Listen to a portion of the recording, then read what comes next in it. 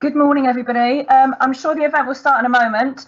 Mr. Watkins and Miss Ashman Clark, are you ready to go? Okay, so just bear with us, people. It won't be long.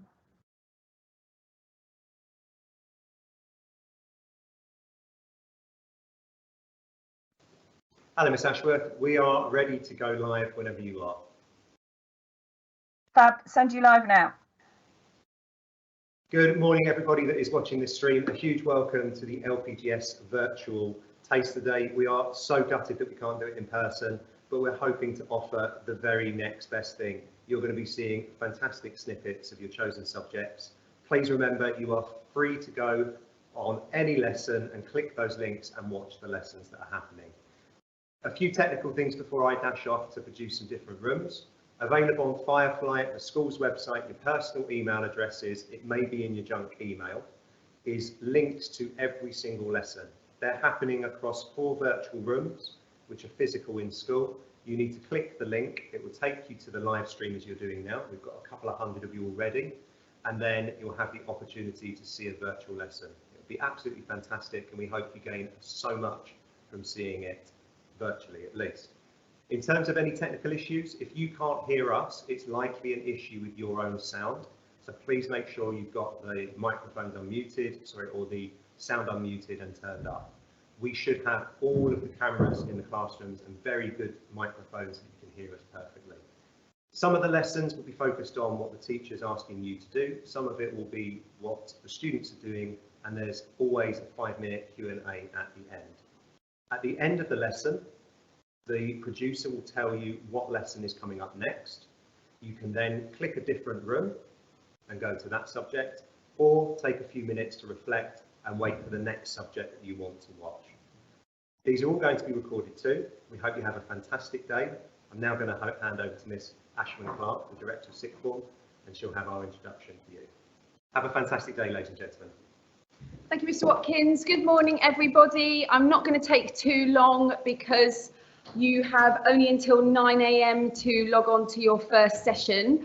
I just wanted to cover some of the stuff that I would go through were we here in person. So if you were here in person, you'd be sitting now in our hall, and one of the first things that we would do would be to say hello to the person to the left of you, say hello to the person to the right of you, have a look around the hall and look at everyone who could potentially be your Year 12 cohort in September. And obviously, that's one thing that we are missing by a virtual event, and we are really, really sad about that. We're going to talk to you a little bit at the end of today. So we're going to come back and speak to you at the end of today to talk about how we can perhaps try and get some of you into school to have a look around the building, those who are joining us from other schools, because we appreciate with the lack of open evenings that hasn't been a possibility.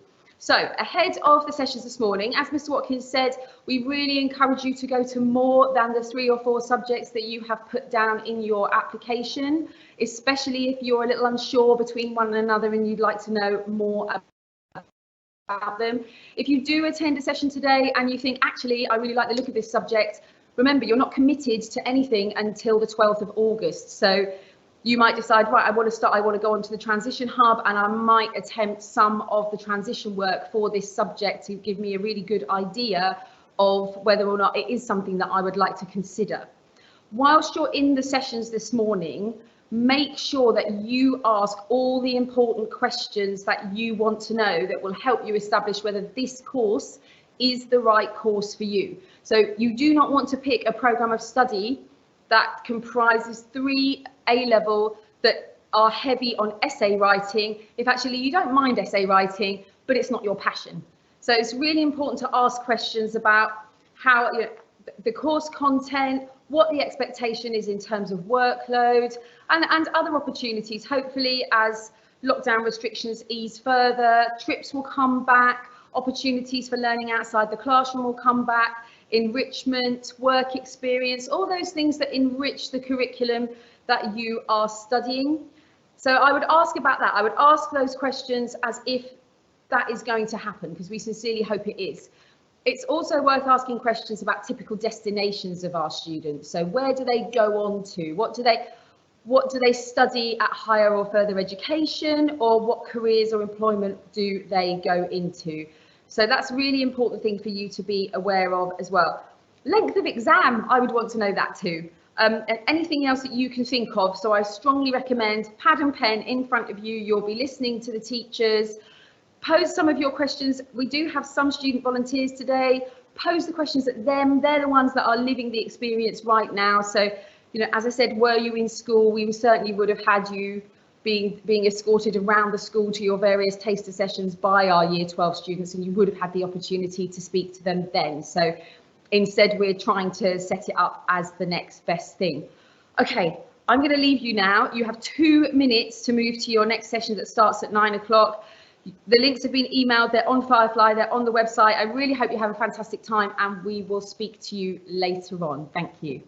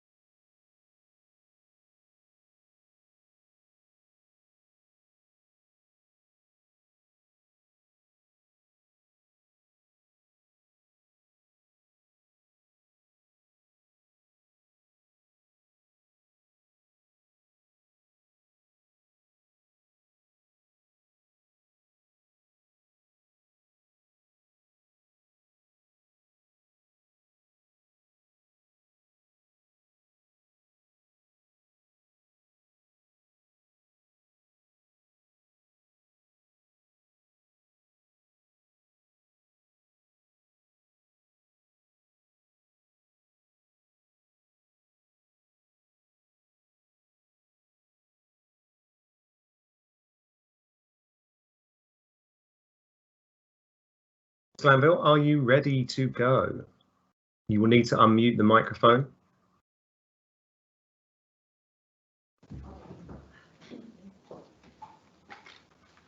Okay, psychology here and ready to go. Mr. Watkins, are we okay to start? Absolutely brilliant. Ready to go, miss. Okay, welcome year 11 to psychology and welcome year 12 to your extra psychology lesson. Today we are going to be looking at the processes of social change through minority groups. If we could have the next slide, please, sir. Okay, so our outcomes today are to explain the steps of social change by looking at the influence minority groups, and we're going to cover that key term in a second, can have on the process of social change. And then we're going to apply these steps to the school strike for climate that was initiated by Greta Thunberg. So to begin, what we need to think about is what are these three key terms. Now this is revision for year 12, but for year 11 this will be completely new. But I want you to have a go and see whether or not you can jot down a definition of social norm, minority group, and social change. And for year 11, just breaking down the words based on what you kind of know about these words in general will probably help you get to a fair definition of them already. But year 12, you guys have got a head start. Okay, so 1 minute to do that.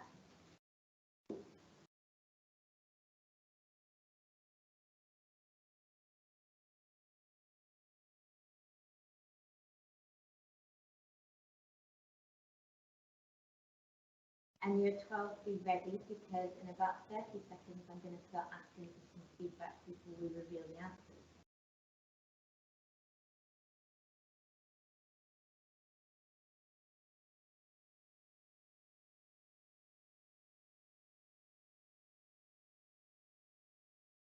I'm going to count down from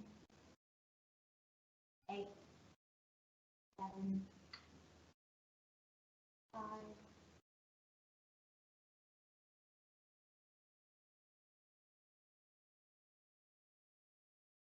1. Okay. Can I go with, let's go to Maria first. What do you understand by the key term social norm?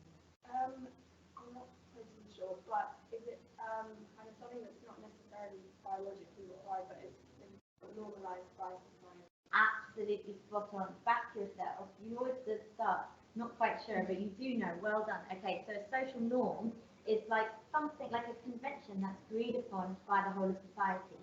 And Lucy, can you think of an example of a social norm?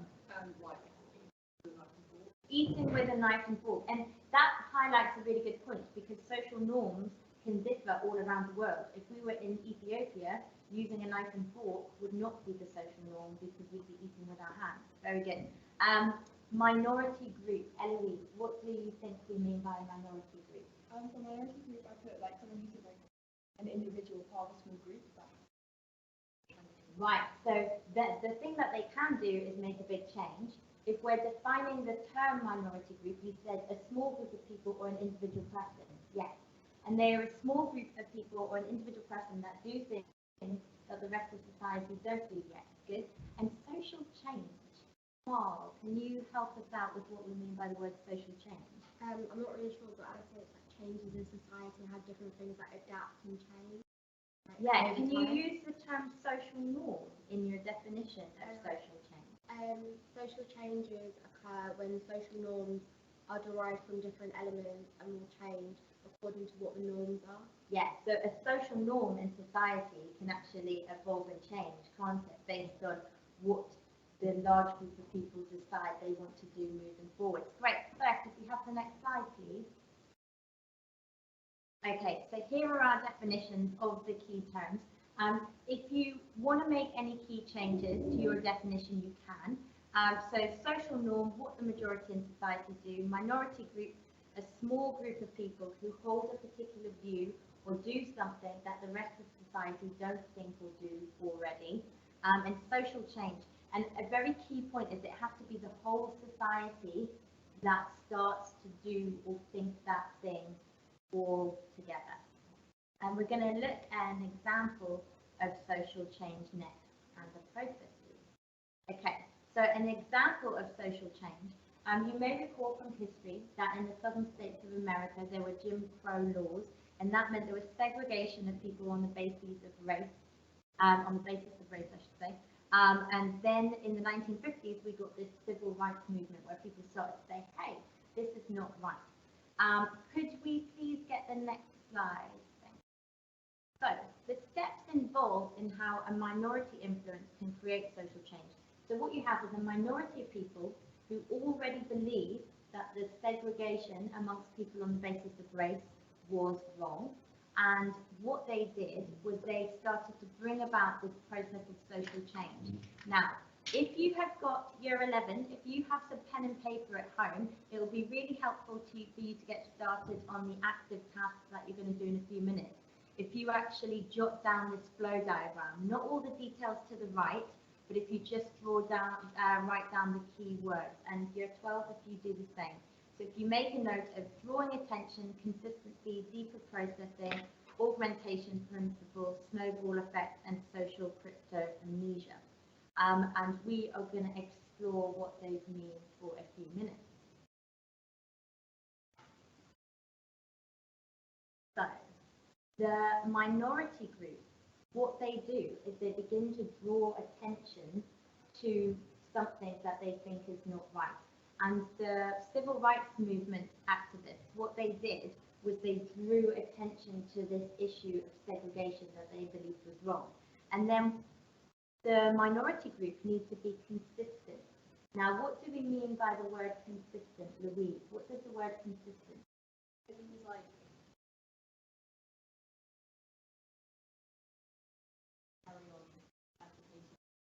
Yes, and the key term I would use there is the same. They keep doing the same thing over a long period of time. So the minority group need to be consistent, and the civil rights activists were. The same messages were given that segregation is wrong, it is wrong for X and Y reasons. They kept saying this over and over again. Their message was clear and consistent.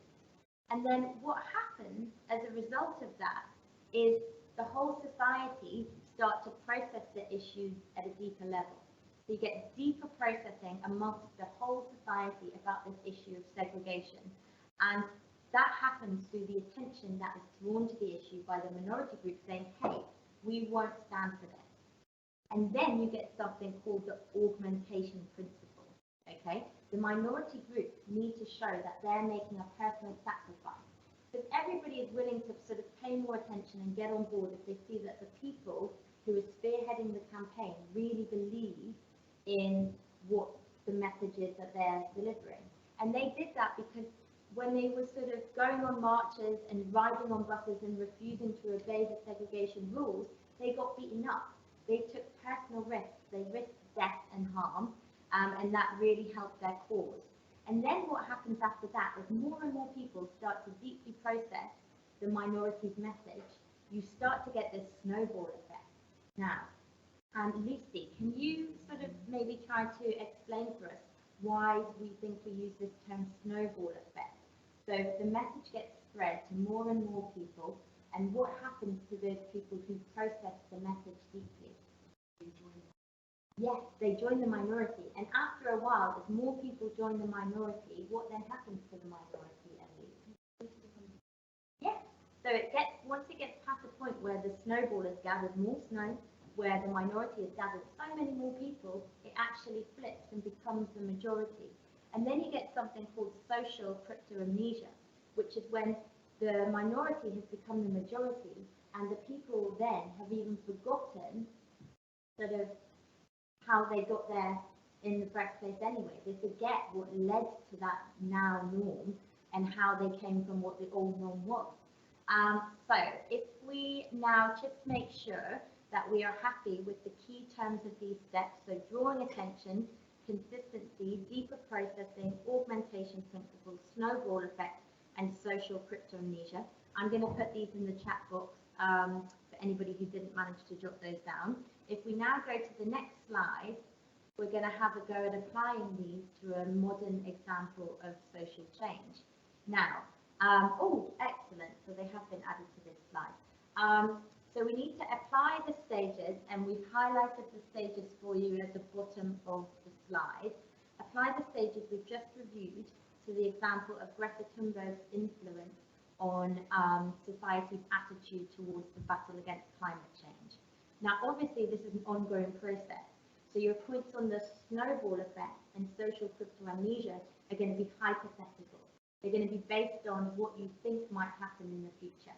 Okay, so you can have, let's go for 3 minutes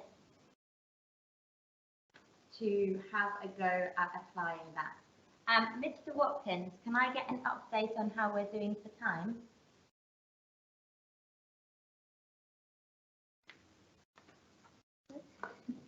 Okay, 3 minutes, off you go. We are very close, and they would be doing a Q&A, but we've got some questions coming through. Oh, fantastic. Well, it's okay if you continue teaching. We've got about 4 minutes before students need to start moving to different rooms, but it's fine if they're just watching a great lesson go on. That's great too. Okay. Good. Well, maybe we can think in action, Year 12. I think you'll probably feel relatively confident with this.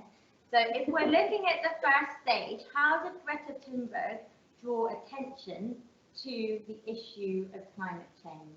Let's go to Kamal. What did she do?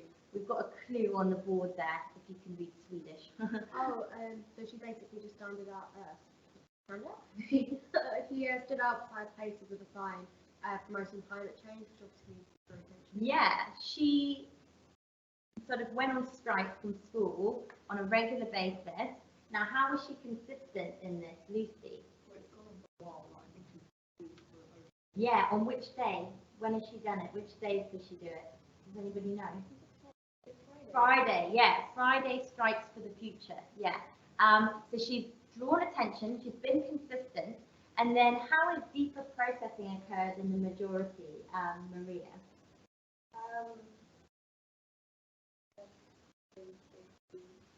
Loads and loads of people about to strike, and they're missing schools, so they're kind of understanding it's a big issue. Yeah, and hopefully a lot of people your age are reading more about it. And so then we've got augmentation principle. What risks has she made for herself? What is she losing out on? On her education, yeah. And then snowball effect, what would we expect might happen in the future, Eloise? That people are doing more climate change? Yes, that more and more people are going to adopt this view that climate change is something we need to act on now, not the future, okay? And they might challenge their governments more. And then social crypto amnesia. Hopefully, in the next generation, you'll have young people who, bike to school more, use less single-use plastics. And what does social crypto amnesia mean again, Louise? Exactly. Well, it's when the minority become the majority, and what happens? They know there are changes occur, but they don't know why. Yeah. So future generations, they might know that there was this person called Greta Thunberg, but they might not really remember why the big change happened. Okay, Mr. Watkins, if we could go on to the last slide, please.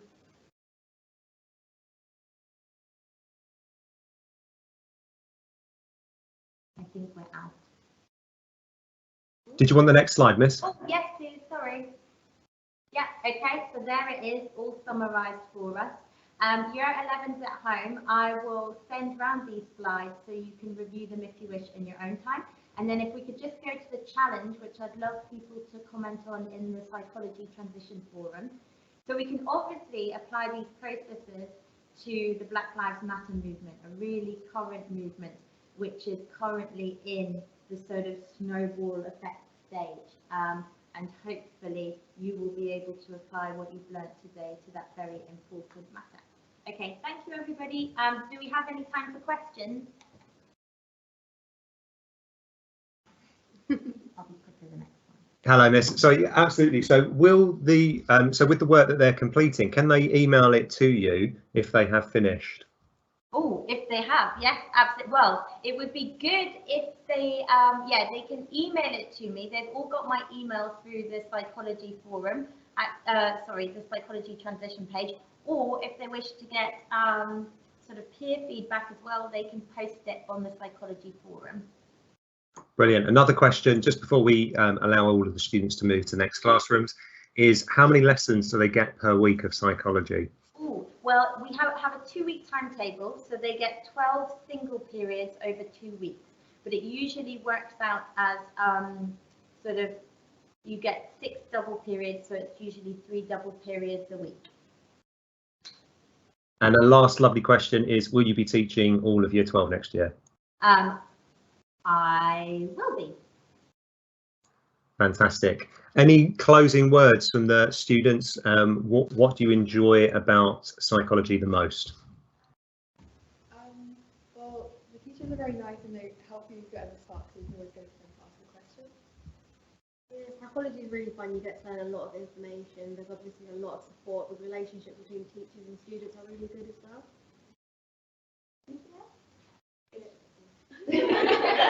You'll never feel like silly for asking a question. Yeah. Maria has actually started doing her own research project based on lockdown this year, which has been really great. Yeah. Anything else? Sorry, I'm just picking up your achievements. Yeah, it's been really interesting doing research from learning in class how to do that research, and also it's just really interesting learning about kind of yourself and society in general. So yeah, great. Fantastic. In which case then, it's a huge thank you for being the first live lesson that's been gone out live to students. Over 100 attendees for this session. Just a reminder to everybody that's watching, there is another psychology session at 12:40 if you were unable to watch this one. This gets to do this twice. Up next in room 1 is history, room 2 English literature, room 3 Spanish, and room 4 sociology. On the Firefly page and on the website, you are able to view all of this. Have a fantastic day, ladies and gentlemen, and if you're moving on to the next one, enjoy.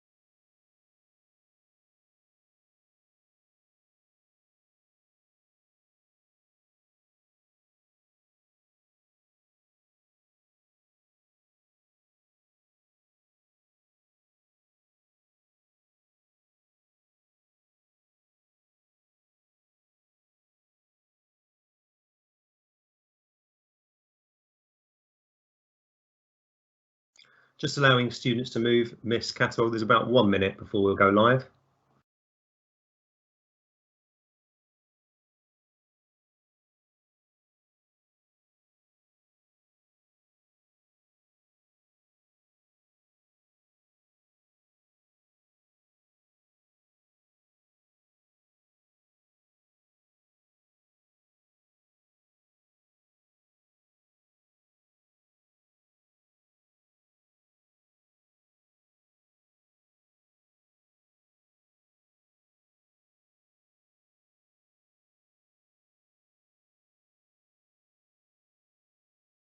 If you'd like to unmute yourself and start whenever you begin, Miss, I'll move on to the next slide.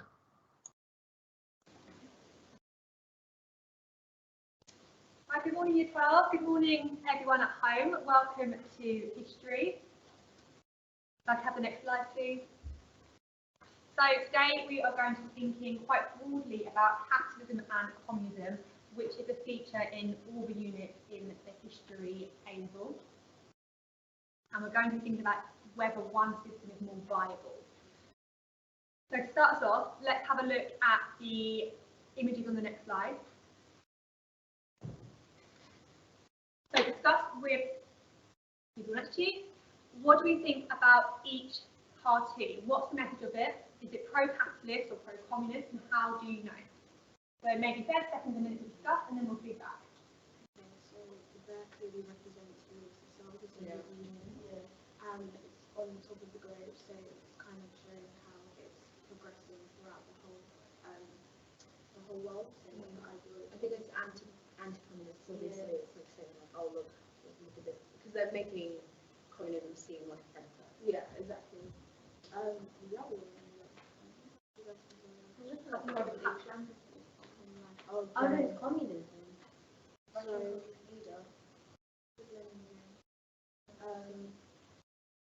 Oh, so Lenin was a communist leader, and obviously he was trying to get rid of all these like the social hierarchy. So he's like clearing out like royalists, he's clearing out Aristocracy. yeah, all of that. He's trying to like so obviously communism wants wants this equality among all, no matter what.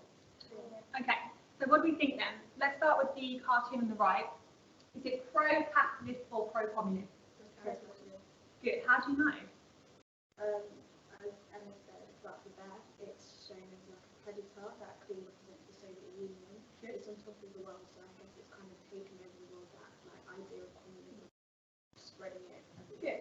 So it's the idea that communism is spreading across the world and that it needs to be stopped. Good. How does that compare to the image on the left? Well, the other one is pro-communist because it's kind of suggesting that like a communist leader, Lenin, is like he's cleaning the world by implementing his communist belief. He believes that he is cleaning the world of all this like inequality. Good. And how do we know he's cleaning? What does it say at the bottom? Of filth. Good. I mean, who is the cartoon referring to as filth? Royalists, aristocracy, people who are like big businesses. Yeah.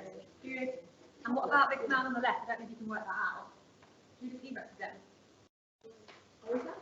Creed? Good. So religion. Yeah. Good. Excellent. Okay, so we're going to kind of delve into that in a little bit more now. So we can have the next slide, please. So we're going to think about your own opinion about the two systems, capitalism and communism, and which is the more viable. What do we mean by viable? Like more, it's easier to implement. Well, it's like actually Yeah, good. So how does it work? Think about the economic impact, the political impact, the social impact. So I'm going to let you do this either on your own or you can work as a group to prepare your argument for or against capitalism or communism. And then we are going to kind of share ideas and hopefully spark a debate if we can take either side. Any questions yourself? Okay, I'll give you a minute or two to do that and then we'll start the feedback. Yeah, I'm That's what I know so far. so basically, I feel like capitalism now is easier to implement. Communism is a good theory, but because of nature and how it's just, it's not really going to work. Yeah, it's just the way life is, where everybody's unequal to kind of enforce that. I agree, but there is still corruption within capitalism. And there's still corruption within communism. Yes, there's corruption in both, and yes, you can say that one's easier to implement, but both are equally as bad. And so, even though I'm not pro-communist, as in like I'm an actual communist, but as in like I think communism, when implemented into other ideologies, when you kind of mix ideologies, it's neither of them are actually a viable system in a sense. Okay, it sounds like we're already getting into debate, so I think we should maybe just start. Okay. So, Sade and Kamal, you're going to go for pro-capitalist, sorry.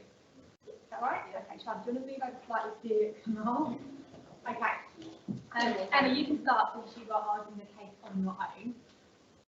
could you please tell us why you think a communist system is a more viable system? I think communism on its own is impossible to implement.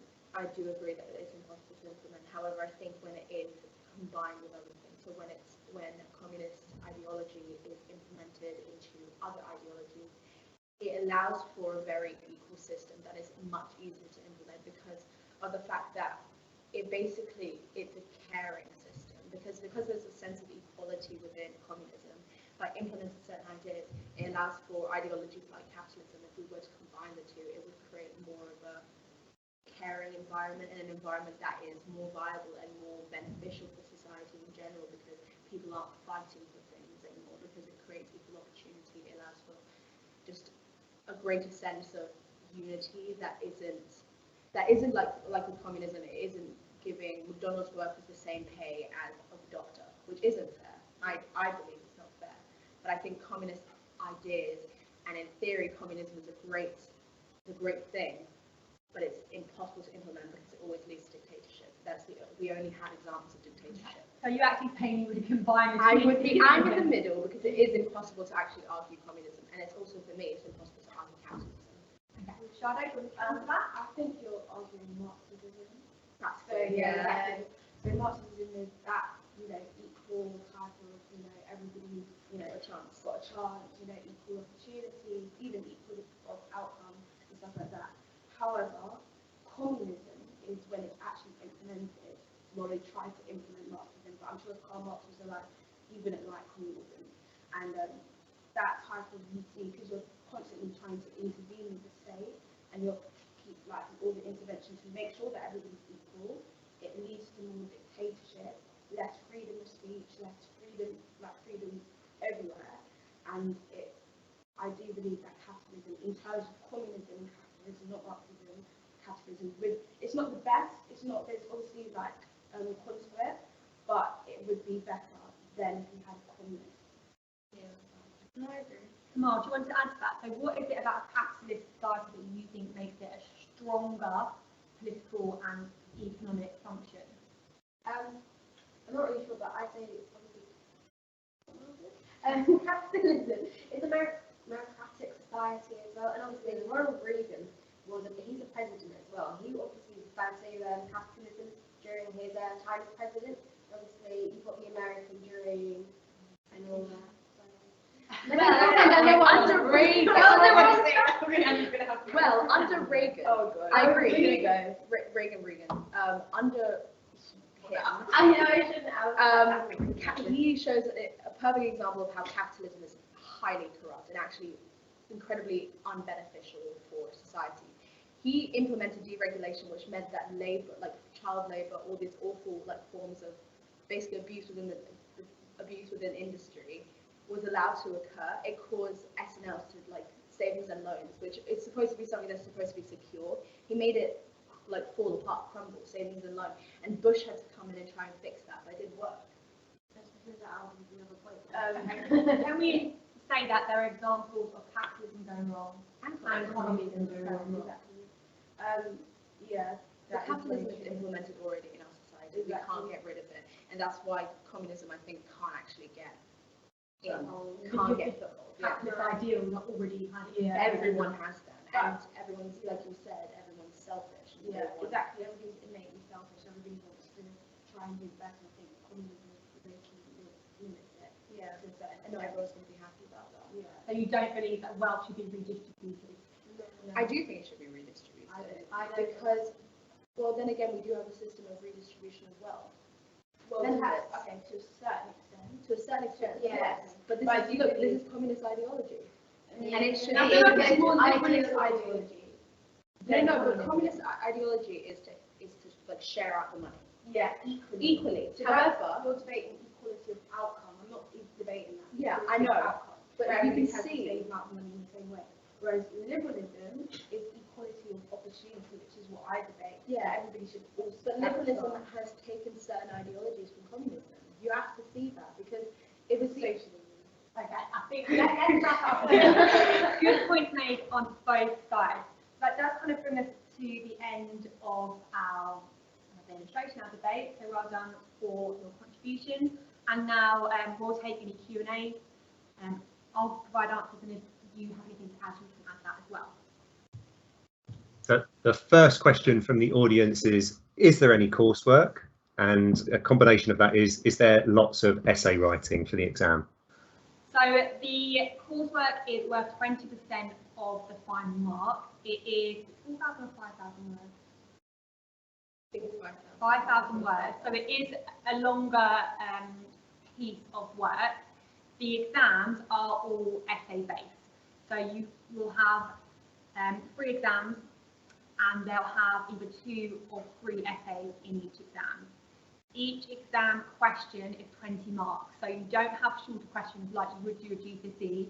They are all longer written essay questions. Thank you very much. The second question is, what kind of jobs can I get with a history A-level?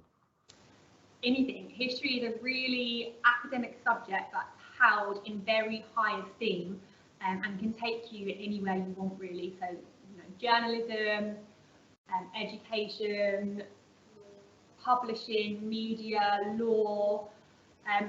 For example, if you were to go and study law at university, they like history students. They like to have that history A-level because it teaches you how to research independently, to be analytical when looking at source material, how to make inferences from source material, and all of that kind of applies to subjects like law as well. Pretty much any industry, history is held in high esteem. The only thing you probably couldn't become with a history A-level is a doctor, obviously, because you would need science and things like that. Fantastic. I myself did a history degree and then a law conversion. So just to echo what Ms. Caswell said, it's absolutely a well-beating subject that you can study. Next question is, how does it differ from, how does it differ from the GCSE? And do I need to have studied GCSE to do it? You don't need to have studied GCSE. You need to have had a humanities, that could be RS, geography or history. It is preferable to have a history GCSE, not because you need to know the content, but some of the skills are transferable. So although at GCSE you have shorter written tasks, at A-level there are longer writing tasks, we still have to use source material, which you would have done at GCSE. So there are similarities in that respect. And learning how to structure longer answers, analyse evidence, all of that you do at GCSE to an extent, but at A-level you take it further, and rather than writing kind of 12 or 16 marks like you would at GCSE, you're writing 20 marks and then your coursework, which is 5,000 words. So there are some similarities, but A-level does require more reading, more writing. I don't know if you want to add anything. I was going to say the question for the students present is, what part of history A-level do they enjoy the most? Personally, I love the content. I think it's very applicable to now because you can see with history, I feel like learning about the past really gives you an overall perspective of how we've got in here together. Learning about America and the American dream and communism and capitalism, as we do a debate, you can see it now in today. And I feel like, when you go up often to like jobs and interviews and you start going into higher places, having that, all-round knowledge, it makes you be able to participate in conversations that other people really can't. Yeah, for me, right now it's South Africa. At first I was I wasn't used to it because I did USA and GCSE, but I came to prefer South Africa because it just clicks a lot better in my brain first off. But also I think the content is a lot more interesting. It's led to me actually buying the Long Walk book, which I'm currently reading. But I'm extremely excited for Russia. I'm really excited for Russia. The courses are all amazing, so I recommend you take it.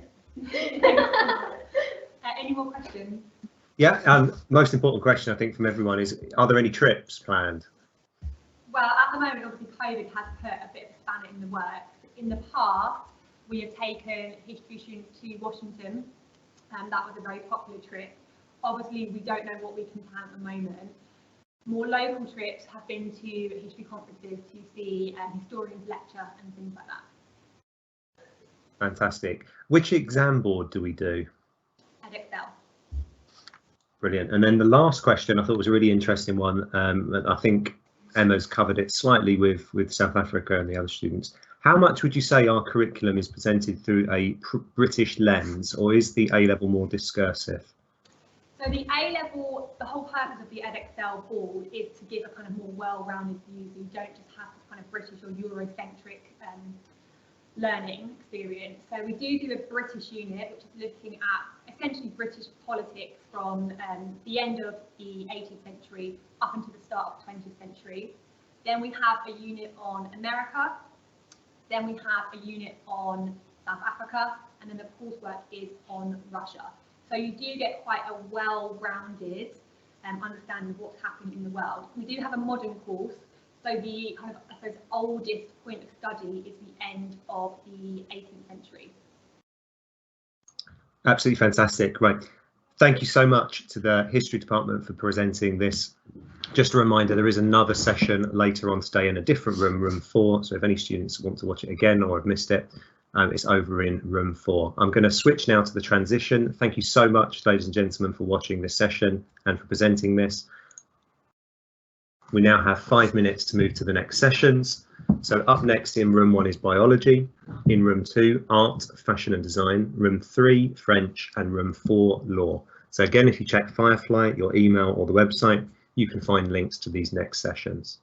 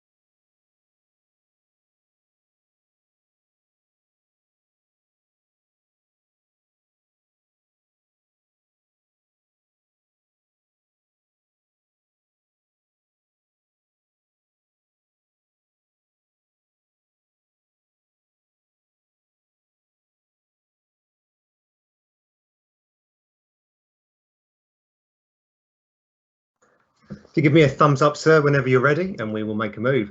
Brilliant. In which case, then going live. Okay, so welcome to Biology at Langley Park. This is a little 10-minute taster session. Next slide, please. Okay, so we're going to do a little introduction to forensic entomology.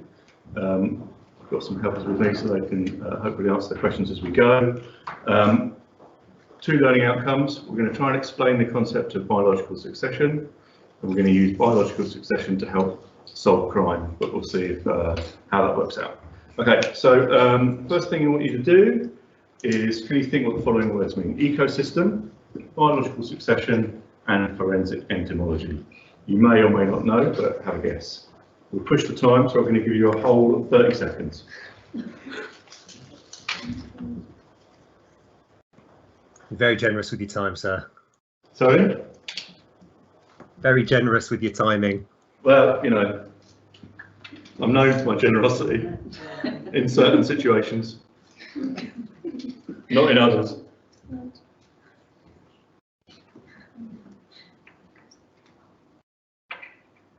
Okay, you're down to 3 seconds. I told you it was tight. Yeah. Oh. Okay, that's it. That's your time. But hopefully you have written a definition for ecosystems. It's something you might know already. So let's go for a volunteer. Maria's looking both nervous but enthusiastic. What did you write, Maria? I didn't know I was looking enthusiastic, but I wrote kind of a system of organisms and how they function together. Okay, I'll go for that. System of organisms, how they function together. Is it just the organisms, Milena? No, it's also the environment, so like where they live and how they interact with the habitat. Okay, good. So we've got habitat and organisms. There are 2 words ending in, actually I won't tell you what they end in, that describe the non-living and living environment. Anybody know?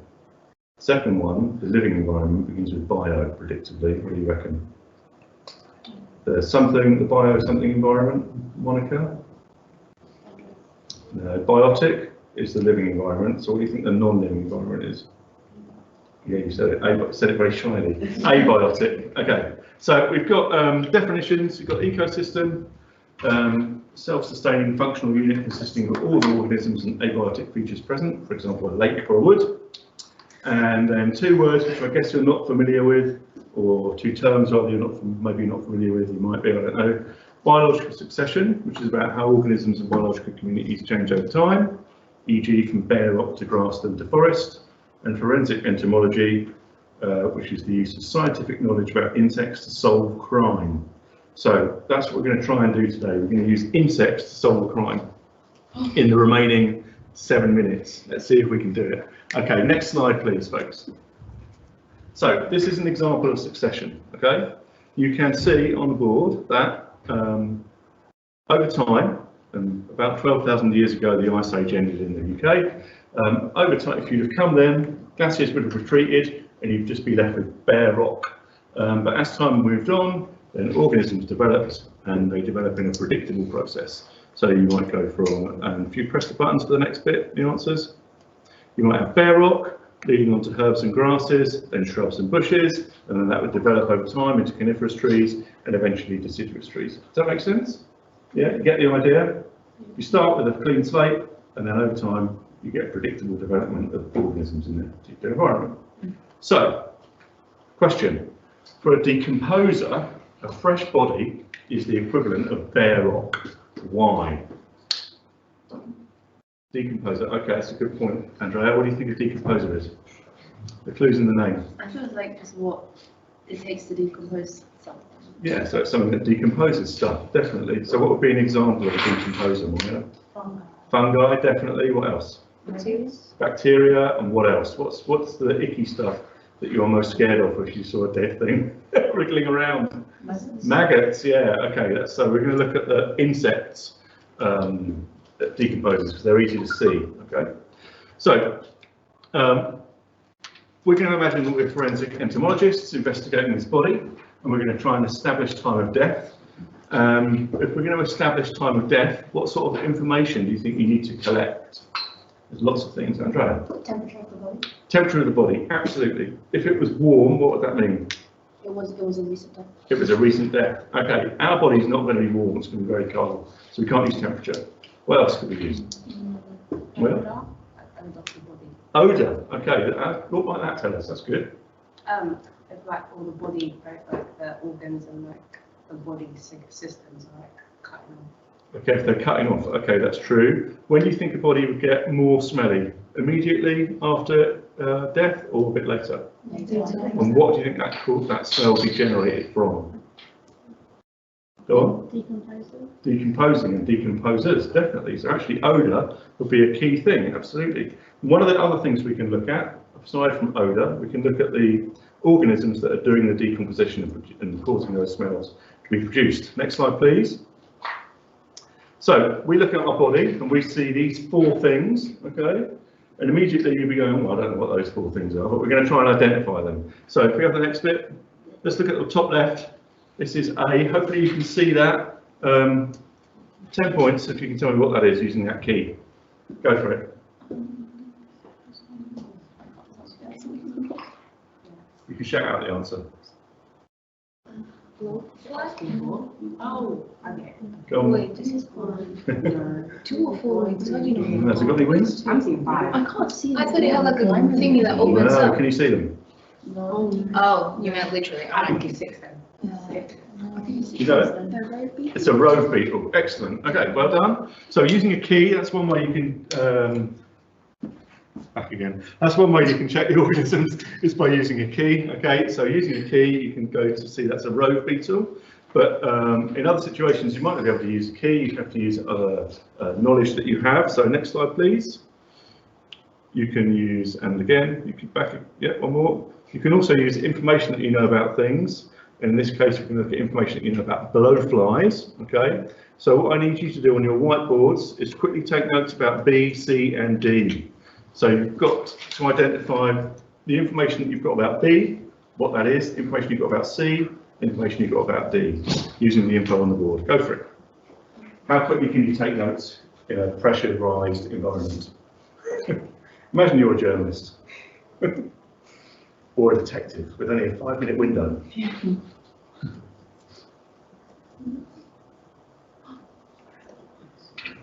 haven't got 5 minutes, so you've got about 30 seconds.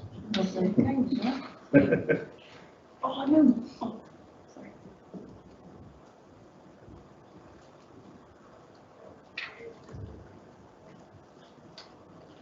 Okay, so once you've got down the crucial information, you may or may not have done that yet. I'm going to give you a good 30 seconds to actually think about what you've written. So make sure you can read your notes, basically. Okay, have a look at your notes and see what info you've got. Make sure you can read back on them. You're going to need them in a minute.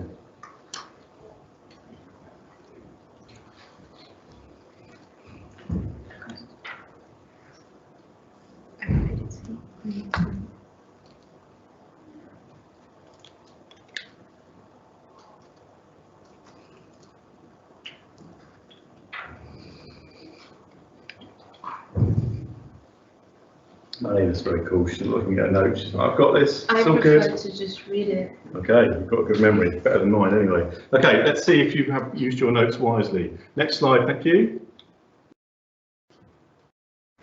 Okay, this is your crime. Solve the crime. Billy Crim or Steve Spiv? Who's the murderer?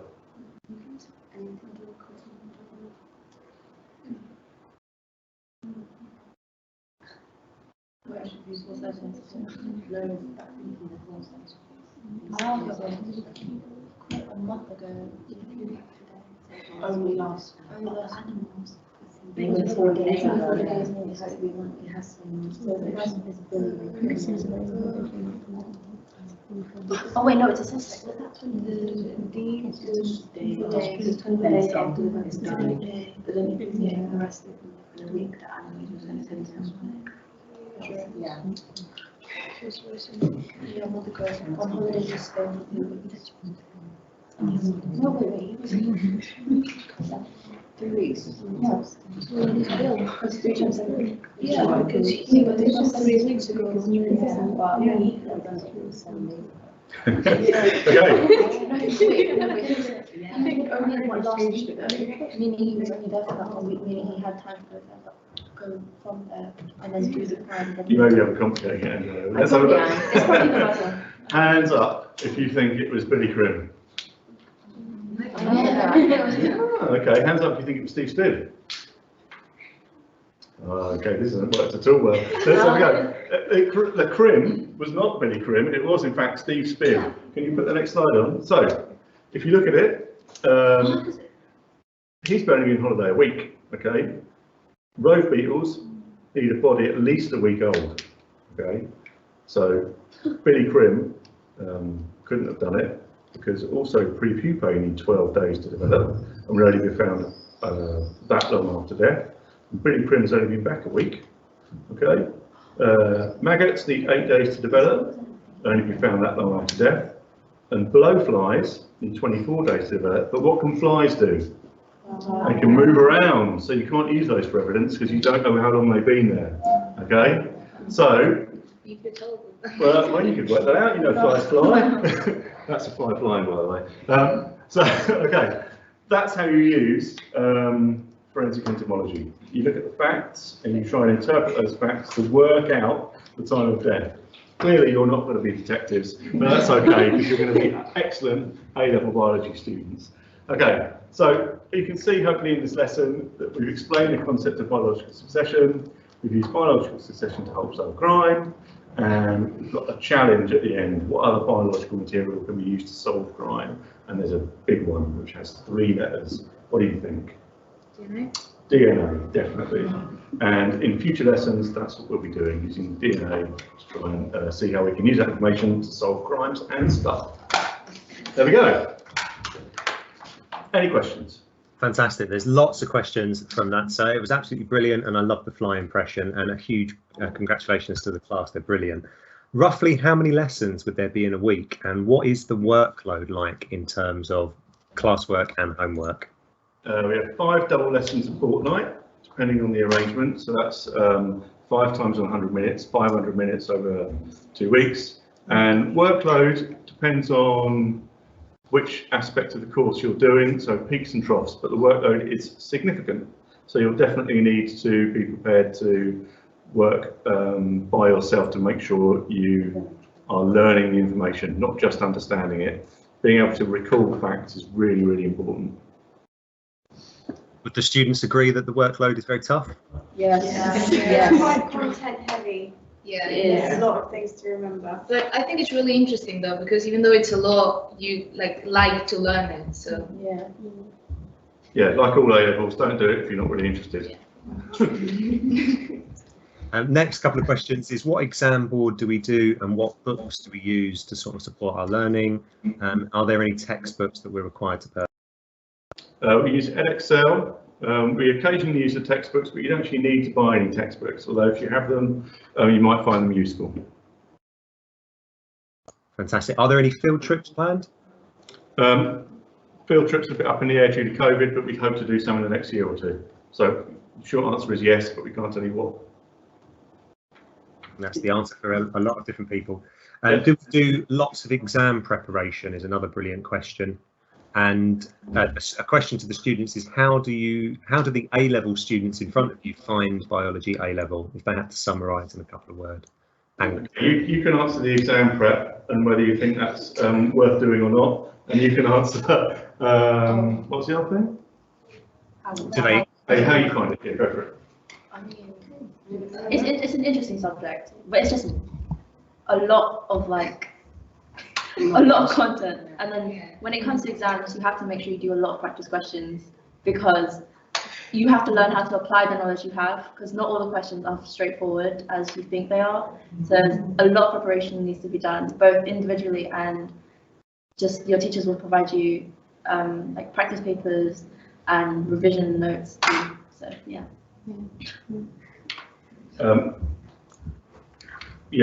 How do we practice for exams? What's the most effective way that you find, do you think, Monica? Past paper questions. Past paper questions, and what about any other techniques that you use, Maria? I use flashcards as well. Flashcards, practice papers. Okay. Okay. Fantastic. What's the average class size, would you say, for biology, sir? Certainly no larger than 20, but it depends on numbers, but at the moment it's 17. Fantastic. I think that's all of the questions that we've got time from. The last question, I think, will be a question that lots of people are thinking about anyway. So what grades do you need for GCSE to get into biology and then to go on to practice medicine if you wanted to? Okay, GCSE grades to do biology you need minimum 6, but we would definitely advise 7. To do medicine, GCSEs don't really care. It's about your A-level grades. So you better make sure that you, I mean, ideally, if you're going to do medicine, you would expect to be getting 7, 8s and 9s, but actually it's all about your A-level grades. And more importantly, about you as a person, being able to demonstrate that you really, really want to do medicine. So I would say start thinking about how you're going to demonstrate that straight away. Brilliant. Well, yeah, work experience and A-level grades are so important. One final question before I cut everybody off is, what's our average results for biology? Well, 50% A star to B. We got better than that this year, so we'd hope to maintain that standard next year. So phenomenal results then. Brilliant. Yeah. A huge thank you to outscore of 1, so you know. Just to put that into perspective for anybody watching, that's the top 5% in the country in terms of results for biology specifically, and we're an out 2 in 2019, which is top 10%. No pressure, folks. Thank you so much. Right, I'm going to now end the session. So huge thank you, sir, and to the students in the room for biology. And then up next, for those people watching at home, we had over 80 attendees. Brilliant. Up next in this room is chemistry, so stay tuned if you're interested in chemistry, or move to room 2 for CDMP, which is media production, room 3 further maths, and room 4 for health and social care. And on the screen now are the other sessions throughout the day. Remember, it's on Firefly on the website, and you've all had an email to your email addresses, although it might have gone to junk. So you've got 2 minutes now just to move to the next room. Thank you so much. Bye-bye.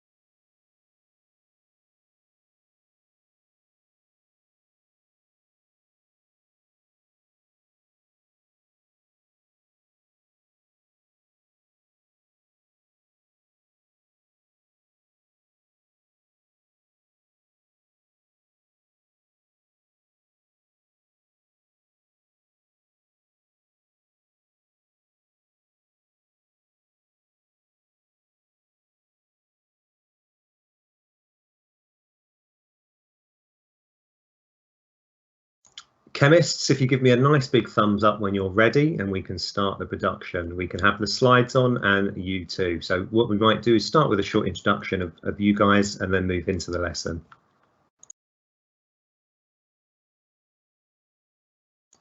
Fantastic. If you just unmute yourselves too, and then we'll go to the single source camera.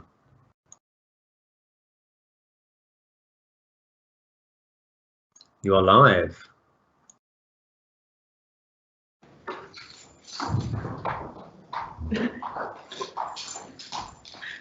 Just introduce yourselves for all of the chemists watching at home.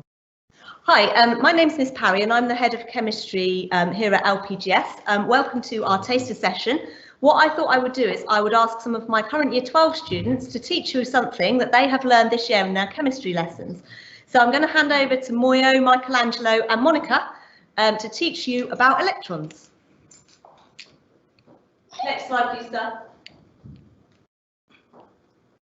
So today we're going to learn about electronic structure, and the main learning outcomes of the lesson will be to describe the arrangement of orbitals in the main quantum levels and to deduce the SPDF notation for elements up to krypton. So we'll give you maybe 30 seconds to see if you can remember how to draw the electron configuration of nitrogen and calcium.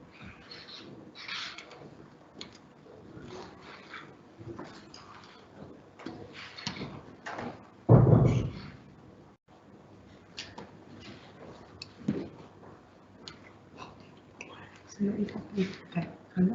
Okay, time's up. Next slide. Next, oh yeah, done. Okay, next slide. Alright, so as we know in GCSEs, we learn the simplified electron arrangement. However, in A levels, it's very, very different. Instead, we have orbitals, which can all hold 2 electrons.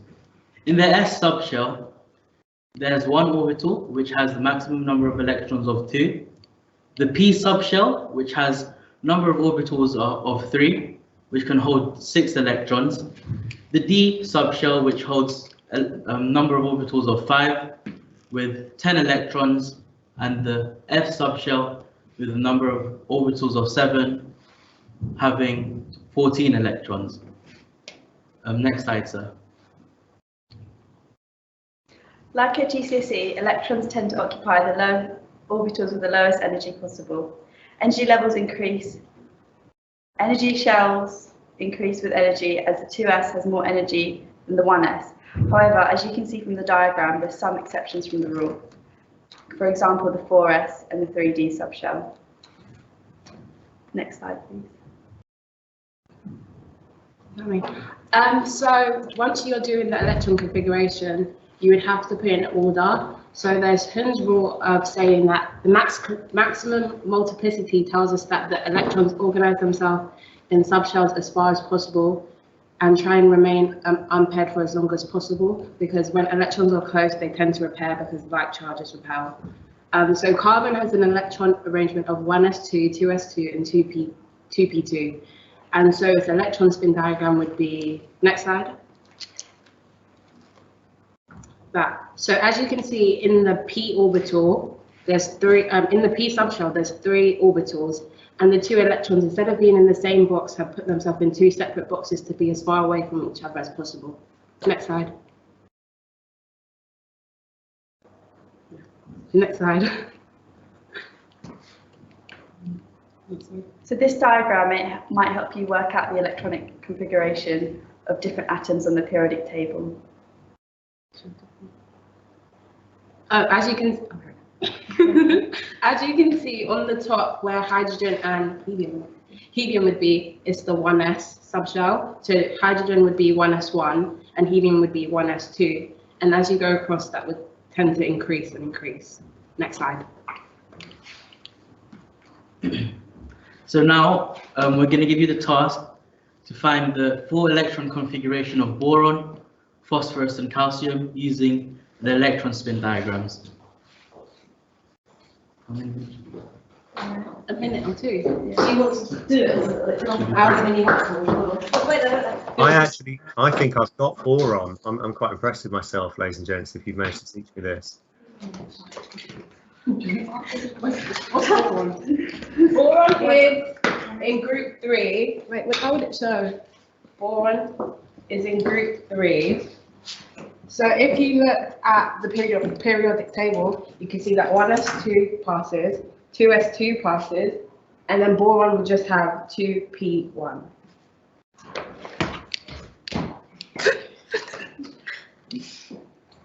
And then the same would happen for phosphorus and calcium. Should I do that? Yeah. Okay, aluminium. And then for aluminium, That's a lot. no, don't for boron. And then if I was to do the electron spin diagram for that, this would be it. That.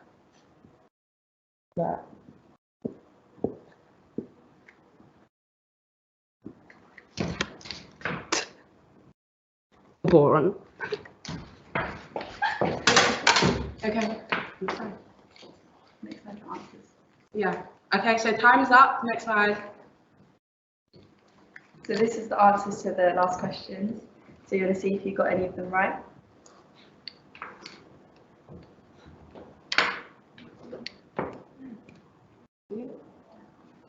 Yeah, that's it from us. Okay, so thank you very much to Moyo, Monica and Michelangelo who've been working really hard on that over the past few days for you. If we move on to questions now, sir, have we got any questions from our listeners at home? Absolutely, we've got over 60 attendees. So one of the students asks, what is the exam board for chemistry that we study? Okay, so for chemistry we study AQA chemistry, which is quite a traditional course. We study the separate disciplines of organic chemistry, inorganic chemistry and physical chemistry, and the classes will have 2 teachers. So we split the course in half and you'll have 2 chemistry teachers to take you through that material. Fantastic. And the next question is, what are the results like? What's the most common grade that we kind of end up with? Okay, so chemistry is a very challenging subject, but I'm pleased to say that every year we get several students who manage to achieve A's and A stars and go on to top universities to study subjects such as medicine, biomedical sciences. They're very popular, but also some students do study chemistry itself. In terms of our progress, which is the most meaningful way to look at it, we got an ALP score of 3 last year. So that puts us compares us very favourably with schools across the country in terms of how you improve on your GCSE results for your A-levels. Fantastic. The next question from those students is, who teaches chemistry at A-level? So we have a number of chemistry teachers which teach A-level. So I'm the head of chemistry, Miss Parry, and at the moment I teach all classes. We've also got Miss Travers and Mr. Wright, who are very experienced chemistry teachers, and next year we've got 2 new teachers coming to join us as well. So once the timetable is decided, we will be able to give you that information. Fantastic. And a question to the students, what do you enjoy about chemistry the most? I think chemistry is a very hard subject. So once you understand a topic, it's really rewarding to see how much you progress. And you always have your teachers to help you when you struggle with something. How about you, Michelangelo? What do you enjoy about it?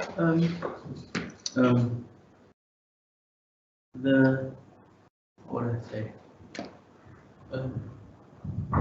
The organic stuff. You like the organic chemistry, yeah. How about you, Monica? I think I like the practicals, especially the organic practical we did. We were making an aldehyde, and then we did the organic test for it, and it came positive. So that means we did the practical correct. Fantastic. How big are the class sizes currently? So that depends on how many students enrol each year. So this year we've got 2 classes of 18.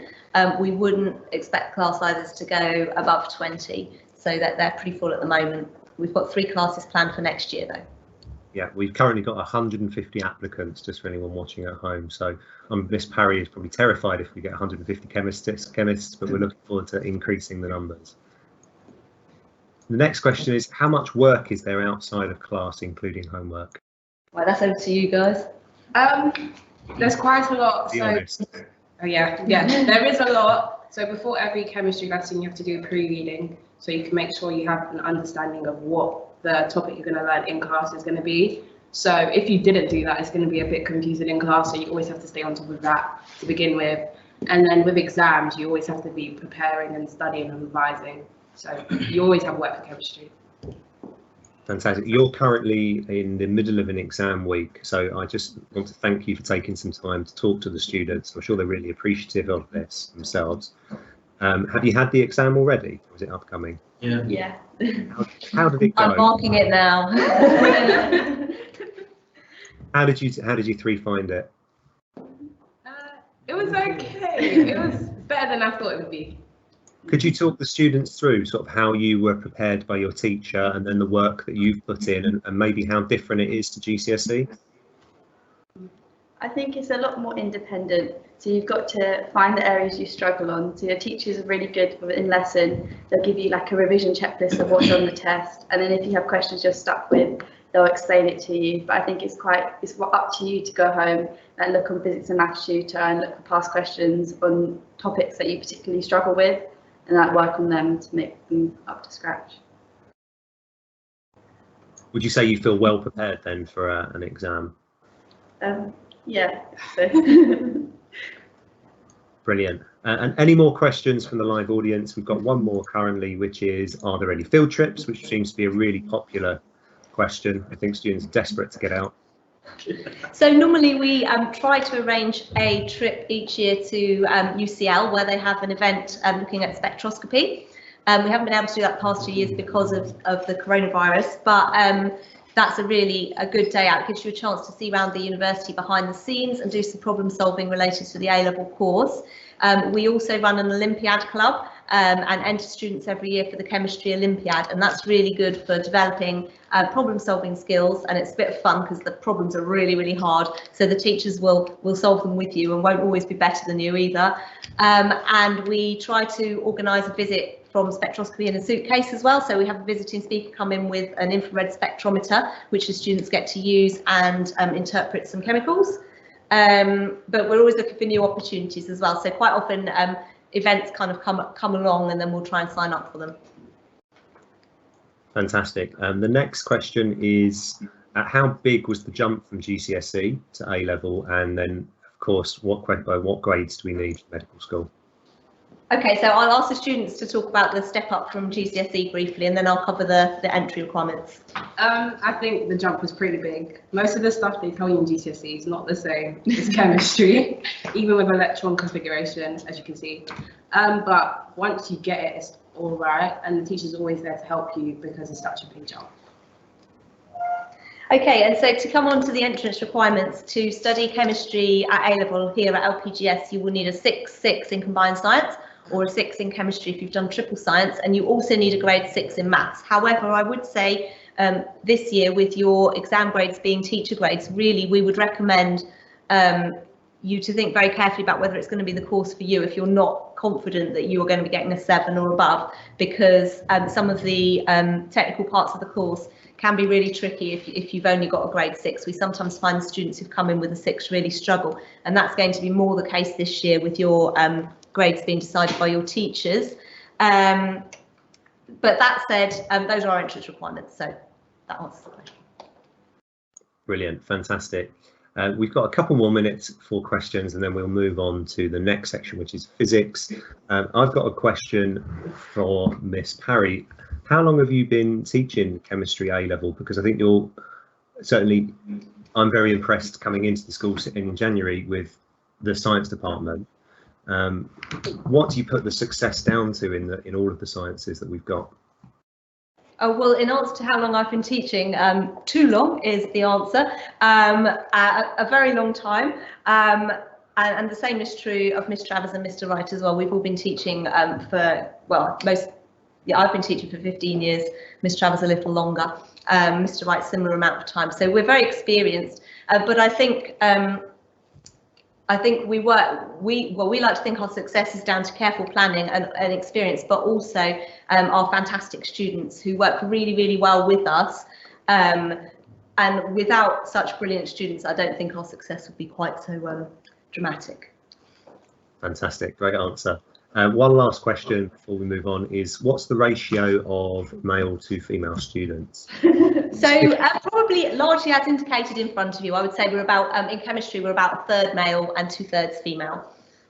Which is probably... I think it's a quarter. Yeah, but they're all in the other class. They're all in the other class. Yeah, the other class is about half and half. So across the whole year group, these all come from the same class where there's only 3 boys. The other group has got, I think, 6 or 7 boys, so it's a bit more evenly spread.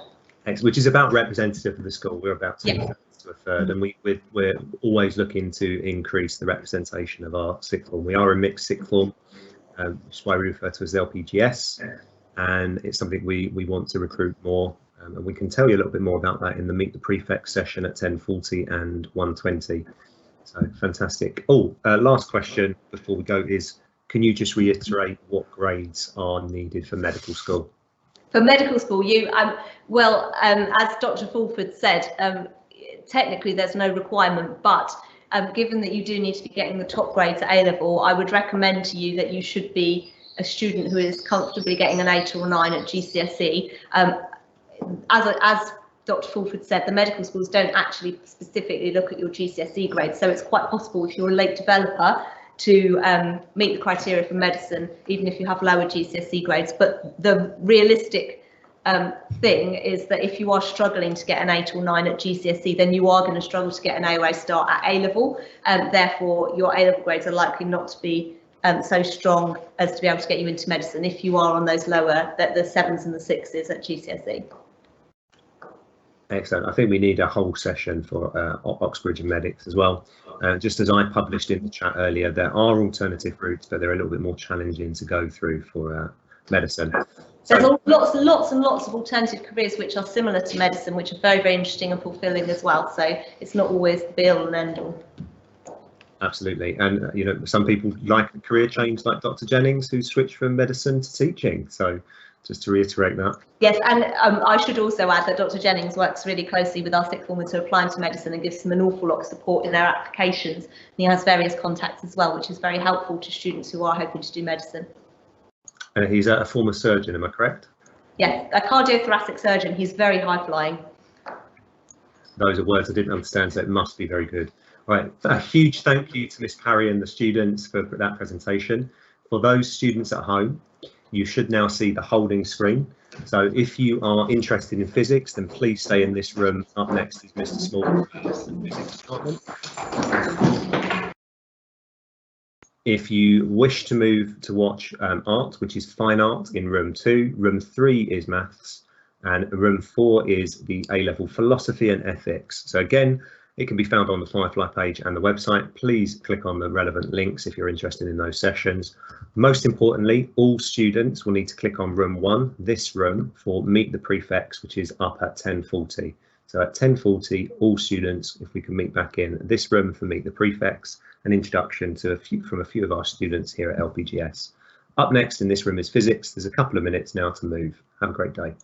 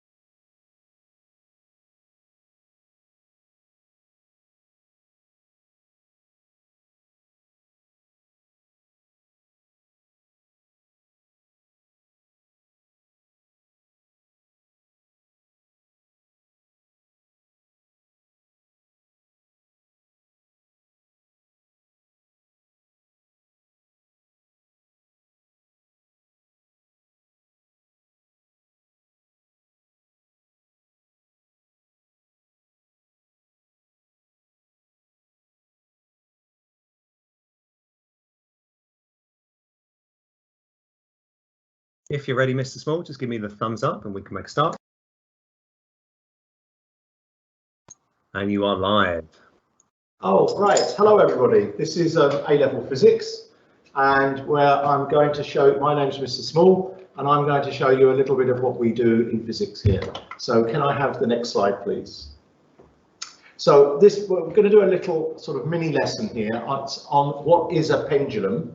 And what I would do normally, if we were doing the class, I would normally say, get people to list what they think a pendulum is and think about the uses of pendulums. Now, we're a bit time limited here, so I probably won't go through that. So if we jump to the next slide, and there, if you can see, there are objects there that either are pendulums or use pendulums. You can see the clock. Now, that's not a grandfather clock. I don't know if that's a grandmother clock. They're a bit smaller, I think. But it's a clock that uses a pendulum, and I often demonstrate a pendulum as looking something like this.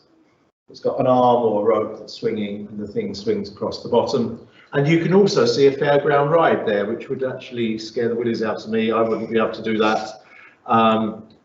But lots of you lot go on that sort of thing, but it's supposedly it's fun, apparently. To me, it would just scare me to death. Okay, can I have the next slide, please?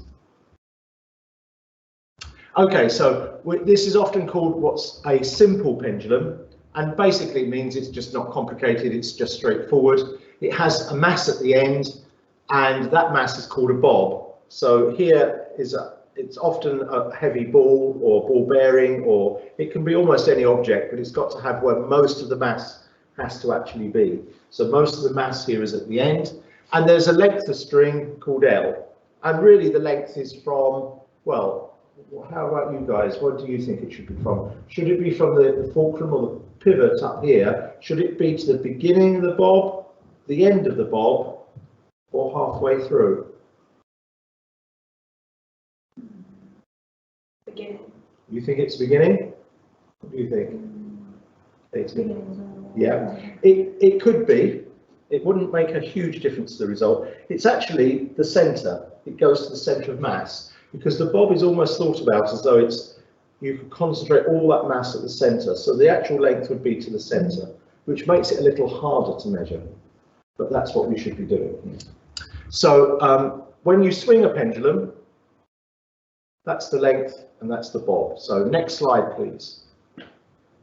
So the period, which is an unknown period, is capital letter T. The period of a pendulum is the time it takes for the mass to swing away and come back to the original point, so it's moving in the same direction. So the period would be the time for one swing, from here to there and back. That's the time for one period. To there and back. To there and back. So that would be the time for one period. Or that would be the time for one swing, and that would be called the period, and it's measured in seconds. Okay, next slide, please. So, right, what is the relationship between period and frequency? And it's come up there, it's the period, T, capital T for an unknown frequency, an unknown period. It's equal to 1 over the frequency. We use smaller case t for any old time, and we use capital T for things like period. We have to be a little bit careful. Capital T can sometimes be used for a force. It can be used for the tension in the string. But in this experiment, we don't actually do any measuring of the tension in the string, so it's fairly straightforward. So that's a GCSE formula that I'd hope you remember. T equals 1 over F. Okay, next slide, please. So there is a relationship between the length of a pendulum and the time it takes to make one complete swing, the period. And that's the formula. Now, that looks a little bit horrible, but it's not that difficult. It's saying that the period is 2 times pi times the square root of the length divided by g. Now, you lot, they haven't seen this before. This is new to them. I'm not giving them something they've seen before that they've practiced. What's missing from that? It's not actually missing, it's not there, but what would you perhaps you would have expected to be there that isn't? Yeah, Katie, the mass. There's no mass in that formula. And that's actually correct. It's quite surprising. You would think that the mass has got something to do with how long it takes to actually swing the ball, but actually it doesn't. L is the length of the pendulum and G is the acceleration due to gravity. At GCSE, G is 9.8. Actually, we fibbed to you. It's not really 9.8. It's actually 9.81, and at A level, we actually use 9.81. Okay, the next slide, please. Note that although the period is related to the length of the pendulum and the strength of gravity, it's not related to the mass, which kind of surprises a lot of people, I think, but that's the way it is. Next slide. So, what experiment could you carry out to use this formula to measure G? So have at home, have a think about that. What experiment could you do to measure G, gravity? And anybody, any ideas what you could do? A simple experiment or a complicated experiment? Ella? Swing the pendulum, Yeah. and time how long it takes for one swing of the pendulum. You can measure the length, and then you can find the time period and sub it into the formula. Good. So we could measure the time for one swing. We could then put that time into the formula, put the length into the formula, and rearrange that to find G, acceleration due to gravity. But we can do better than that.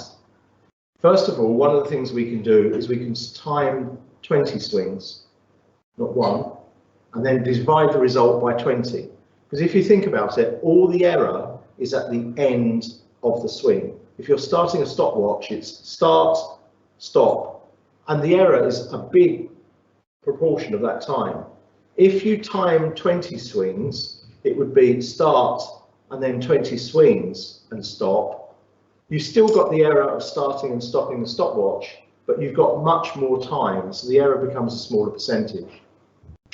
But we can go more than that. If we square, we've gone to the next slide. If we square the period, or both sides of the equation, we get t squared is 4 pi squared L over G. And now what we can do is we can vary the length and record the period. And when you do that, we could plot a graph of t squared against L. So we can now plot t squared against L. You get t squared is 4 pi squared L over G. And this is where it's important that you're good at maths, because you have to be able to do maths and physics. Physics is sort of like maths with explanations. Now, once you've got that formula, if you vary L, make the length 3 or 4 different lengths, and then plot your results of t squared against L, we should get a straight line graph. Now, if you move forward one section of the slide, please. What will the gradient of the straight line graph be if we plot t squared against L? Anybody, any ideas? If we're going to plot t squared against L, t squared and L are the variables, what's the gradient going to be?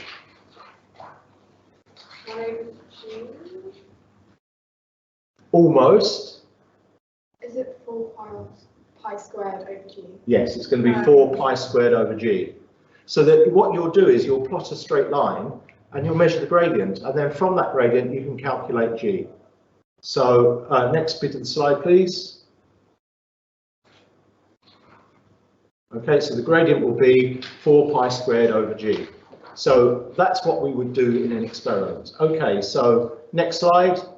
Now, what's going to happen here is the students are going to have a quick go at doing the experiments. They're going to time the time for maybe 10 swings, record that time, then they're going to change the length by looping it over and having a go again. And I think while you're doing that, I don't know, so if there are any questions I can take while the students are getting on with the work, and the questions can be aimed at me or at the students. Absolutely, there are already some questions coming through, but I will ask anyone who is watching. There's 20 students currently plus watching. There are 2 sessions of physics today. For any questions, please place them in the chat. One question already is, what exam board do you do and what do the exams look like? Okay, so we do Edexcel. We've been doing Edexcel for quite a number of years now. One of the things I like about Edexcel is there's a huge number of past papers. So Edexcel, there was a big change in the A-level around 2015, but the new A-level with Edexcel is almost exactly the same as the old A-level, just the teaching order has changed. What that means is we can use lots of the past papers for practice for the students, and that's very good. Also, the board do an international paper, which is almost the same. Again, the overlap is 95%, which means we can use the international questions for practice questions. And it's really important to do practice questions with A-level physics. It makes the biggest impact. So we do the exam, in the end, the exam is in 3 papers. 2 papers are on content, and the 3rd paper is synoptic with questions about practicals. There are practicals, there's 16 practicals within the A-level, but they don't actually count towards a grade. What happens is there are questions in the exam about the practicals, and that's how they contribute to the grade. Brilliant, thank you. Next question is, what can I do at university with A-level physics? And I imagine can we do? Okay, so A-level physics will allow you to do any subject. I think the question is, what can they do after university, or what degrees can they do? What A-level physics? What degrees could they consider, and then what? Right. Okay. So it's physics, astrophysics, engineering, electrical engineering, mechanical engineering, civil engineering, biophysics, radiography. There's a whole range, anything that has physics in the title. Quite often people that want to do maths at university will also do physics because those 2 subjects go together. A lot of our students go on to do computing because it's using abstract ideas in a mathematical way, and you need to be able to do that in computing. So it's a facilitating A-level. So if you wanted to go into law or accountancy, it would count as a really useful A-level for you to have to go in. Obviously, there are things like law where perhaps they would want you to have English or something like that as well. Finance, if you want to do finance at university, they'd like you to have A-level physics. I mean, they don't say you must, but it's an A-level that's useful.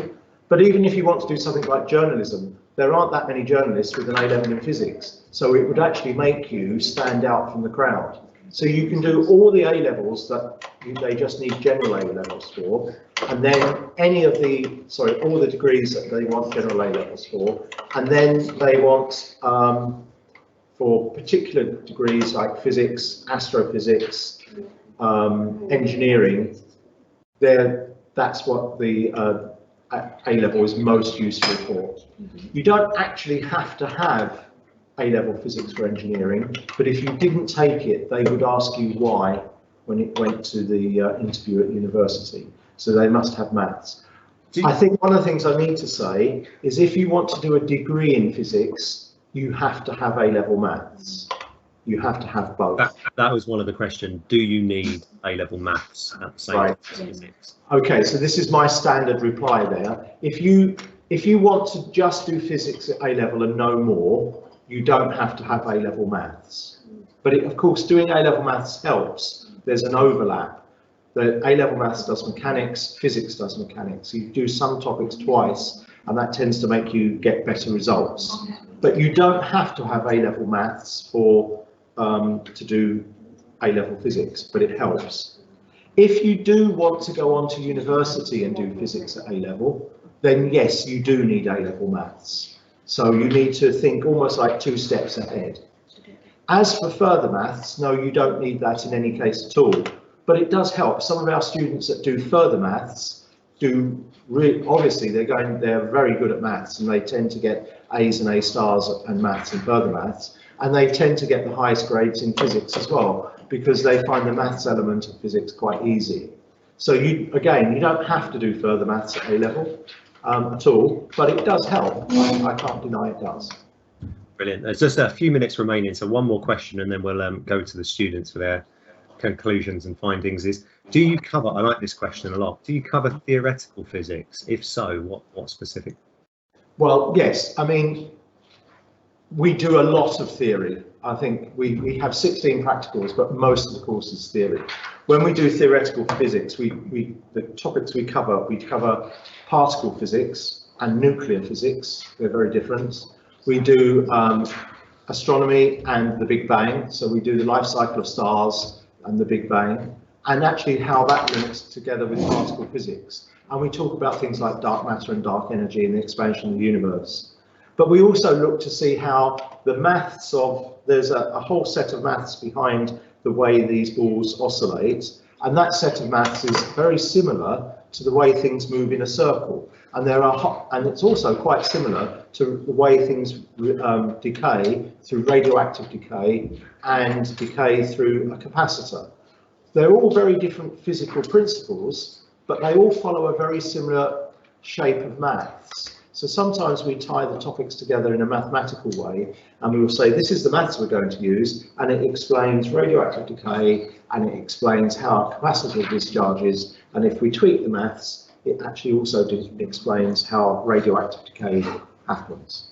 We also do quite a lot of quantum and waves as well, so we look to see how light is both a particle and a wave, and how two pieces of light can come together, and they can come together and create darkness.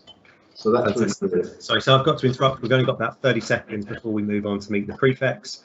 So what's the conclusions from the students? Okay, students, how do you find the course here? They didn't know they were going to have to say this. I've just dropped that one on them. So it's hard, but it's good fun, and you learn such a wide range of topics. So it's not the same thing over and over again, and it's a good range of maths and theory. I think you get to do it both, which is nice. Right. Okay. What about your access to the teachers? Oh yeah, it's really good. We can come whenever we want to talk to Mr. Small, even if he's got a class. So there's always help when we need it if we're stuck. Yeah. Okay. Does that answer the questions? Brilliant. Thank you so much. It's over to now room 1, which is meet the prefects. So we'll do a lovely little transition. All of the students will now transition over into meet the prefects. A huge thank you to Mr. Small and the physicists. Up next in this room is meet the prefects. We've currently got 100 attendees and the numbers quickly going up. So we look forward to the next session, which is meet the prefects.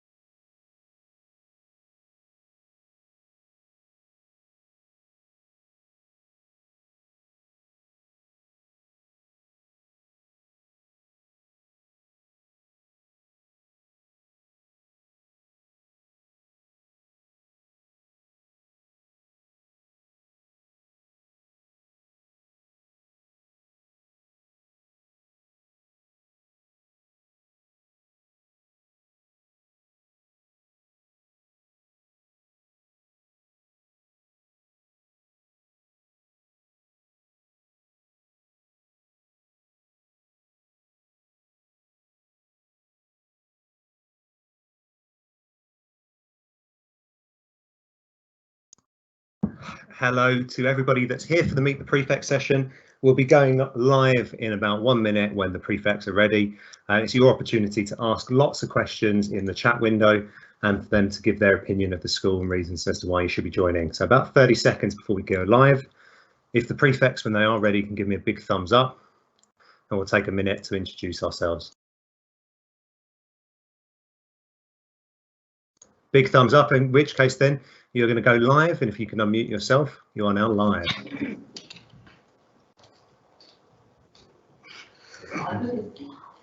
Hi. Hi, we're the senior prefect team. 173 people. Hi, I'm Matthew. I do maths, geography and law. Hi, I'm Sade. I do history, English and politics, and I'm the deputy head girl. Hi, I'm Giovanni. I'm the head boy and I do maths, biology and chemistry. Hi, I'm Ellie. I'm the head girl and I do maths, law and biology. Hi, I'm Ayan. I'm the deputy head boy. I do maths, biology, chemistry for the maths. Hey, I'm Emily. I'm the deputy head girl. I do psychology, geography and English literature and language. Fantastic, huge welcome. So some questions from the audience. Should we make a start? So the first one is, does every subject have enrichment? Lots of questions about trips and extracurricular. Okay, so not now because of the pandemic, but next year for you guys, there should be after school enrichment for subjects.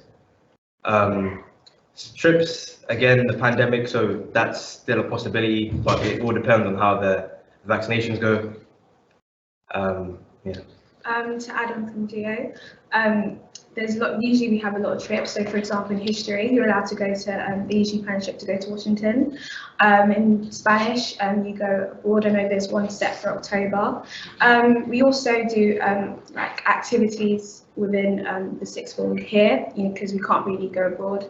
So the first day we got like bouncy castles and we did some team work things, and also we're also going to central London hopefully, which could be a possibility, to do like team building, go on a map and go around central London, stuff like that. So there's loads of opportunities really. Fantastic. The next question revolves around sport, so not just our extracurricular subject offering, but also sports. What sports do we do? Alright, so sports-wise, there's football after school on Mondays and sometimes Wednesdays. There's badminton Mondays and Wednesdays, and there's going to be netball, rounders, basketball, and I'm going to try and see what other sports the girls and boys want to do, maybe some intergender sports, but it just depends on really what everyone wants to do. Yeah. You'll be really pleased to hear that we've got a staff v students match next Friday where LPGS students will lose to the teachers. You yourself are funny man, you are funny man, sir. And our football team is coached by an Oxford football coach from the University of Oxford. So we've got a great sport offering. The next question is well, let's start at the origin. So how did you become prefects and then in year 13 senior prefects, in particular deputy head boy, etc. And we'll move on to the next. So how did you become a prefect and a senior prefect?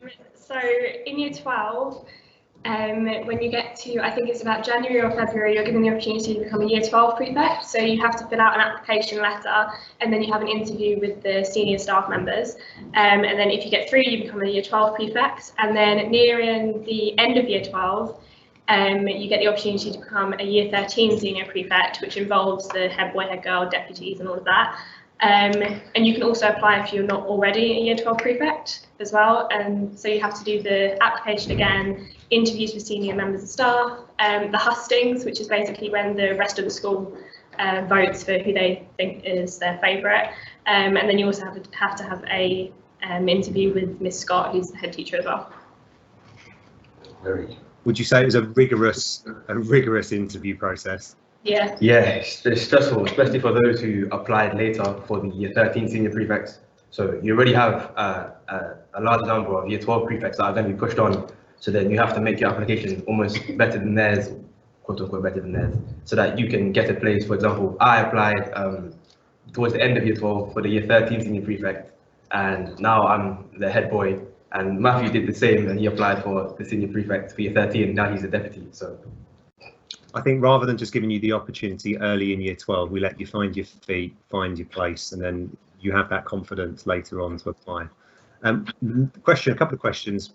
What do prefects do? Okay, so there are quite a few things that prefects do actually. So you have the student support, which is basically a group of prefects from year 12 and or year 13 that do tours around school for year 6s and year 11s on induction days. They tour around new staff members. There are year 12, year 13 mentors for the younger years.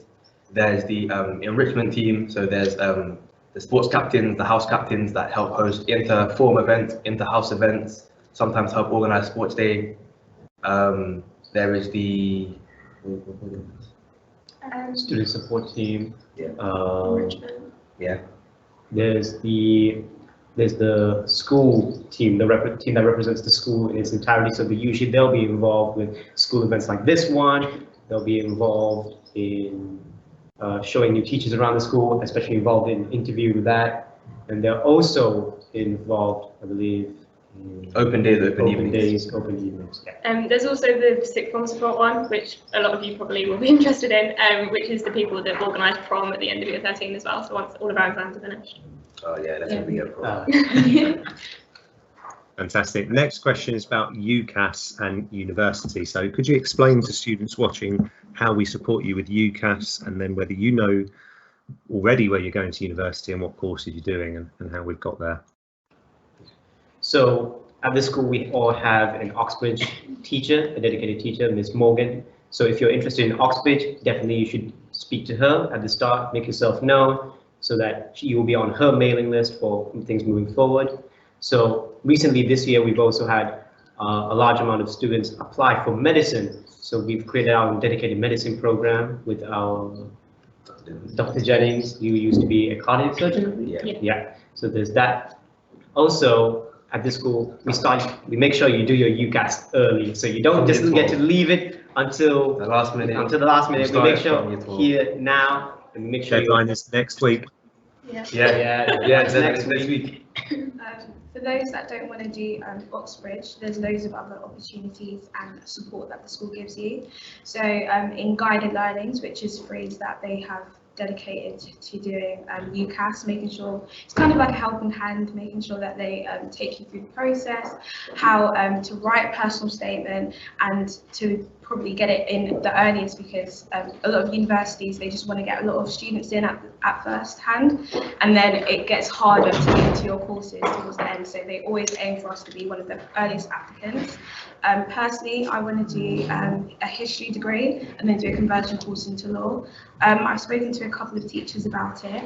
A lot of them, well, they all do have degrees, so they can do their experiences, how they did it, and etc. Also, our careers advisor is very good at setting up sessions with certain experts in particular fields if you have a particular interest in them. We also have quite a lot of opportunities for like the creative arts. We're going on to pursue that abroad, especially. I know Miss Hayden, our careers advisor, has just recently spoken to someone who's involved in the application process of not always having to go within the UK, because there is quite a few students now who are looking to apply outside. And to build on what everyone else has said, so there is the UCAS, but then there's also those who are not sure about going to university. So again, Miss Hayden is our careers advisor. She's basically setting up sessions every day after school with basically people from outside of school to do apprenticeship degrees, or basically, if you're not sure, you can speak to her. Apprenticeships, there is UCAS, there is other courses you can do. You don't necessarily have to go into that type of education. You can go straight into work if you're not ready for it, and then you can think about university later on in life. You may not even consider it, but that's what she's there for. Fantastic. And you obviously get very specific support from your form tutors, who are often also your class teachers. Almost in every case will be one of your class tutors. This question sort of joined up and for the male student. So what was it like joining LPGS as a new student to the school, and what's the ratio of male to female? Okay, so ratio is, I believe, 1 to 10. Roughly. Yes, there's roughly 1 to 10, 1 boys to 10 girls, roughly. There's probably Slightly higher than that. Huh? Slightly higher. Okay. Oh, what is it? Do you know exactly? Just slightly under a third. Anyway, yeah. So basically, there is a lot more girls than there are boys because, to be fair, it is an all-girls secondary school. But you know, coming from a mixed school, coming to a school where it's mostly girls, it's kind of stressful at the beginning because all the girls have they already have their dedicated friend group, so they're really comfortable with who they've known for the past 5 years or 4+ years. So as a male, for example, Sade came to me on the first day and she spoke to me with her friends, so that made me feel welcomed. And then everyone started to mix in throughout the year. So at the start, for the first week or so, it is a bit difficult because they don't know you and you don't know them, but you do get to build strong relationships with these wonderful people. Yeah, Sorry. Pre-existing girls take it upon themselves to help the new students and almost guide them along their first couple of weeks. Yeah, all very friendly. Did LPGS do anything to help you settle as well?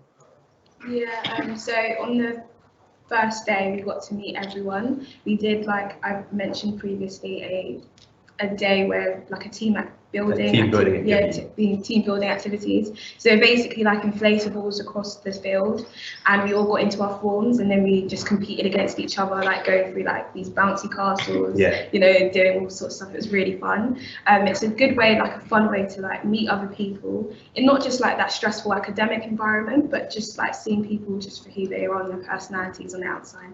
Allows you to be more social. Yeah. And it's a good bit of fun as well. Is there, would you say, are we a diverse, welcoming sixth form? So in terms of cultural backgrounds, etc. You know, yeah. Our sixth form is very diverse. Yeah. People from all around the world. Yeah. So we have people from like, because it's not like Langley Boys where we're not going to visit Langley Boys sixth form, but ours is more diverse. Yeah, so it's not like Langley Boys where they take in from a certain area. We take people from everywhere. So we have people from different boroughs, you know, Lewisham Borough, everything, Beckenham Borough, like everything. So in terms of diverse, as well as that, we can't lie, we are still the minority here.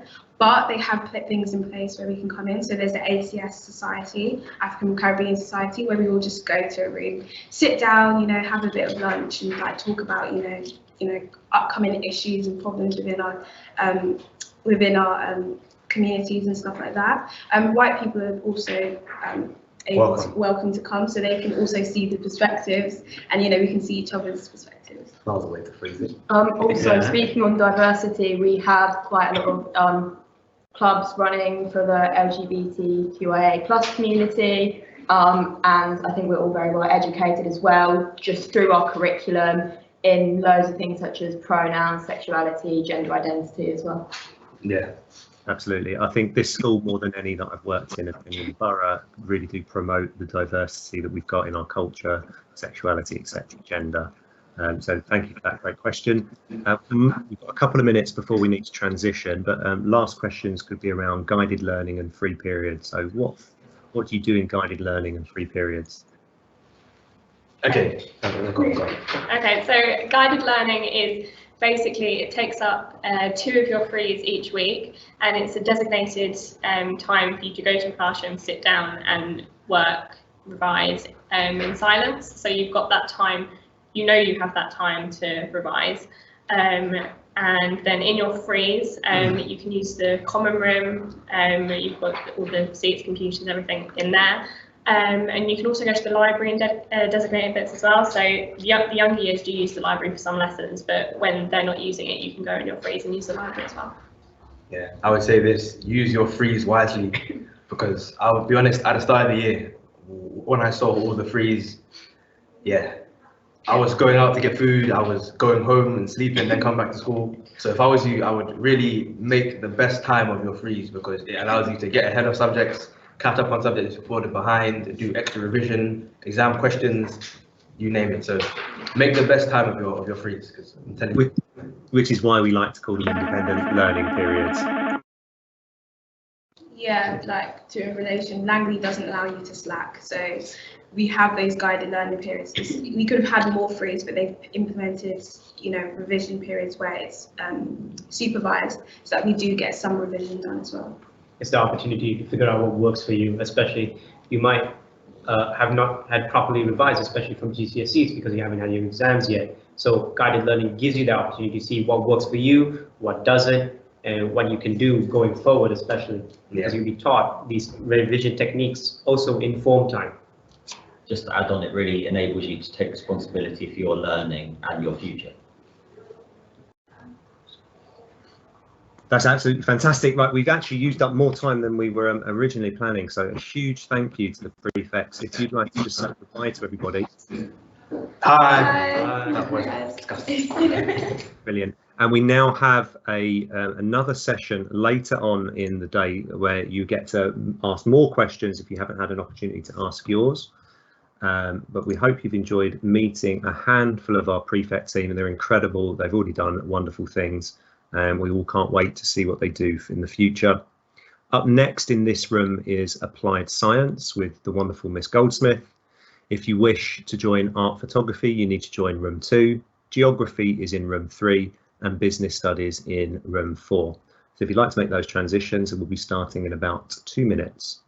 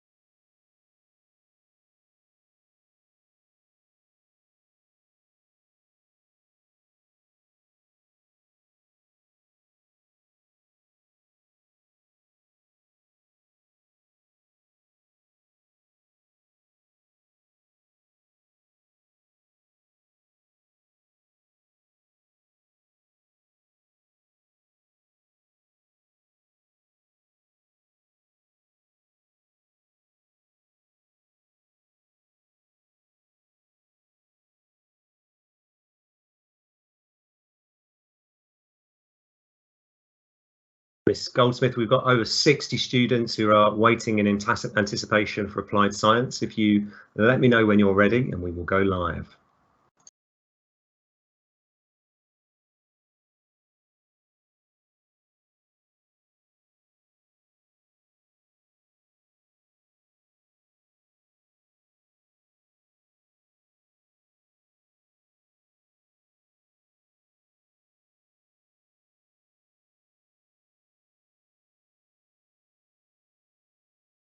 If you just give me a big thumbs up if you're ready.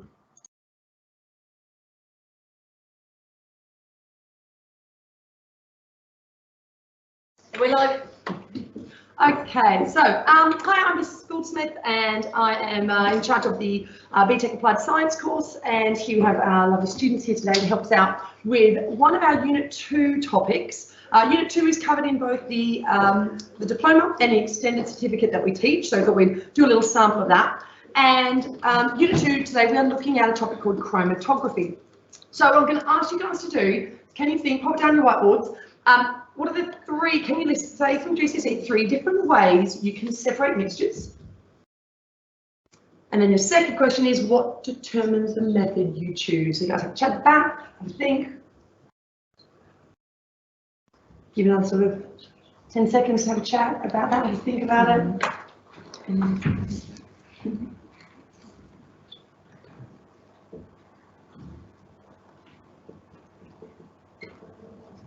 Okay, my Glenda, give us one of your answers. What have you got? Distillation. You've got distillation, fantastic. What have you got at the front? Filtration. Filtration, and of course our last one is?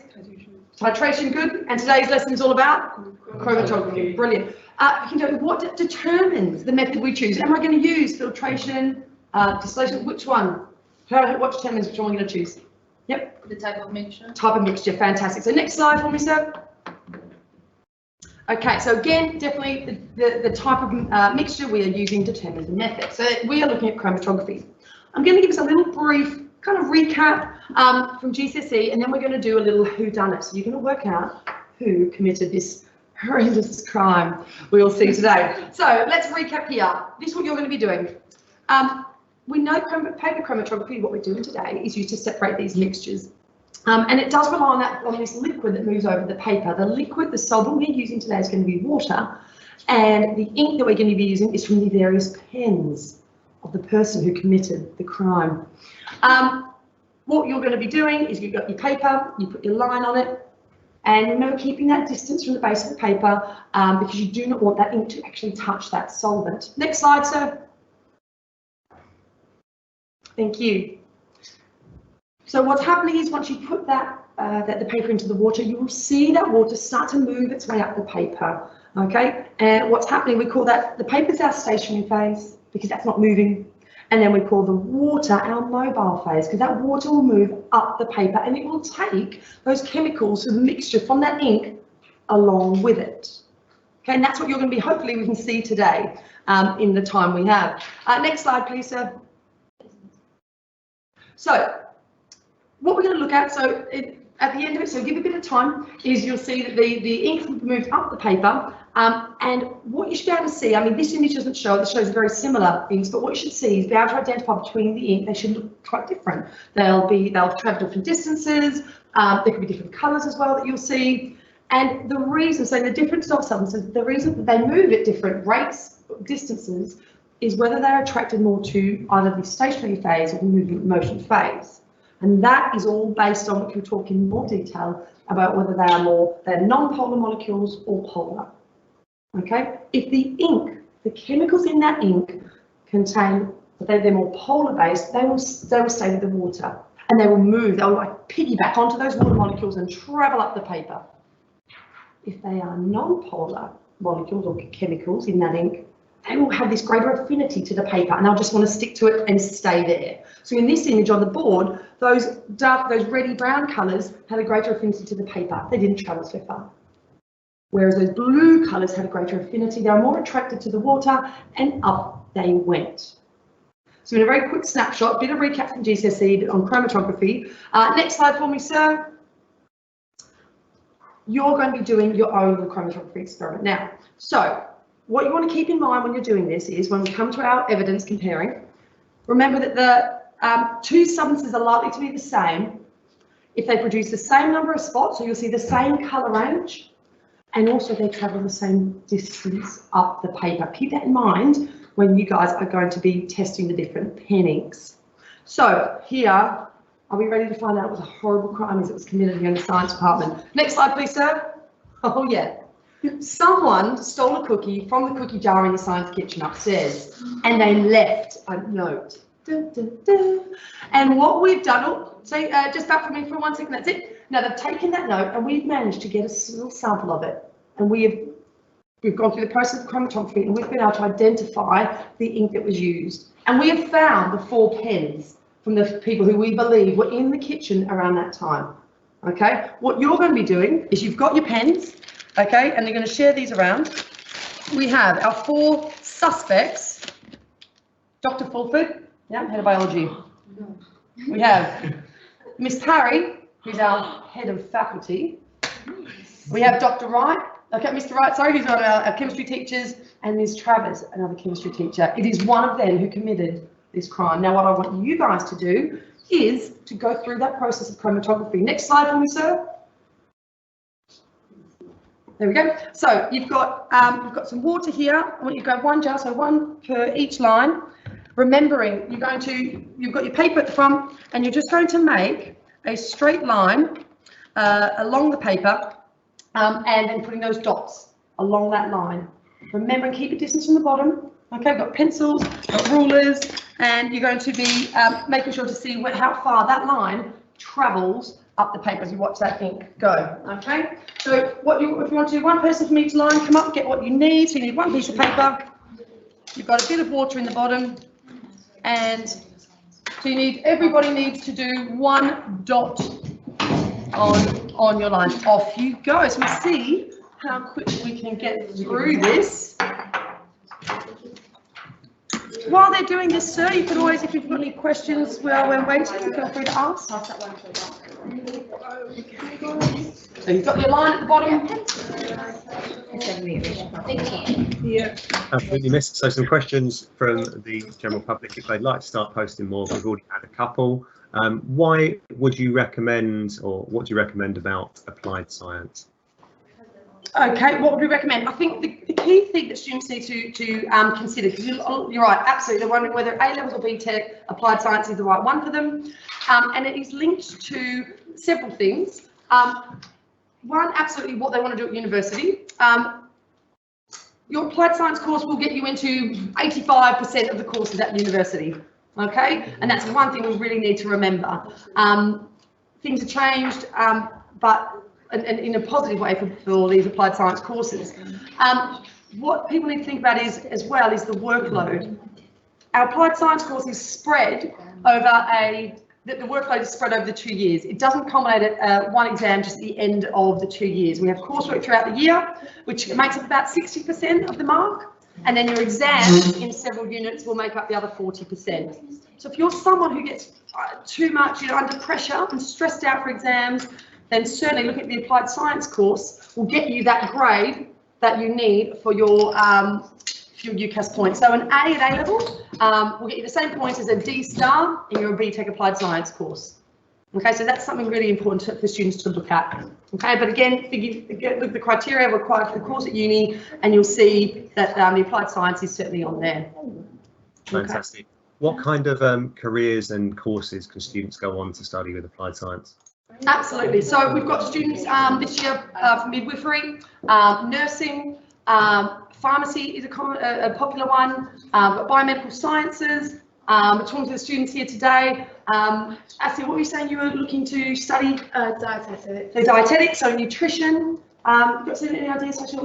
I'm doing psychology, but yeah. Yeah, looking to psychology. So again, it certainly complements that as well. Sharon, any ideas for you? Midwifery. Yeah. So again, it certainly really does help, and it does depend on what A-level you're looking to study that with. Okay. Fantastic. And so, next. Oh, go for it. Yeah. No, go on if you want to carry on. Oh, sorry. We can. We'll leave these guys to keep working. See if the pen's working. And then if not, I've got a little demo that we did earlier, one of those sort of moments. Yeah, so any more questions, sir? What do students, or what do you enjoy teaching about applied science, and what do students enjoy? For me, what I love about it is I love that it is more practical, and there are so many opportunities. I mean, this year's been a tough one, but the planning of getting in guest speakers, us going to visit places like looking at pharmacists coming in, going to midwife places, to hospitals, checking out those departments. We've already got in the pipe work, depending on COVID, doing some sampling techniques, heading out. We've got ideas in the future off to the beach. We can do our sampling, but it is a real practical kind of subject, which is certainly the way I like to teach as well. So that's why I enjoy about it. But how about you guys? What do you enjoy most about your BTEC applied science? I like the range of stuff that we do. It's each lesson is something different, and I also like that it's not so much pressure on the exams. You have a lot of coursework, but everything's listed out for you, so it's quite easy to just follow the structures. Absolutely. I think, and a key thing about the coursework bit is how well prepared our students are for university. They have some exams, so they've got that preparation, but they've also got the coursework where they need to go and research, they need to be writing. They're highly detailed. The work that the students have produced for me this year has been outstanding, and that really prepares them for university and the assessments they're going to be having there as well. So how are we going, everyone? Any movement going on there? Yeah, fantastic. We'll show one up, see if we can go up to the camera and get close enough. Might be able to see, see we've got some movement of the ink there. What we'll do, we've got some lovely colours at the back there. That's pretty, isn't it?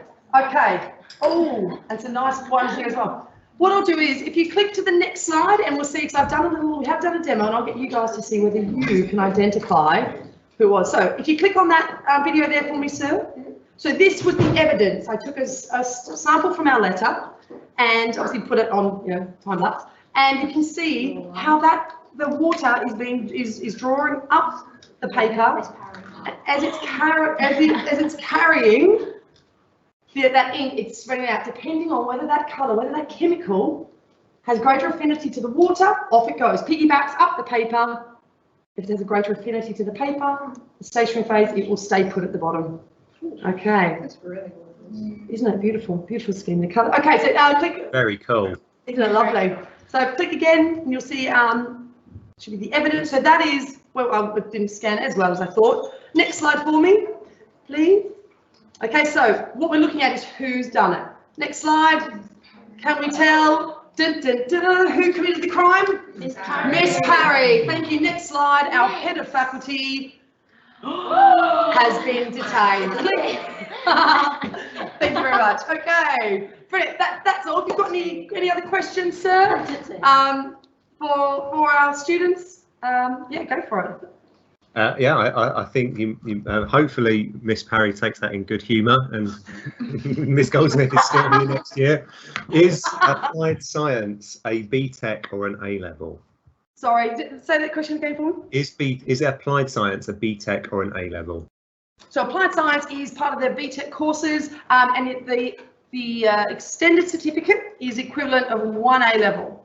So, and the diploma is equivalent of 2. So students will study, if you study the diploma, you will do about, I think it's about 10 science lessons over the fortnight, the 2-week period. And on top of that, you tend to study either a single BTEC or you will study at 1 A level as well. And if you do the extended, that is just the single. So you'll do 5 lessons a fortnight on your applied science, and then you either do 2 A levels or you will do a diploma award in an alternative BTEC. So it is under the BTEC courses, but whether or not it's worth 1 A level or 2 is dependent on the diploma or the extended certificate that you apply to do. Fantastic. We're quickly running out of time, but I think there's a couple more questions that we can answer. Yep. The next question is, could you just go over again the exam or the BTEC courses, so in terms of how they're assessed? Sure. So if I talk about the extended certificate, 4 units you'll complete in 2 years. 2 are externally assessed with an exam. 2 are coursework units, which you will complete throughout the year. They get spread out. The diploma award, you'll do 8 units over 2 years, and you'll do 3 exams and the rest 5 coursework units, again spread out over the year. So you're not coming to the end of the year with all your assessment due. It's literally based 1 per term or several per term, depending on the course. Fantastic. So next question, sort of 2 similar questions. Is it a combination of biology, chemistry and physics, and is it divided equally between them? Absolutely. So yes, it is a combination. The applied science will be for students who would like to do science. They're not sure what field, whether it's chemistry, physics or biology, they want to focus their further education on. And so yes, we do cover, like Shannon said, you cover a range of topics. And then that goes for both the applied science. So the diploma and the single, the extended certificate will cover a range. We're offering this year the human biology, which is obviously based on those who want to just study human biology applied, which is again a BTEC, which I'll be doing in about 20 minutes or so. But yes, applied science across the board, all sciences are covered. Fantastic. And that brings to conclusion our applied science session. A huge thank you to the students in the classroom. A huge thank you to Miss Goldsmith. Give yourself a round of applause. For those students that are watching at home, it's now your chance to take a break if these next sessions don't appeal to you. Up next in this room, we've got biology. In room 2, art, BTEC, art design. In room 3, tourism. You may see it as travel and tourism before. And in room 4, we've got business, our CTEC version of the course. So a huge thank you to those people who have been watching and asking questions. Up next is biology. I'll see you in a few minutes.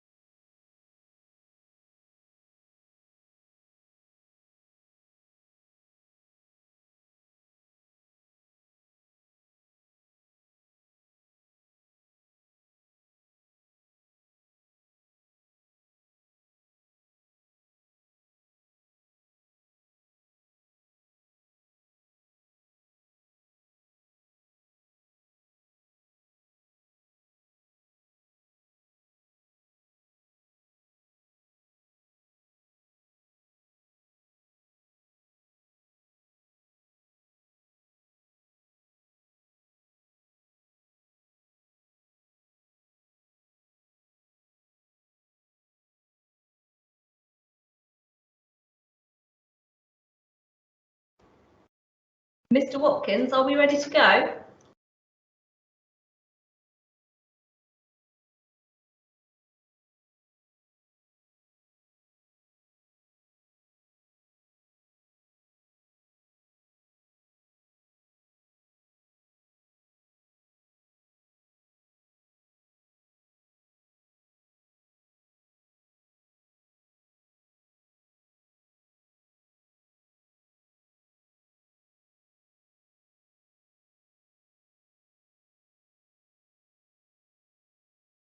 Sorry, Dr. Fulford, are you ready? Apologies for the slight delay.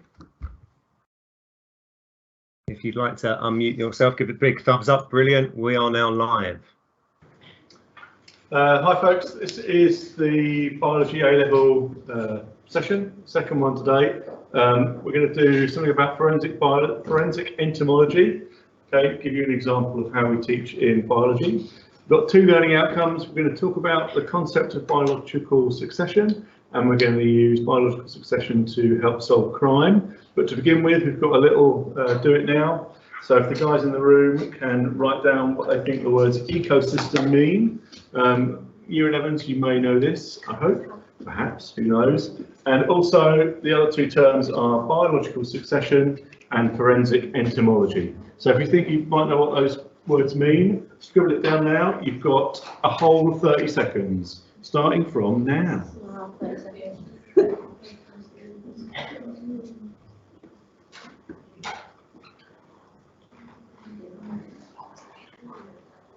10 seconds to go. I know it's not long.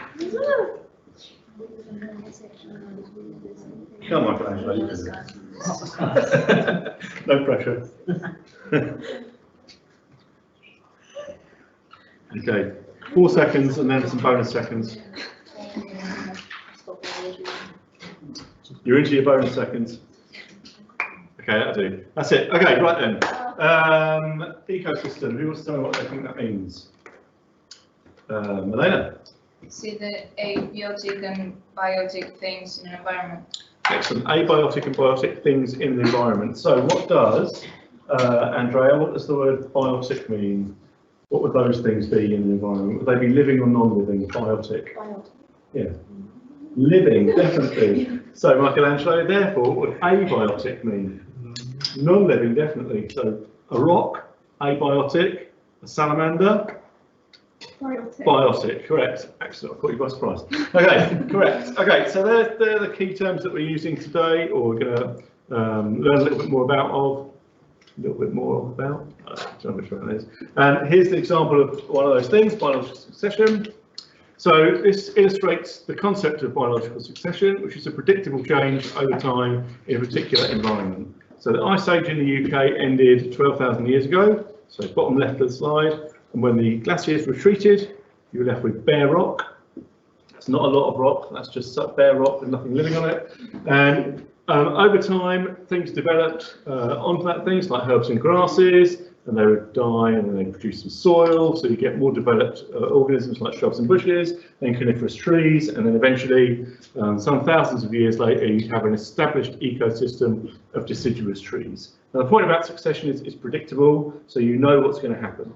As time moves on, you can predict that the soil will develop more in this example, and eventually you'll end up with this community at the end, which is inevitable unless it's interrupted. So next slide, please. We can apply that idea of biological succession to a dead body. Okay, so for a decomposer, a fresh body is the equivalent of bare rock. So who can tell me what a decomposer is? Monica, what's a decomposer? It breaks stuff down, definitely. Okay, so what does that mean in a bit more detail? Gabby, what do you think? What sort of stuff is getting broken down? The different parts of the body, so like all the muscle tissues and cells are breaking down. Absolutely, yeah. So decomposers are organisms that do that. They break things down from their sort of macro level, so organs and tissues, into the micro level. So talking about nutrients like amino acids and things like that. Okay, so that's what decomposers do. If you think about a dead body as the equivalent of bare rock, that's because it's waiting to be colonised by the decomposers, the first stage of succession. Okay, and we're going to use that idea predictable changes that follow on from that, to think about how you could use it in forensics. So next slide, please. So that's the job of forensic entomologists. They're people that use these predictable changes to investigate murders and bodies and things. And one of the ways they can do that is to establish the time of death. So let's think about what sort of information a forensic entomologist, remember they're people who look at insects, what sort of information would they need to collect on a dead body to find that information? Brianna, what do you reckon? What sort of things would they be looking at? Yeah, absolutely, the type of decomposers, because why would they be different? That's a difficult question. What do you think? Why would the decomposers be different at different stages of decay? What do you think? Let me frame that question a different way. Do you think the same nutrients are going to be available at different stages of decay? No. No, so why not? Yeah, well, Just a guess, but could it be that the longer the body's dead, the more it kind of decomposes, so more nutrients are going to be available for different types of decomposers? Absolutely, great answer, absolutely. So as the body decomposes over time, different nutrients are going to become available and there's going to be more or less access to those nutrients. So if you think about right at the beginning of decomposition, might not be easy to get into the body. So different things are going to be able to get into it and eat some of the bigger things, and as time develops then the body might turn to liquid. That's a horrible thought, I know, but then those nutrients will be available to other sorts of organisms. Next slide, thank you. Next slide. So on our body, okay, we're going to investigate this imaginary body, and we can see that we've got these four organisms have colonised it. We're going to use that to kind of work out the outcome of the murder. So next slide, thank you. First one then, A, we're going to use this key to work out what organism that is. So go for it. You can use that key to work it out. First thing, has it got wings? Well, you can't see them, so we're going to go no and go on from there. When you think you've got an answer, stick your hand up. Yeah. It has 6 legs and it has 3 or less, not 3 figures. What do you think? Rove beetle at the front, do we agree with that? Yes. Rove beetle, yeah, okay, great. It's got no wings, it's got 6 legs, it's got 3 or less segments. It's a rove beetle. So next slide, thank you.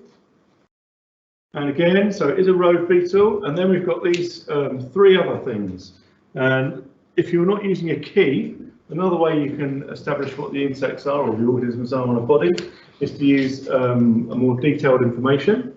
So here's some more detailed information about these 3 things, B, C and D. You've got a whole minute to write down notes on B, C and D. So you need the name and you need the key information, which you might use to solve the murder. Go for it. 2 minutes. So what information from that will you need to solve that murder? So which one is B, which one is C, which one is D, and what's the key information?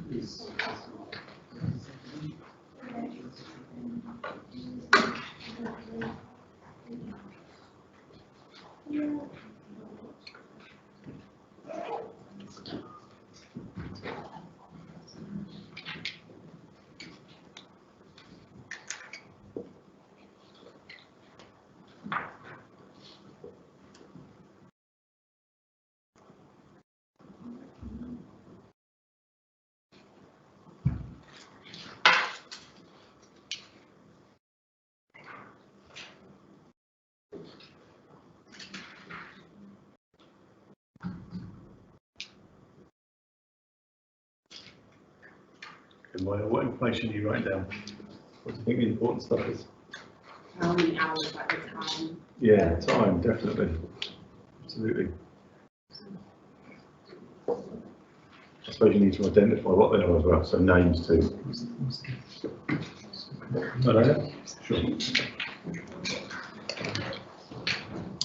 Okay, so that's a bit less than 2 minutes, but you've done very well. I can see people have written down nearly everything. Okay, so hopefully you've written down the times and the names of the different things. Next slide, thank you. Come on, government press conference. Next slide, please. Move it on. Okay, right. So we're going to do murder. Okay, there's been a murder. We're going to use the information to solve the crime. So using your forensic entomology evidence, the stuff that was found on the body, we're going to try and solve this murder. And we've got 2 prime suspects for our case. Okay, you've got Billy Crim, the victim's gardener, until he quit a month ago to go on holiday to Spain for 3 weeks, but he was arrested on his return. And you've got Steve Spiv, the victim's husband, and he's also been on holiday, but only for the last week, and he was arrested and he flew back today. So, bless you. Can you work out, using your information, which one committed the crime? You've got a whole minute. Think, work it through logically, look at the information you've got, go from there. Billy Crim, he hasn't been near the victim. Yeah, in the last week. Yeah, because 3 weeks. And there's so it can't be him. So that's guidance. Because he was only on 7 days. He was on 7 days, so he hadn't been guidance.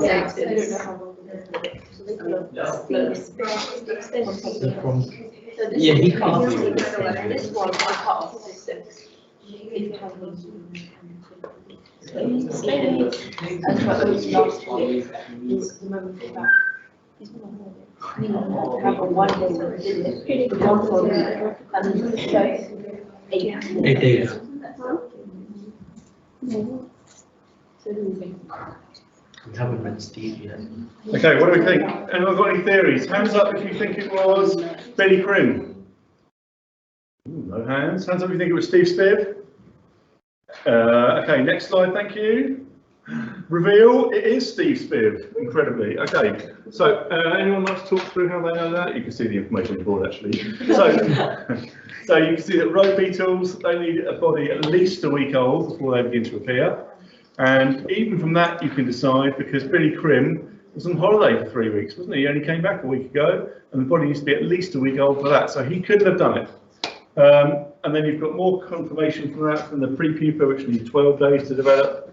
So again, Billy Crim was on holiday when they could arrive from then. Same with the maggots, but the blowfly is a bit of a red herring, because as we know, flies can fly. In the first session I did an impression, I'm not sure I'm ready for that again. So it takes a while to build up to it. So no blowfly impression, but they're a red herring anyway, because as we know, flies can fly, so there it goes. So they don't have the body. Okay, right, next slide, thank you. There you go. So we've looked at the concept of biological succession, we've used biological succession to solve a crime, and the last thing is the challenge. What other biological material can be used to solve a crime?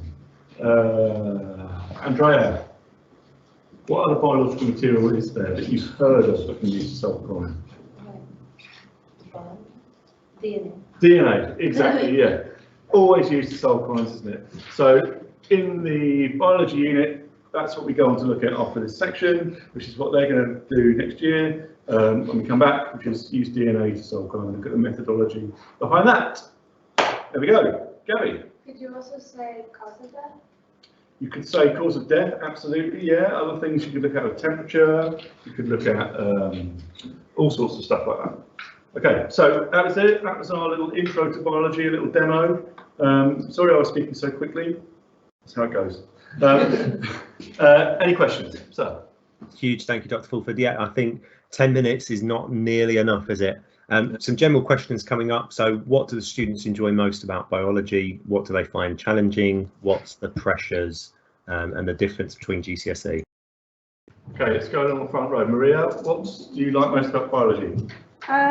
It is very interesting kind of learning the mechanisms of everything. Like, yeah, it's just really interesting. And I think a big difference between GCSE and A-level is that there's a lot more content. So just be really prepared for the fact that you're going to have to do a lot of revision, a lot of consolidation, like in your own time as well. Yeah. Where do you think the main pressures are? What's the hardest thing about it? Staying on top of your work and making sure you're always ready to obtain more knowledge based on the next lesson. Okay, and what was the last question? Basically, well, what do you enjoy about it, Monica? I think I like the practical side because it kind of links together the theory, the physical aspects and how it relates to the real world. Okay. So any other questions? What sort of what's the recommended GCSE intake? Okay, so we will allow people to get on the course for GCSEs for 6s in maths and English and science, but we would definitely recommend a minimum of 7 because it's quite an academic course. It's less vocational than the applied science course. Both courses can get you to your similar destinations, so it's choosing the right one for you. Brilliant, a huge thank you. I think that's all the time, fortunately, we've got for, but we've got 2 sessions of biology, so a huge thank you to everyone that's been involved in those. I'm now going to send the holding screen up, and if we can mute in the classroom, we've got human biology up next, chemistry after that in this room. So in this room, we've got human biology. Up next in room 2, we've got law. Room 3, drama, and room 4, computing. So up next, human biology, law, drama, and computing. Have a great afternoon.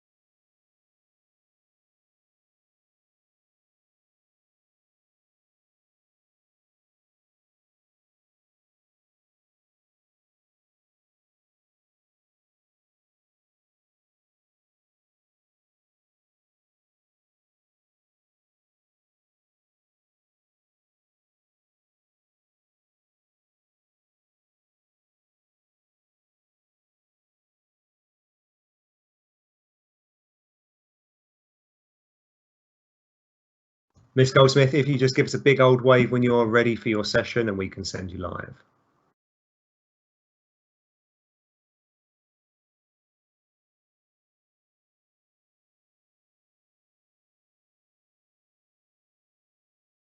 Brilliant. Okay, sending you live now.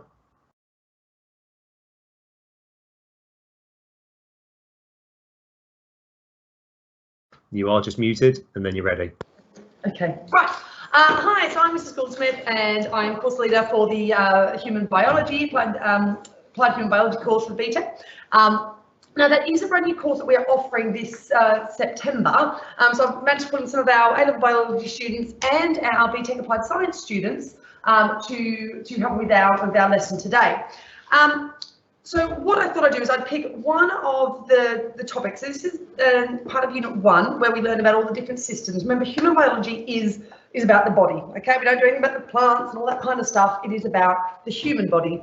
So one of the systems that we learn a lot about is the digestive system. So I thought I would pick that as our topic today. And the first thing I'm going to ask you all to do is list on your whiteboards the order of organs the food passes through the digestive system. So it starts in the mouth. What are the organs the food physically passes through? Off you go. If you work as a team with your three, that's fine, off you go. The stomach. The intestines. The bowels. The bowels. Liver. Small and then large. And then, no, I swear the large one's the last one. 10 seconds left. Yeah. Okay.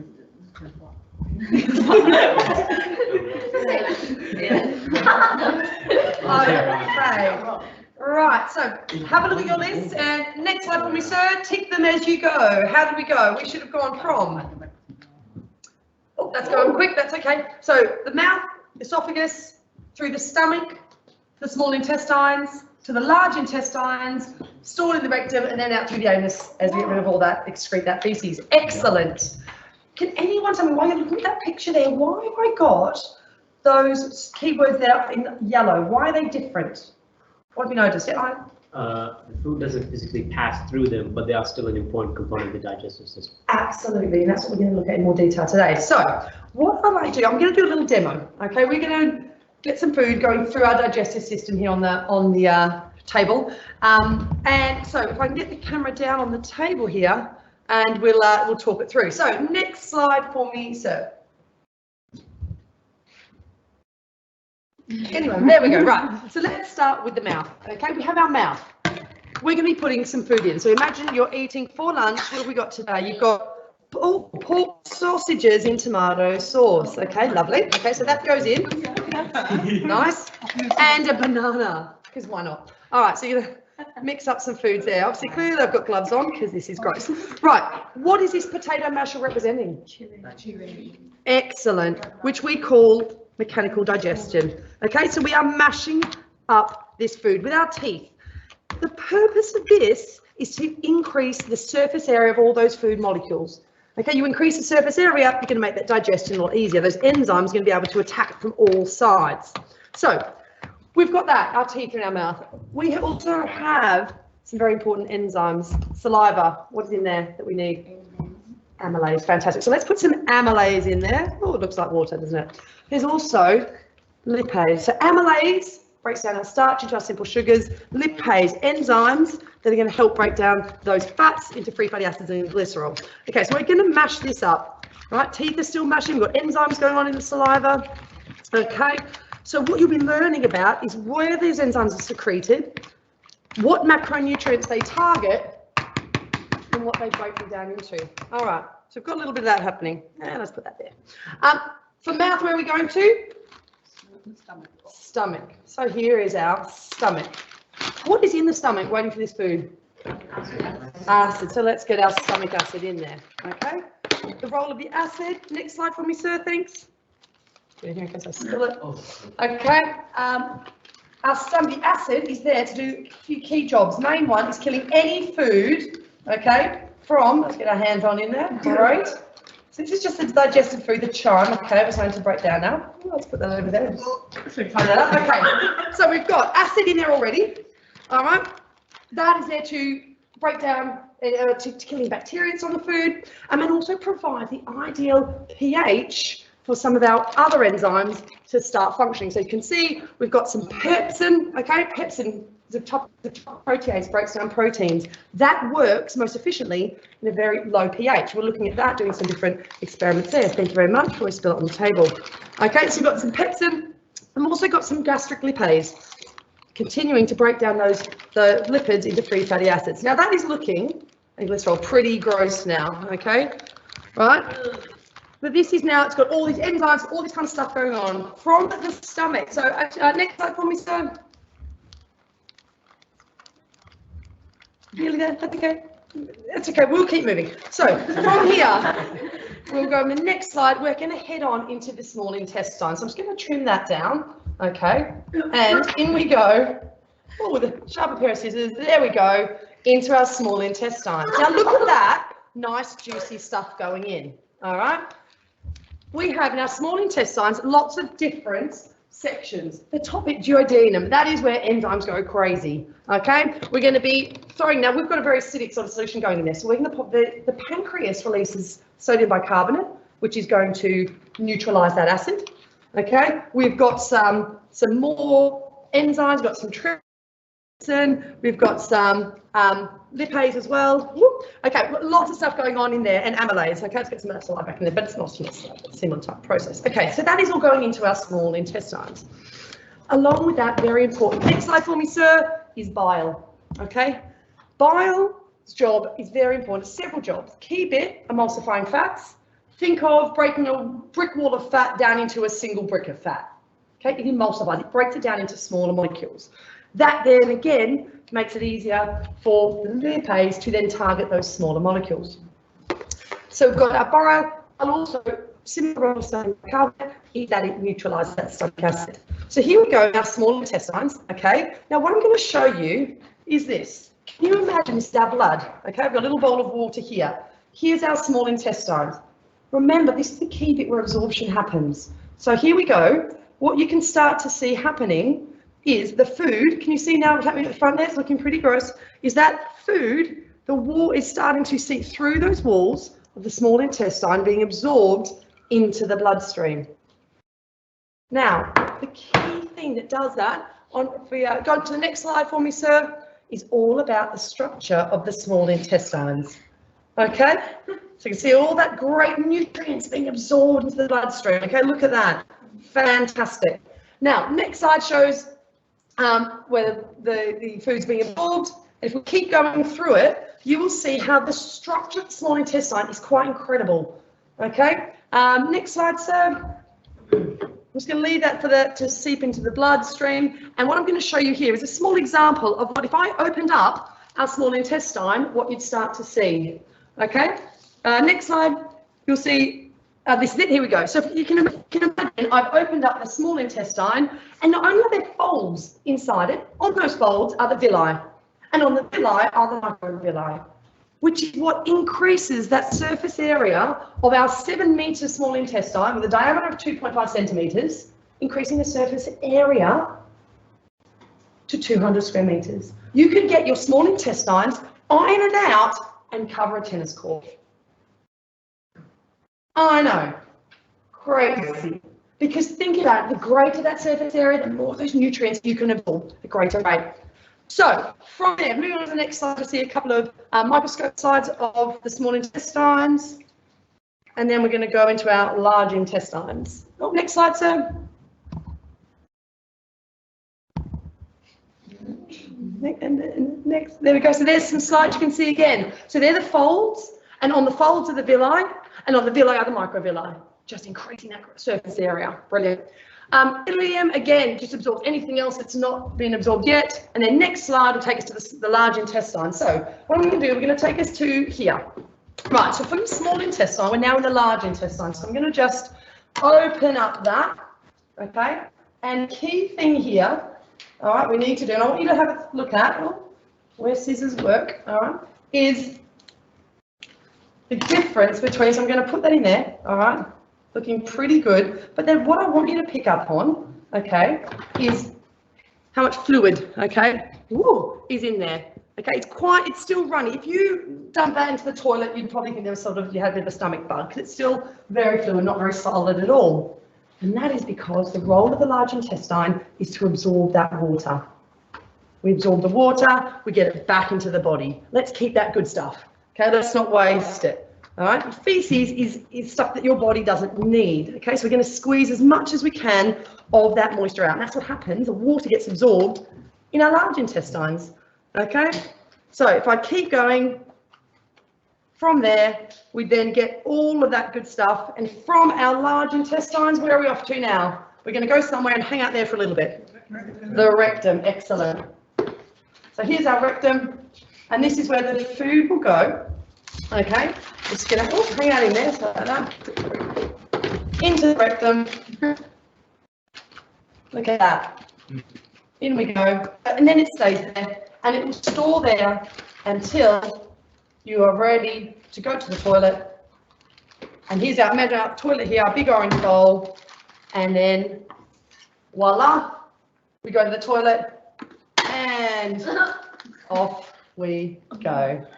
Ta-da! And that is how the digestive system works. Okay.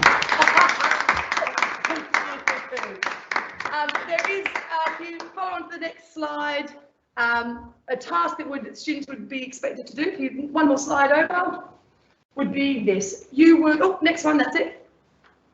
So that table at the end there. So if you're the last slide, that's okay. So the last slide would show you all the information you need to know. So what is the gland that releases the amylase? What are the, what does it target? Okay, what are the substrates? What are the products that are produced? Okay, these are the kind of things, we just take it up a notch. So from that GCSE, just in that in a little bit more detail. Okay, so I'll set this as a task as well for those of you at home doing the transition work. But this is the kind of information that would be covered, and then you'll be doing this book for all the different units for human biology. Okay, thank you. Back to you, sir. Any questions for me? From the looks of the student faces that are with you, they look, I'm glad I'm not in the room next. That's all I can say. And I should do a public service announcement. If your feces does look like that, you should see a doctor. Some questions from the audience. Yeah, just one question really we've really got time for is, how does it differ from, say, A-level biology? What's the big differences? Okay, the key difference would be there's a lot of similar content, which is why you can't do a combination of human biology with the A-level biology. It's a similar content. The big part is we don't do plants. It's just the human body. So that's the big difference. And of course, like our other BTECs go, you don't get bombarded with all your testing and assessment at the end of 2 years. So the course is 4 units. You'll do 1 exam in year 12, 1 exam in year 13, 1 piece of coursework in year 12, 1 piece of coursework in year 13. So it's really spread out, but it's all just the human body. Yep. Fantastic. And as you've already mentioned this, it's a new course, and I can see your enthusiasm, but perhaps you can just reiterate that to all the students. Why are you so excited about this course, and why should they be? Oh, absolutely. I think the key thing, so when I took on this role, is I realised how much our students love biology. You know, same with myself, and I've got a big background in mine is sports and sports science. And so coming to teach this, biology is great. I love it. But I'm very much passionate about human biology, and I can see when I teach my students already how much they love learning about the body and how the body works and all the different systems. And because students can relate to it, because it's actually happening to them, they find it really easy to learn and to learn more about, and they want to learn more about. So I felt from the students, you know, their enthusiasm for biology, and also a lot of our BTEC students this year chose the biology option units. It made me think, yeah, let's see if we can focus it just on a human biology course. Fantastic. Is it a double or a triple award? So is it a diploma or an extension? It's only offered as a single. Yeah, so it's only offered as a single. They only have it as a single available. Yeah. So you would do the applied human biology and then 2 other A levels, or another BTEC diploma in the school, so health and social care, or something along those lines. Fantastic. In which case then, Miss, I'll let you get cleared away, as I think you might need a little bit more time. Up next is chemistry. A huge thank you to all of the students involved, and a huge thank you to Miss. That was a brilliant demonstration of everything. So up next in room 1 is going to be our second chemistry session for students that were unable to see it first time round, then physics and psychology.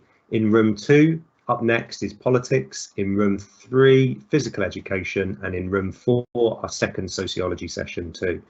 So please now make your way over to the different virtual rooms. Remember, they're available on Firefly and the school's website, and your own email addresses. Thank you. Bye-bye.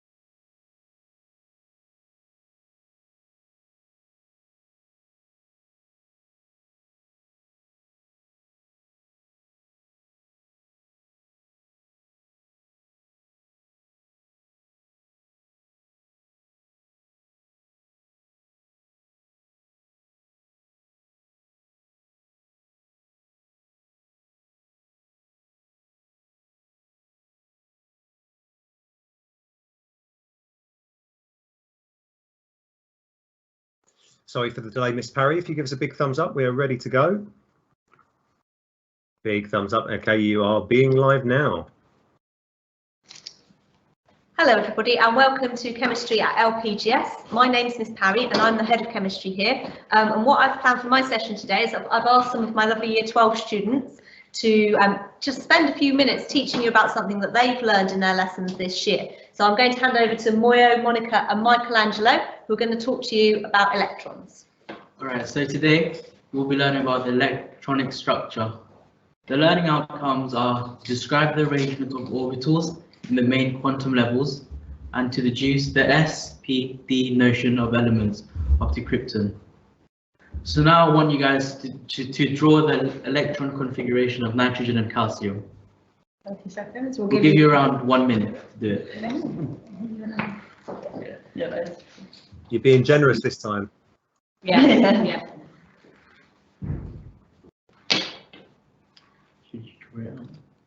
Should I? Yeah. Yeah, no, It's come up. You have a watch. Yeah, we'll give you 20 more seconds.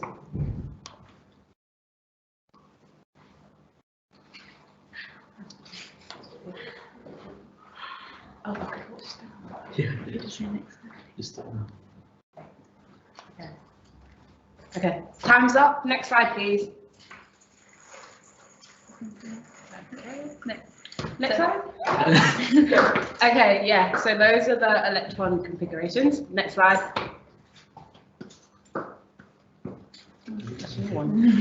So here's the electron configuration. In GCSEs, we learned the simplified electron arrangement. However, in A level, it's very, very different. Instead of 3 electron shells, we have 4 subshells, the S and the P and the D and the F. Each orbital can hold 2 electrons. The S holds 2 electrons, the P holds 6 electrons, the D holds 10 electrons, and the F holds 14 electrons. Next slide, please. So how do you feel the energy levels? Like at GCSE, electrons tend to occupy the orbital with the lowest subshell energy possible. Energy shells increase with energy, so the 2s has more energy than the 1s, and the 2p has more energy than the 2s. However, as from the diagram, there's always exceptions, with the 4s orbital having less energy than the 3d. Next slide, please. Okay, so electrons in the same orbital spin in opposite directions. So Friedrich Kund, which is a German physicist, had the rule of maximum multiplicity, telling us that electrons organize themselves in subshells as far apart as possible, meaning they remain unpaired for as long as possible, because since electrons are both negative charged, they tend to repel each other because like charges repel. So let's use carbon as an example. Carbon has an electron arrangement of 1s2, 2s2, 2p2. So the electron spin diagram would be that, as you can see in the p subshell, the 2 electrons have organized themselves in 2 different orbitals, so they are as far apart as possible. But unlike in oxygen, where there is 4 electrons in the p subshells, so the electrons need to be paired. Next slide, please. Yeah. So as you can see, the 2 electrons in the p subshell have been paired because there's no more space for them to be far apart. Next slide. It's me. Okay, so you can use the periodic table and this diagram to help you figure out the electron configuration. So as you can see, as you go across, it will increase. So hydrogen would be 1s1, and then helium on the other side would be 1s2, and then as you go across, it would just add on. So yeah, next slide, please.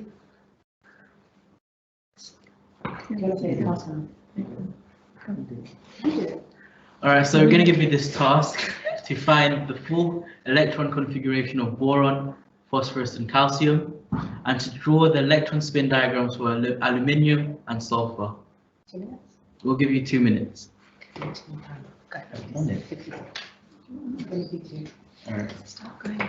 Yeah, in like a minute. Okay. I'll do an example of the electron configuration of boron and then the electron spin diagram of aluminium. No, give it a minute. Don't even try it.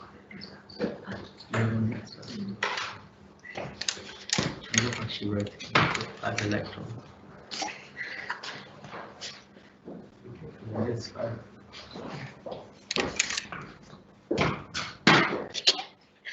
Okay, I'll start doing the example. As you can see, boron has 5 electrons. And if you look at the periodic table on the slide, you can see that it passes 1s1 and 1s2, so it'd be 1s2. Then it passes the 2s subshell, so it'd be 2s2. And then in the p block, it only goes up to the first one, so it'd be 2p1 for boron. And then for the electron spin diagram, aluminium has 13 electrons. So it passes the first subshell, S subshell, then it passes the second subshell. So you have 4 electrons. And then the next subshell would be the P subshell. So you'd have 3. And as you know, they organize themselves as far apart as possible. So you put them in 3 opposite. So that's 1, 4, 7, 8, 9, 10. And then there'd be another S. 1, 2, 3, 4, 5, 6, 7, 8, 9, 10, 11, 12. And then in the P1, I'm sorry guys, this is a bit messy, I can't lie. There'd be 1. Next slide. Next slide for the answers, please. Yeah. Well done if you've got any other questions, right? Okay, so I'm going to come back in. Hold on. So thank you very much to Monica and Michelangelo and Moyo for their help with that fantastic little lesson for you. Over to you to see whether you've got any questions about the course,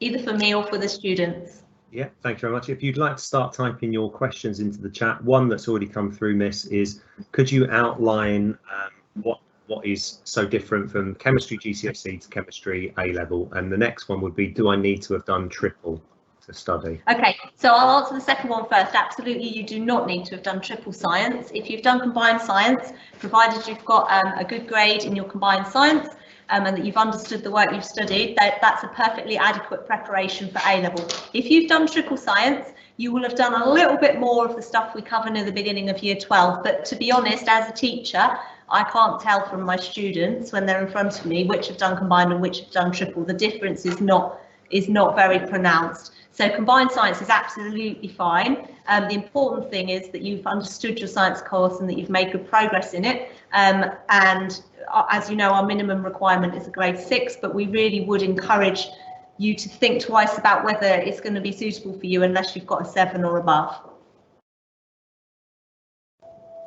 Fantastic. Oh, and the other one was about how it's different from A levels, different from GCSE. So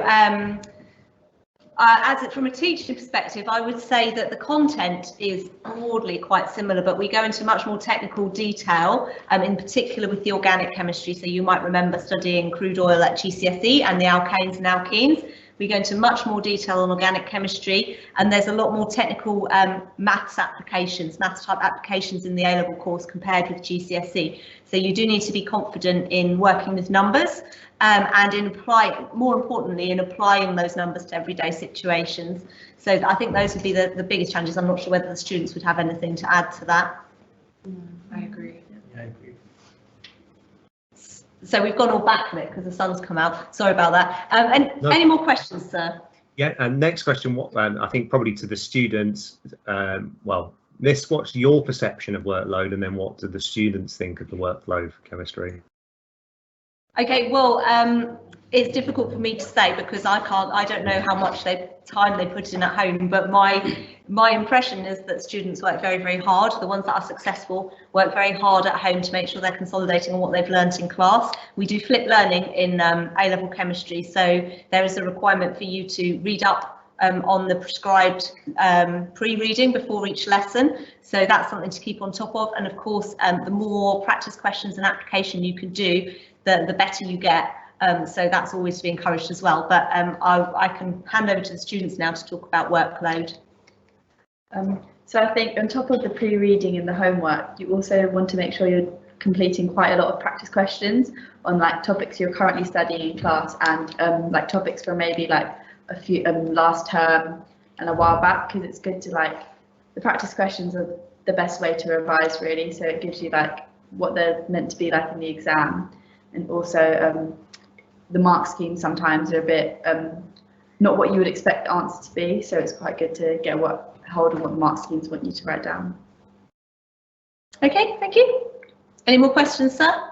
Yeah, then next question is kind of what's the average results? I think what results do we get in A-level chemistry?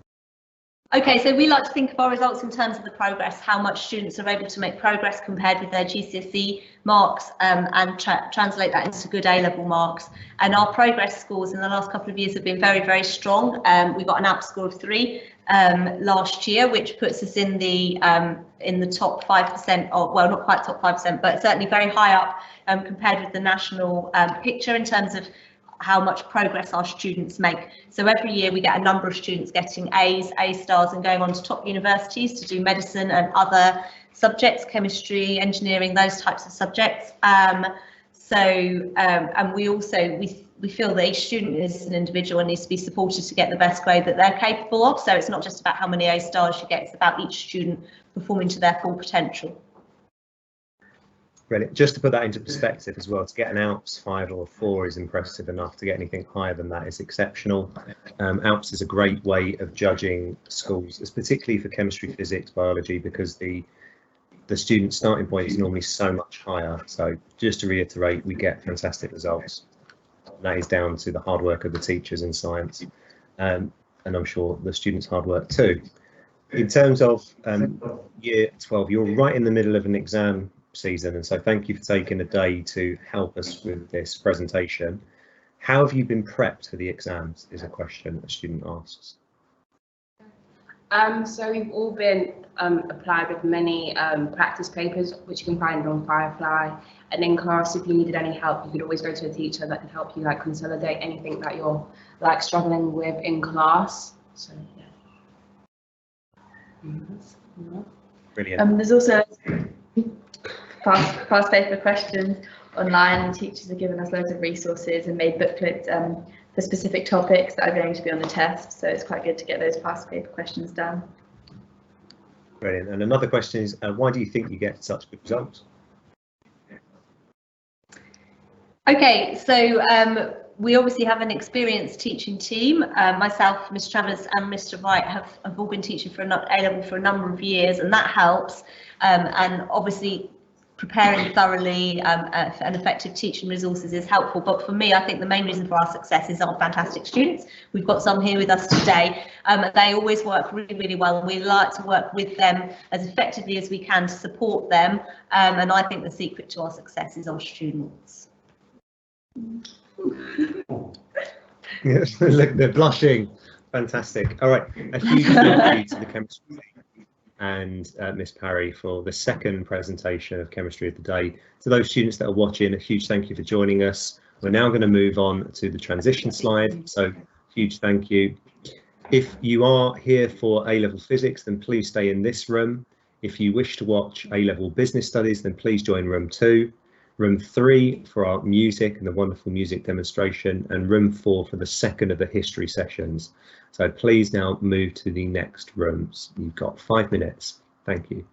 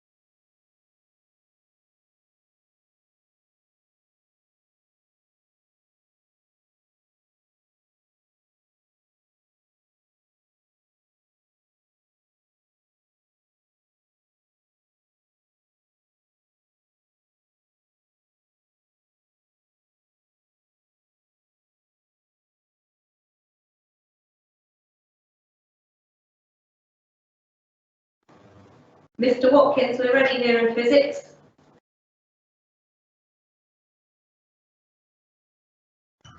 And if you give us a thumbs up, Mr. Small, and we will make a start with physics whenever you're ready.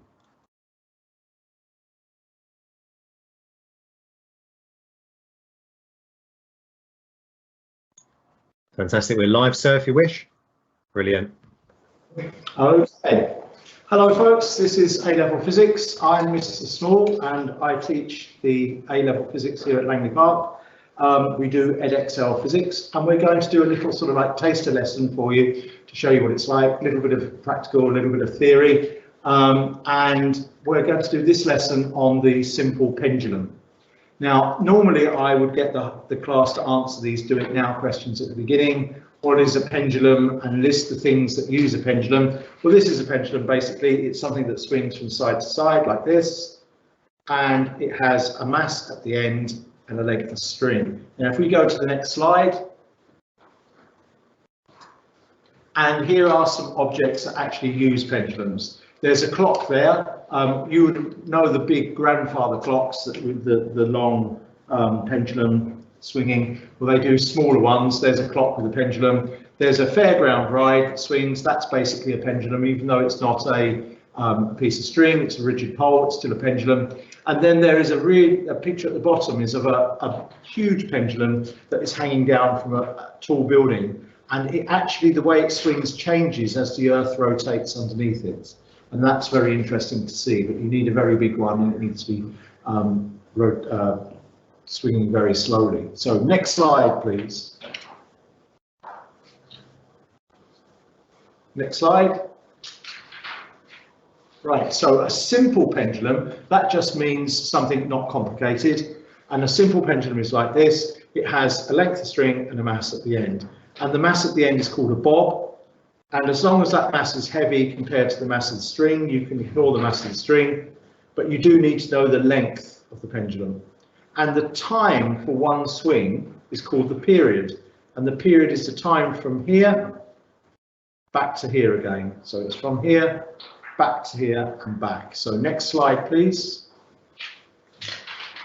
So, and we usually give the period the letter T, capital T. Little t stands for any old time. It's for any time that you might be measuring. But capital T is the period, the time for either one wave or one circular motion or one swing of the pendulum. So the period is the time it takes to leave its original point and come back again. Okay, next slide. So what is the relationship between the period and the frequency? You might remember this from GCSE. It is a GCSE thing. Okay, this is some of our A-level students. This is a GCSE thing. You may have actually cast that into the oblivion of what was last year, but the relationship is, next slide, or the next piece of the slide, T equals 1 over F, where T is the period in seconds and F is the frequency, F is the frequency in hertz. So that's a little bit of the GCSE knowledge that we use. Next slide, please. And the relationship between the pendulum and the time it takes to make one complete swing is T equals 2 pi times the square root of L over G, where L is the length of the string and G is the strength of gravity. Now, I'm going to ask students here, the length of the string, where do you think it is? Is it from the fulcrum or the pivot here to the bottom? Is it from here to the top, or is it from here to somewhere else? Any ideas? What would you actually measure L as? It's from the pivot to the center of mass. Good, well done. It's from the pivot to the center of mass. The center of mass of a uniform bob like this would be right at the center. It's where all the mass appears to be concentrated, as though if you got rid of the bob and just put the mass at a point, that's where it would be. So that can sometimes be a little tricky to measure that distance, but there is a relationship, and as you see, T equals 2 pi root L over G. Now there's something missing from the formula, well, it's not actually missing, but you probably would expect it to be there, but it's not. What can you think that you would have expected to be in that formula that's not there? Any ideas, folks? What would you perhaps expect to be? Maths. Yes, the mass. You would have thought that it's the time it takes to swing has got to have something to do with the mass, but the formula for the period doesn't have that in. It's nothing to do with the mass. When you actually work out and derive the equation, you see the mass is in two places and it cancels out. But you can think of it like this: a heavier mass will have more GPE and so should swing faster. But it also, heavier things are harder to get going. So although there will be a bigger force accelerating it, it's heavier and it needs a bigger force to start it moving. And those two things kind of cancel out. And that's why you don't actually have mass in the formula. Okay, if we go to the next slide. So it says, note that although the period is related to the length of the pendulum and the strength of gravity, it's not related to mass. So G is the strength of gravity. At GCSE, you learned that G was equal to 9.8. Well, we fibbed a bit. It's actually equal to 9.81. And I think if you go to university, they'll tell you we were fibbing a bit more and they'll give it to you to more decimal places. But we're more accurate at A level, so we move up a decimal place. So what experiment could you carry out to use the formula to measure G? So can you think, thinking of that formula, and I wanted to measure G, what would I have to measure to work it out? What would I actually have to measure? You could measure the time period and then measure the length. Would you measure just the time for one swing, or would you do something else? Yeah, you could repeat it. Can you think of something? You could swing it for, say, 10 times and then time it for that and divide the period by 10. Yeah, you could do, so like 10 swings and time it for 10 swings and then divide that by 10. The reason for that is that most of the error in the measurement is when you're using the stop clock, when you're actually starting the swing and then when you're stopping the swing. That's where all the error is at the beginning. And if you just do that for one swing, that error is a big percentage of the time. But if you do it for 10 swings, you're only using the stop clock at the beginning of the 10 and at the end of the 10. So the percentage is smaller. So it's a way of making it more accurate. There's something else we can do as well. Instead of just using it once, we could plot a graph. You could measure the period and you could measure the length and you could change the length and measure the period, and then you can change the length and measure the period, and then you can change the length and measure the period, and you can plot one thing against another to find G. So if we actually go to the next slide, if we take that formula and square both sides, we find something that's a bit more useful. And this is one of the reasons why you've got to be quite good at maths, because you've got to be able to easily do things. You don't have to be a genius at maths, but you've got to be confident at things like algebra and squaring things. So if we square both sides, we get t squared equals 4 times pi squared times L over G. We get rid of that nasty square root. And now, if we plotted a graph of t squared against L, we would get a straight line. Now, can you think, what would the gradient of that line be? Just have a think. Anybody here? Does anybody know what the gradient would be? 4 pi squared over G. Yeah, the gradient would be 4 pi squared over G. That would be the gradient. So the next slide, please. So if we can see the next slide. So we can now plot t squared against L, and we should get a straight line graph. And then the next, move on please, one. What will be the gradients? The gradient will be, and move on.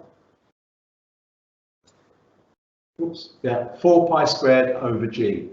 So basically, if you vary the length and measure the period, and then plot t squared against L, the gradient of your line will be 4 pi squared over G. And the next slide, please. And now if you lot can have a go at that experiment. They've got the bob here, they're going to take some data, they're going to use the stopwatch, and then they're going to plot the straight line. And I think at this point, we probably want to ask, you might want to ask some questions. Fantastic. While the students are busily preparing their experiment, we've got a few questions from those of you at home. If there are any more questions, then please feel free to type them into the chat and I will ask them on your behalf. So the first question is, how different is A-level physics from GCSE physics? It's not that different. It is quite a lot harder. All A-levels are difficult. There wouldn't be any point in doing them unless they were difficult. But you're usually expanding on the work that you've done. I would say the biggest difference is between combined science and A-level, because in combined science you don't do any space and you do a limited amount of nuclear, whereas in triple science you did more space and you did more nuclear. A-level physics covers things like waves, mechanics, electricity, energy. Materials is a new subject, which is basically looking at how things stretch, how fluids flow, how you work out the length of a wire when you put weights on it, why things float. That's all materials. We also then start to look at quantum physics towards the end of the first year, and that's how light behaves as a particle and how particles also behave as waves, and the two are interchangeable. And we get some strange effects where you can get two pieces of light can create darkness.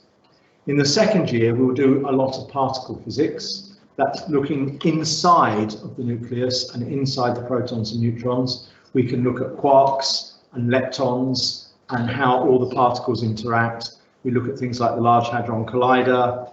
And that's really, really interesting. And that's actually slightly different from nuclear. We do nuclear physics as well, but then after Christmas in the second year, we do a lot of work on space. We do the Big Bang, we do stellar evolution, we do orbits, we do a bit more mechanics. We do oscillations, which in fact, this is what this is an oscillation. And we sometimes look at the way how the maths in the physics underlines the actual physical principles. There's radioactive decay. If you remember, it's exponential, it just drops like a curve. But there's capacitance also drops like a curve, and then the way this swings actually gets slower and slower in a way that's similar to a curve. And the three pieces of maths that underline this all have the same shape.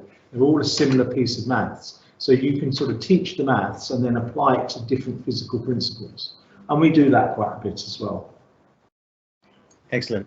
What's the students' favourite part of A-level physics? So question to the students, what's their favourite? Okay, so this is a question aimed at the students. Don't worry, I haven't told them that they were going to answer questions. What's your favourite part of the A-level physics? Oh, mine is astronomy, and also I quite like particle physics. And we obviously we haven't done that yet, but throughout the course, so it always talks about how it involves all of physics and a lot of science, and refers it back to a lot of other things, so that you know where, like, how this specific thing you're learning fits in with the rest of the world. Yes, I often bring in extra things into the lesson. So if we're doing something like forces, I will say, and mechanics, I'll say how that will apply to particle physics when we do it next. And I'm always foreshadowing what we're going to do next year.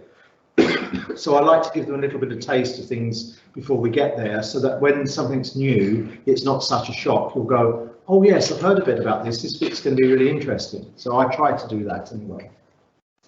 Brilliant. Okay, another question. What's the average class size and what's the exams like?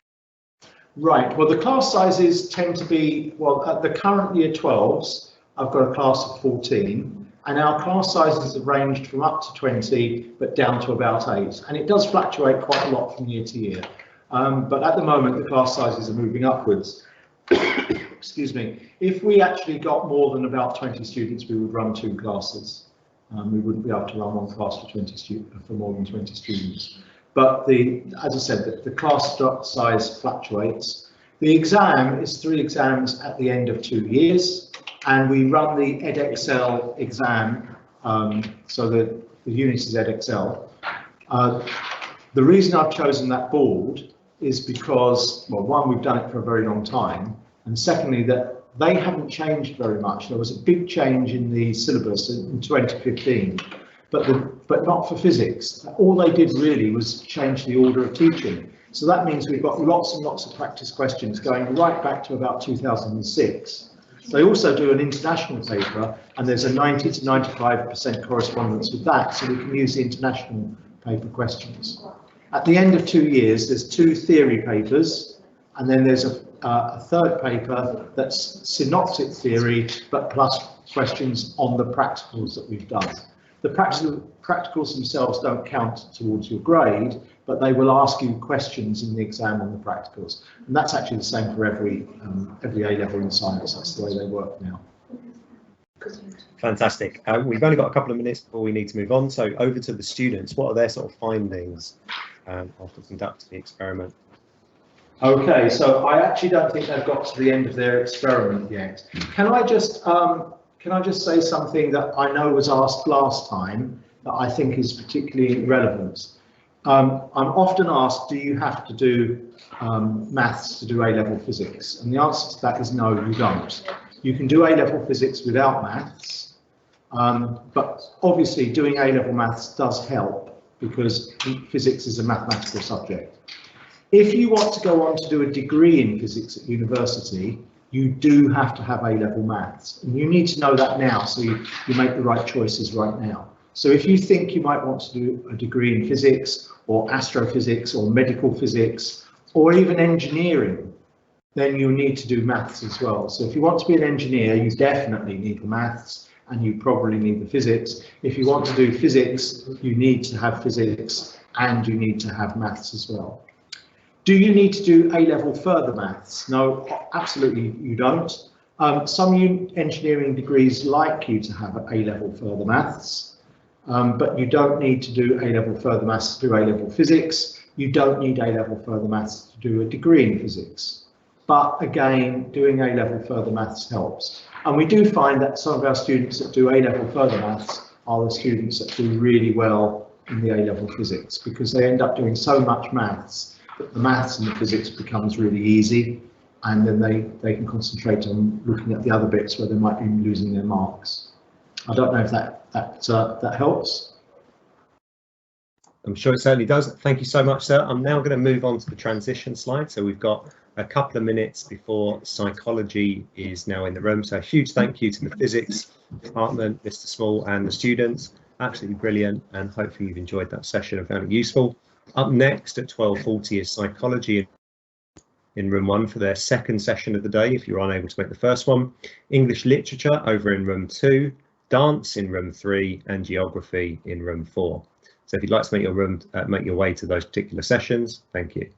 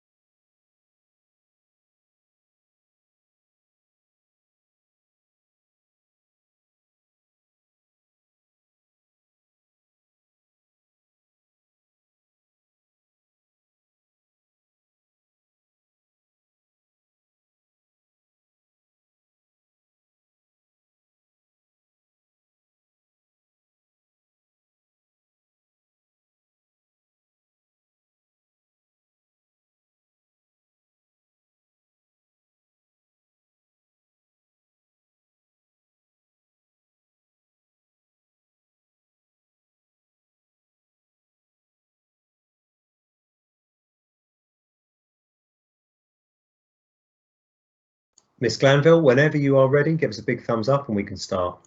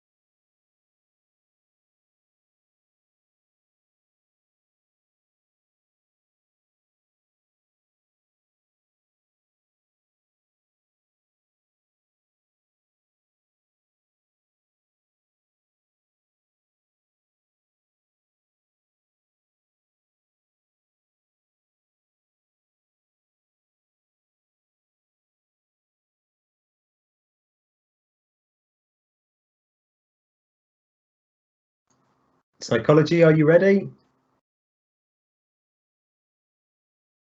And we are going live. If you'd like to introduce yourselves. Okay, and welcome to Psychology Year 11 and welcome Year 12 to a psychology lesson. So if we could move on the slide. Excellent. So to begin with, we're going to just think about some key terms that are going to be important to our topic today. Our topic is social change, and we're going to be looking at the influence minority groups can have on social change and the processes through which they can enable social change to happen. And then we're going to apply the steps that we learn about to the school strikes for climate change. But to begin with, I'm going to give you 1 minute to write down what you know about the 3 key terms there. Off you go. Now, Year 11, these will be new to you, but if you can use your understanding of the individual words, so like social and norm and group and minority, you should be able to figure out what they might mean. And for those of you watching at home, please feel free to type into the chat and I can read these out to Miss. Oh, excellent.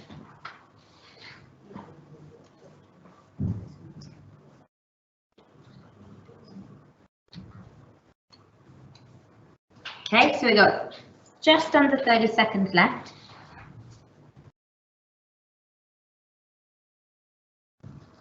$20 seconds left.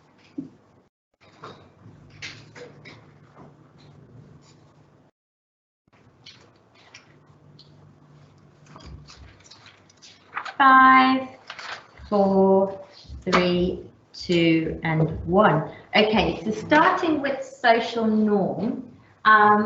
Gabriella, could you tell me what does the word social norm mean to you? It's kind of like standards that we set in society as things that we deem acceptable or adequate or normal. Excellent. And Brianna, can you give me an example of a social norm? Would it be like wearing clothes in public? Yes, so wearing clothes in public, but in some cultures, actually, they may wear less clothes in public, because in some tribes in Africa, it's actually kind of, normal to wear very few clothes, whereas it's normal for us to, dress fully. And therefore, social norms can change depending where you are in the world. Minority group, what do we think we mean by minority group? Louise, what do you understand by the term minority group? I think it's when, isn't it when there's like a small group of people who go against the social norms and then they can make a change? Yeah, so it's a small group of people who have a set of beliefs or behaviours different to the majority. Excellent. And then social change. Eloise, could you tackle that one for us, Social please? change when the social norm is signed to be changed into something different. So the societies are accepting new norms. Absolutely. So when we get a new norm, that's a lovely way to sum it up. If we could get the next slide, please, there, so we can see the definitions of those 3 key terms. So exactly what our class members said. So you've got social norm there, what the majority of society do, minority group, It's a small group of people who do something that goes against the norm, and then social change. And it's a really important point to make here, when whole societies, not just a small group of people, but when whole societies move towards a different social norm. Could we have the next slide, please? Okay, so an example of social change is the civil rights movement that began in America in the 1950s, because prior to the beginning of the civil rights movement, what we had in the southern states of America was segregation, okay? But people started to say, hey, this is wrong, and then that instigated a social change whereby we now have a less segregated society in the southern states of America. So if we could move on, the next slide, please. Okay, so these are the processes of social change. Now, you don't need to worry about jotting down these key terms, because on the next slide where we have a task, you're actually going to have these key terms reviewed for you. But what we mean by drawing attention, this is the first step in social change. And what happens when attention is drawn is a minority group, a group of people that believe something different, they do something that grabs people's attention.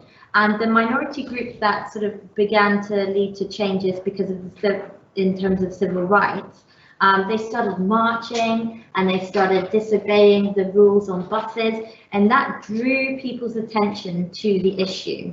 And minority groups need to be consistent, okay? Minority groups need to get their message across in a consistent way. And the way that they did that in the civil rights movement was their message was always the same. When they went on marches, when they sat in seats they weren't supposed to sit in on buses. And them drawing attention to issues and being consistent in their message leads to deeper processing by the kind of wider society. And what we mean by that is that they start to think about things that they hadn't thought about before. They start to, in the civil rights movement, they started to think, well, hang on a second, yes, this isn't fair. And they began to think, well, why isn't this fair? And why are we putting up with it? And then there's something called the augmentation principle. And that is where the minority group who have made people think a bit more deeply about the issue, they have to show that they're willing to sacrifice something for their cause, because that makes people take more sort of, it makes people have more faith in their message. And the way that this was done in the civil rights movement was through the fact that they put themselves in danger. They actually got on buses where they knew there was a good chance they were going to be beaten up. They went on marches when they knew there was a good chance that somebody might try to kill them. And then what happens is you get a snowball effect. And that is where the minority group gradually gains more members, and then you get a shift. Eloise, have you got any idea what happens when more people join a minority group? What happens to the minority group? Starts becoming the majority. Exactly, and that's what we mean by snowball, okay? More people gather and it becomes the majority. And then what happens after that is something called social crypto-amnesia. And social crypto-amnesia happens because all this process happens, but then when it becomes the new norm, the fact that people aren't segregated, people forget that it was even, you know, how it even happened, how they moved from having sort of people of different races segregated on buses in schools, etc. So if we could change the slide, we're now going to apply these stages to, oh yes, we do. So we're now going to apply these stages to the school strikes for climate change. Unfortunately, we don't have the keywords on the slide this time, but what I'm going to do is I'm going to add them in the chat box. But hopefully Year 12 will have them firmly embedded in their heads. So I will just add the key terms in the chat box for Year 12. So for 3 minutes, can we have a go at applying what we've just learnt to this new scenario?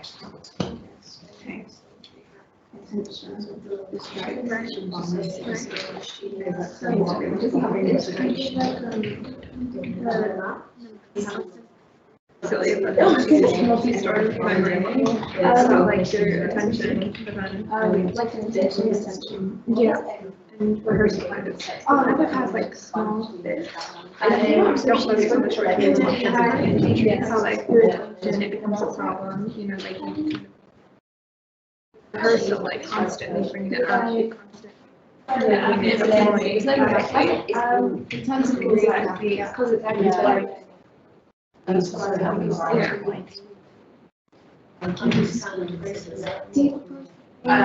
it just brings awareness and research it. Because they might not consider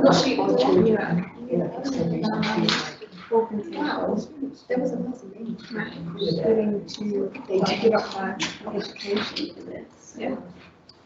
Really silly.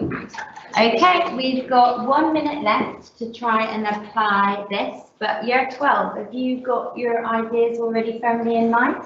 Okay, so let's just review this together, and hopefully year 11 at home have been able to think how they would apply these key terms to the situation, and you can check your knowledge against what year 12 have got to say here. So, Brianna, how did Greta Thunberg, how did she grab the attention of wider society? I think it's like when she started her whole like campaign, although it was different for her as a school child, she went and like campaigned to like a whole group of kids. Yeah, what was it she did that got her pictures like in the paper? There's an example on the board. She protested, and how did she protest, Gabriella? She went on strike. She went on strike, and how did she show consistency in that, Eloise? It was every Friday, and I think it's still ongoing. Yeah, every Friday she would cut school. So how is she, so augmentation principle, how is she showing commitment to her cause, Louise? She's sacrificing like part of her education. Yeah, so she's taking a gamble, she's taking a risk, and she's showing other people how committed she is by taking this risk.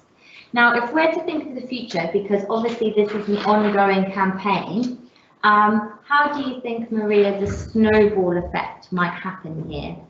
I think it is already kind of happening because Yes. she's been all around the world. Absolutely. And the strikes have been getting bigger and bigger, but I think as they catch more people's attention, more people will start to align with her, and then the minority will become a majority. Good. And what would we expect to see, Gabriella? What would we expect to see when the minority become the majority? What kind of things will people do because they're now being more climate conscious? What kind of things is she asking people to do? She's basically just asking people to be more conscious about certain stuff that they do within society, like certain things, products they may buy, which, you know, really have a high in like production of pollution to the air. And she's basically just asking people to be aware of their choices and asking people to, you know, preserve our planet because it's the only one. Exactly. And so what we see, hopefully what we're going to see in the future is a sort of a future where people actually, you know, recycle better, they use less single-use plastic, they maybe don't travel as much by plane, all of these things that she's encouraging people to do. And we see a nice overview here where we've applied all of those key terms. And maybe in the next generation's time, what we would likely see because of social crypto amnesia is the youth of tomorrow doing all of these things, and society, when we think about wider society, forgetting exactly, you know, the processes that led to them. It just becomes the new norm, that we won't, you know, be taking like cars everywhere or walking places, etc. Okay, hopefully we have time to just go to the last slide where I'm going to ask year 11 and year 12.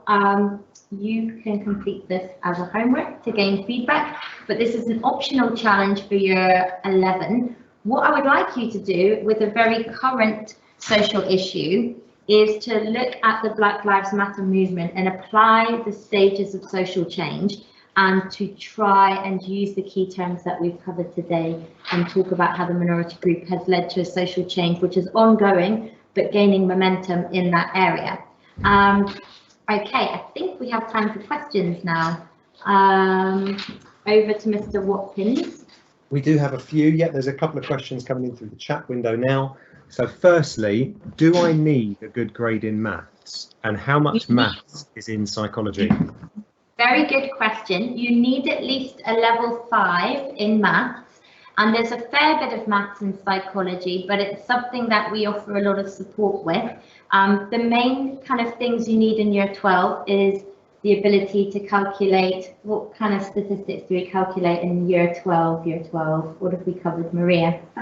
Means, range, that sort of thing. Very good. We've looked at measures of central tendency and measures of dispersion. So mean, mode, median, and then the range and standard deviation. You'll have heard quite a lot of those from GCSE. Next question. Next question is, would you need to be good at biology? Does the curriculum involve biology? That's a really good question. I'd like, Louise, what do you think of that in response to that question? There are sections that have to do with biology, but I don't think you necessarily need to be like a sciencey person to understand. I think that's a good answer. Does anybody else have anything that they want to say in response to that? We cover a little bit about the nervous system. There are sort of 2 units out of 8 where there is a fair bit of sort of things to do with the nervous system. But other than that, the biological content is not too heavy. There's plenty for sort of different interests. Excellent. We have got a couple more questions. Does the subject go, how about this? What does the subject go well with option wise, and what career are you looking at? Oh, good. I think the subject that goes well with is one for the students. Gabriella, do you have any views on that? Sociology goes really well with psychology. Yeah, they make a nice comparison. Yeah. Anybody else want to add anything? Eloise? It's a bit of a random one, but music also. Yeah, absolutely. Yeah. Anything else, Maria? Biology does go quite well because something I've noticed, there's a lot of links in like research methods and those types of things, and then obviously biopsychology as well. So yeah, absolutely. I don't think there is any subject combination that I would say that psychology doesn't fit in with, mostly because it helps develop both your literacy skills and your numeracy skills. So it sort of supports other subjects quite nicely, regardless of whether you're going down a scientific stream or an arts stream. Next question, if there's any more. Yeah, we've probably got time for one more. So I'll probably ask the students what are their favourite parts of psychology is. Okay, favourite parts of psychology or favourite things about studying psychology here? I think, even though we haven't done it, I think that I'm really going to enjoy aggression. Yeah. Because we've already had like a very brief, overview of what's going to happen and everything that we've seen so far. I've really enjoyed. I love that kind of aspect of psychology and really understanding what goes on in people's minds. Absolutely great. Maria, do you want to add anything? Yeah, I think what we do at A level is very broad. Like you get a very good idea of what psychology is as a whole. You do lots and lots of different topics, and it's also just really interesting just finding out about yourself, your brain, society. It's really good. Good. Eloise? I really like attachment and memory. What do you like about attachment? Because I think we do attachment very early on in year 12, and it's one of my favourite ones to teach. Why do you enjoy attachment?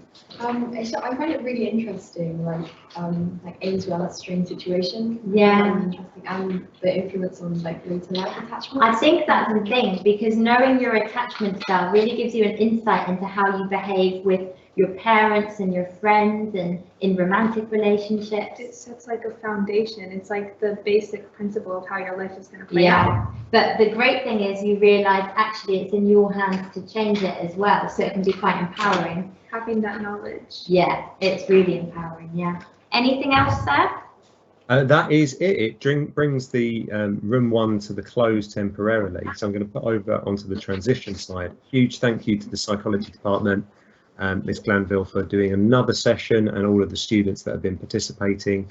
Thank you so much. If there are any more questions, please put them into the chat and we can post them forward. Up next in this room is a little bit of a gap between now and the next session, which is another opportunity to meet our prefect team.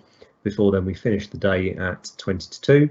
In room 3 is mathematics for their second session, if you wish to join that one. Room 2, again, there's a nice little wait in room 4. So if you're interested in maths, then please join room 3. If you are waiting for the Meet the Prefects session, it'll be in this one.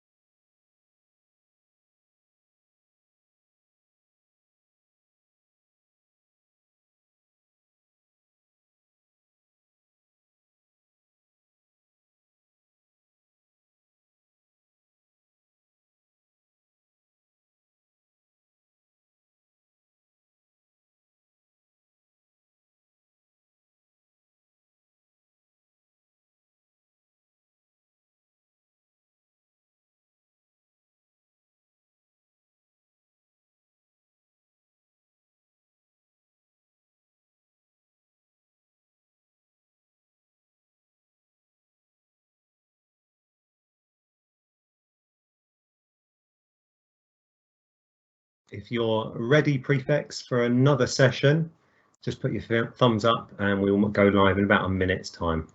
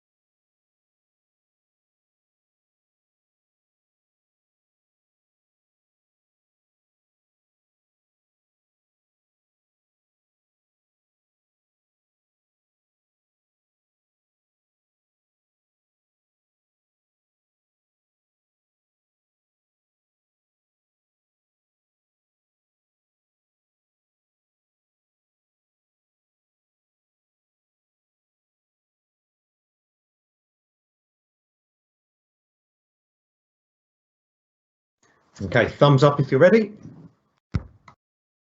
Fantastic. If you can unmute.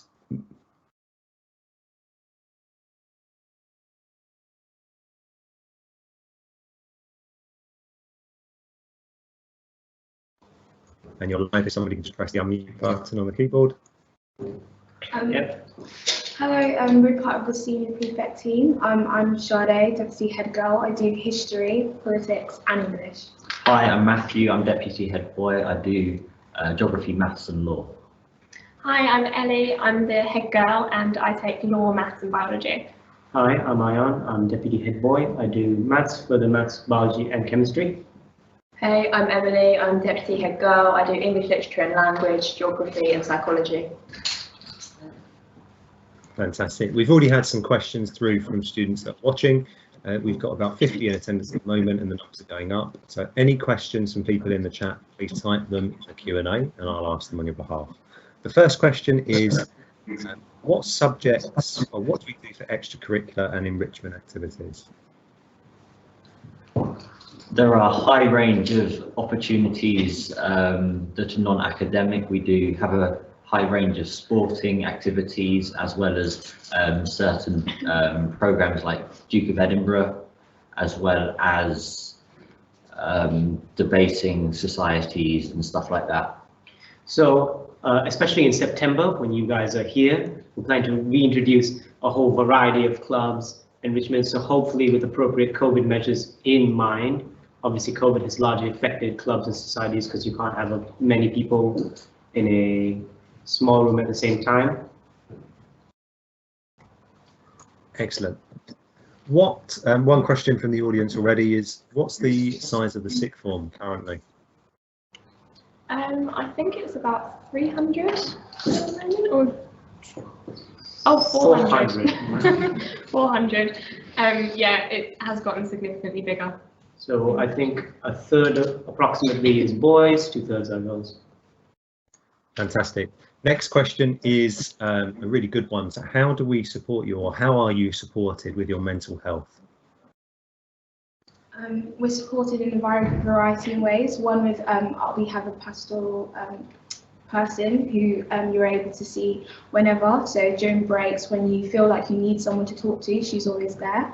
Mental health is something that we take seriously in Nunnery. So we have loads of PowerPoints during forms, you know, raising awareness for mental health is a key thing. Yeah.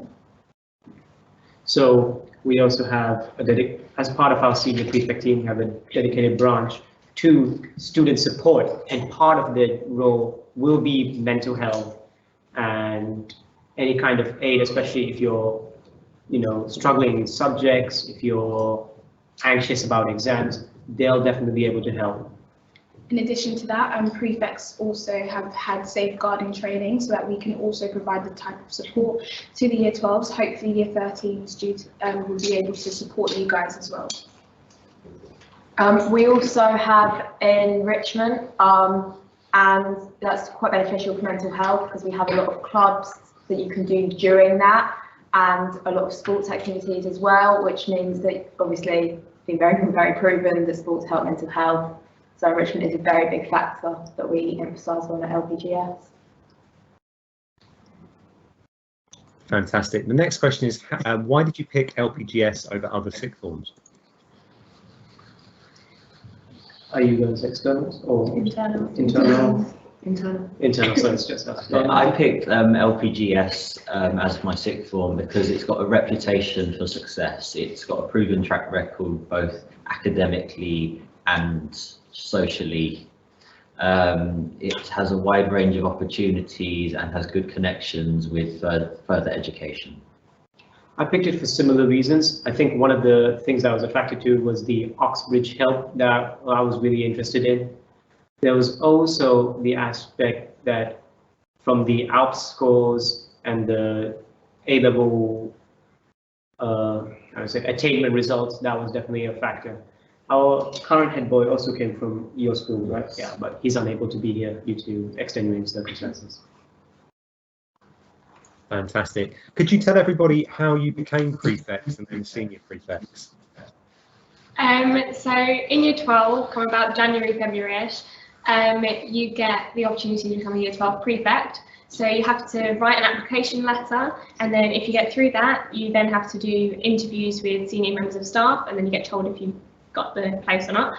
And then at the end of year 12, you get the opportunity to become a year 13 senior prefect. So that includes head girl, head boy, deputies.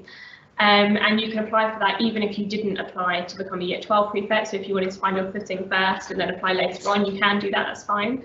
But in order to become a senior prefect, you need to do an application letter again. Then you have an interview with senior members of staff. You have to do the hustings, which is when the rest of the school votes for their favourite head boy or head girl. And then at the end, if you get through all of that, then you have a interview with the head teacher, Ms. Scott. In addition to that, there's also a range of other positions. You don't always have to go for the heads and deputies. We also have houses.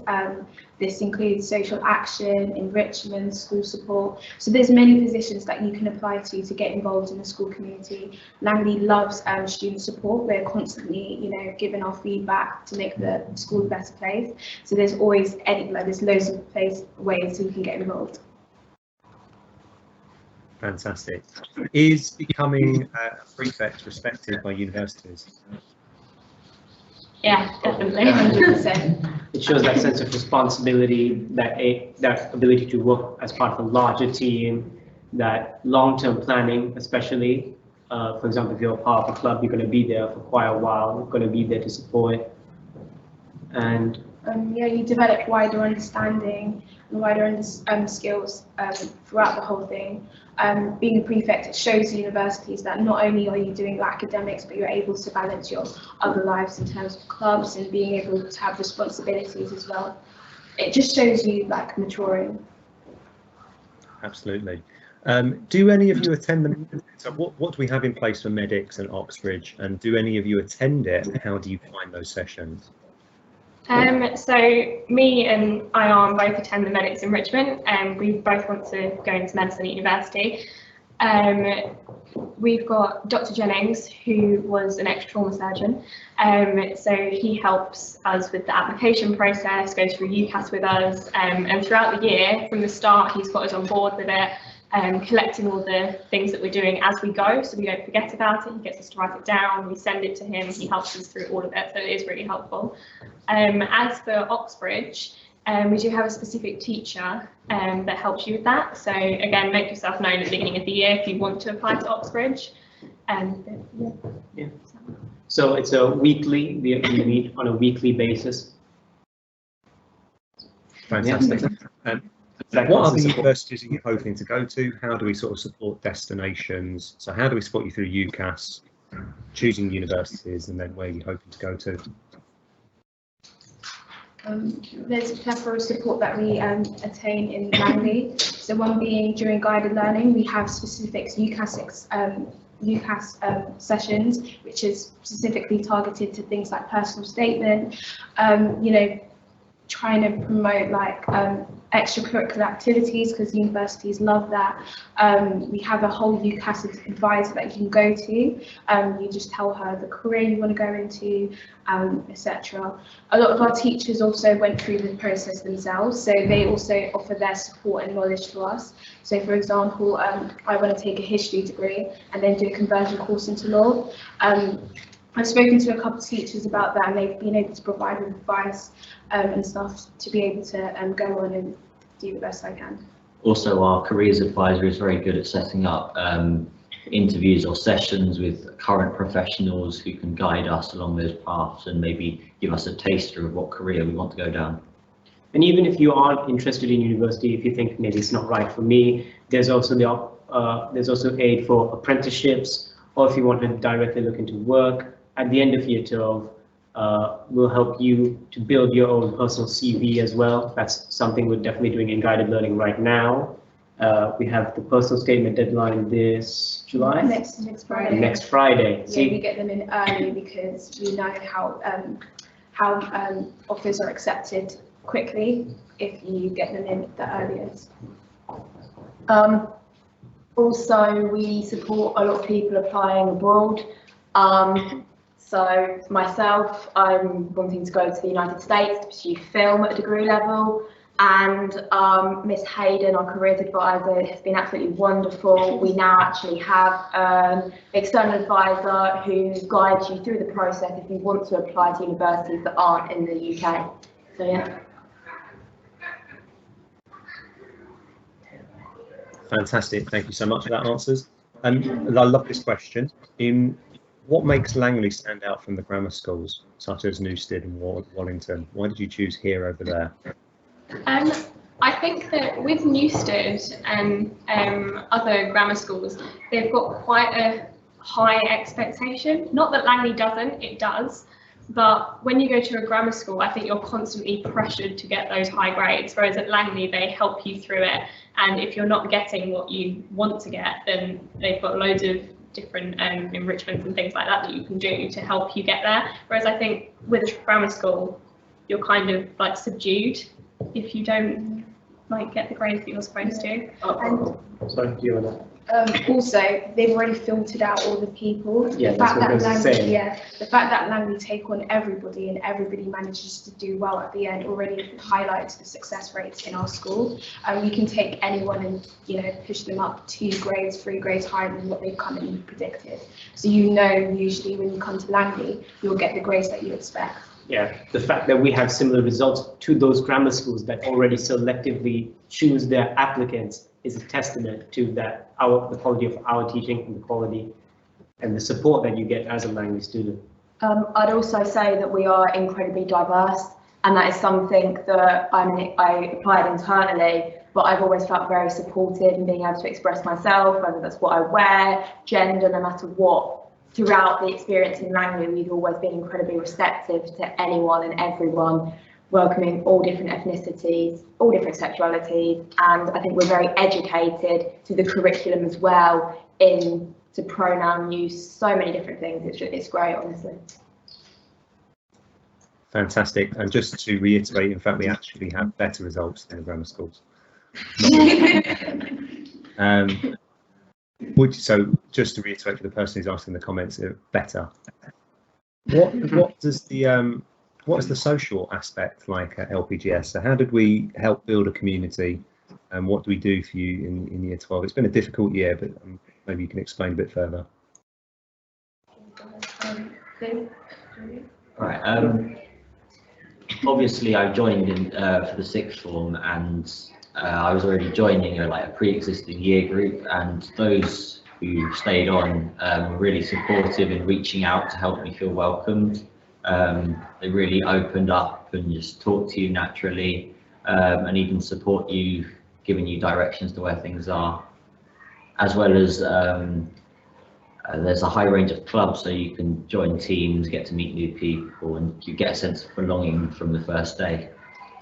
Yeah, and especially in your classes, so your forms are sorted by subject, so you'll be surrounded by like-minded people. there's a great sense of community, and Langley does a lot to try and break those barriers between internals and externals. One being when we first got the first day of sixth form, we had an activity day where there was loads of inflatables, forms, people that we'd not necessarily spoken to before. We were able to participate with them, socialise with them in not just an academic environment, but also socially and outside of it as well. It was really fun.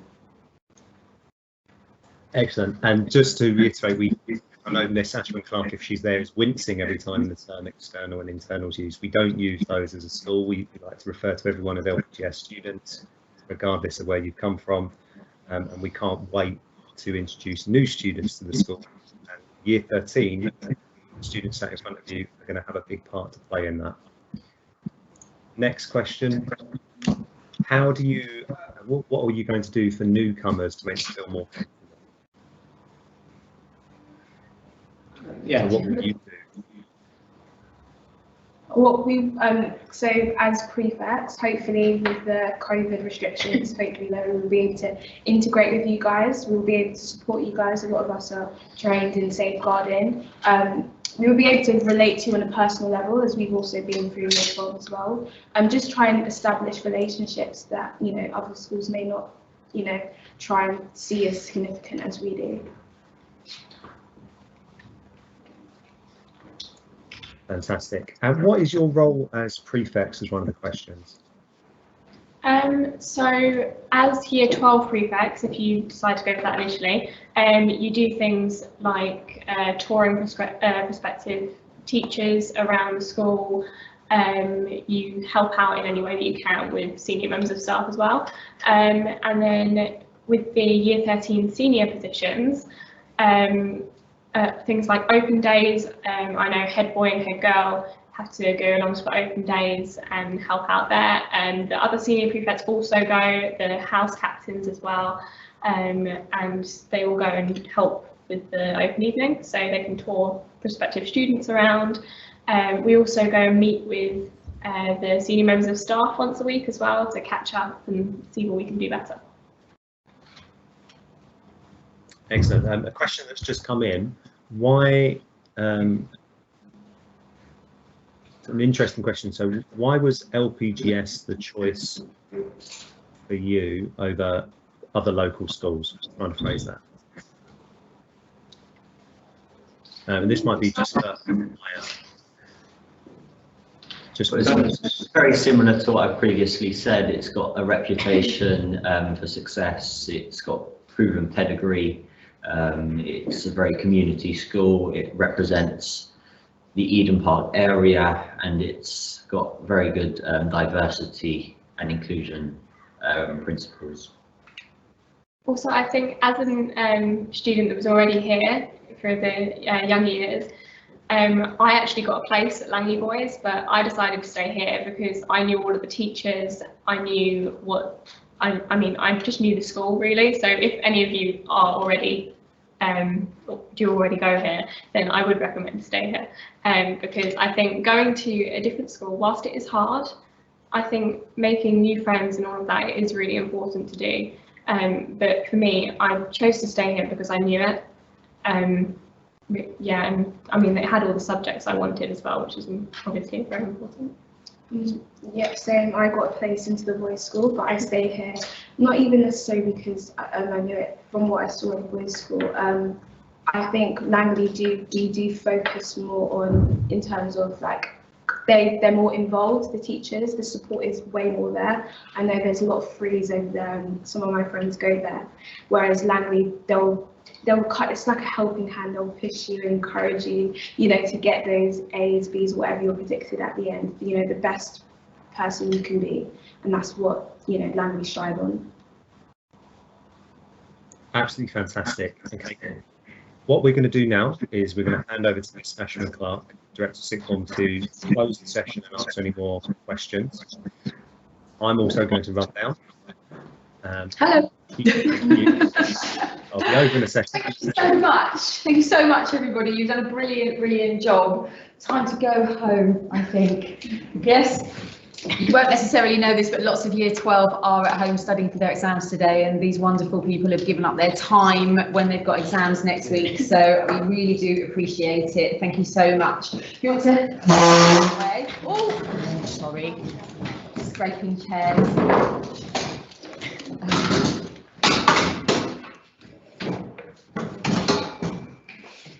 See you Monday. Have a lovely weekend.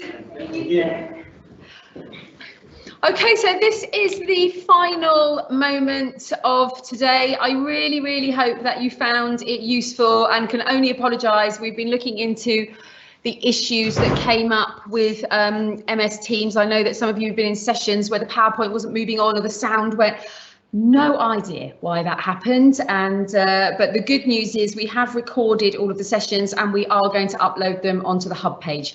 So you'll be able to see those in a few days' time, probably from Monday morning. The other thing we'll do is we will probably pop a survey onto that hub page as well. So if there's anything that we didn't cover or anything that you would like to know more, we will address it. We will add it into your next Keeping in Touch newsletter. So anything that's missing, we'll put in the Keeping in Touch newsletter. Before I start talking about the enrolment and how that's going to work, I can see one last question that's come up on the board that was aimed at the prefects, which is about the EPQ. So any questions that have come up to date about curriculum, if you go onto the Langley website and you click on the sixth form button, you will see all of the courses, you'll see the blocking pattern, so you'll see which lessons are being taught at the same time. So unless you're Hermione Granger, you can't be in the same place at once, and you have to choose separate ones. And you'll see the EPQ is there, it's listed, but it's not in the blocking pattern. And the reason being is because we run it as a twilight session, and we run it for students who have achieved, on results day, have achieved an average grade of 7 or above.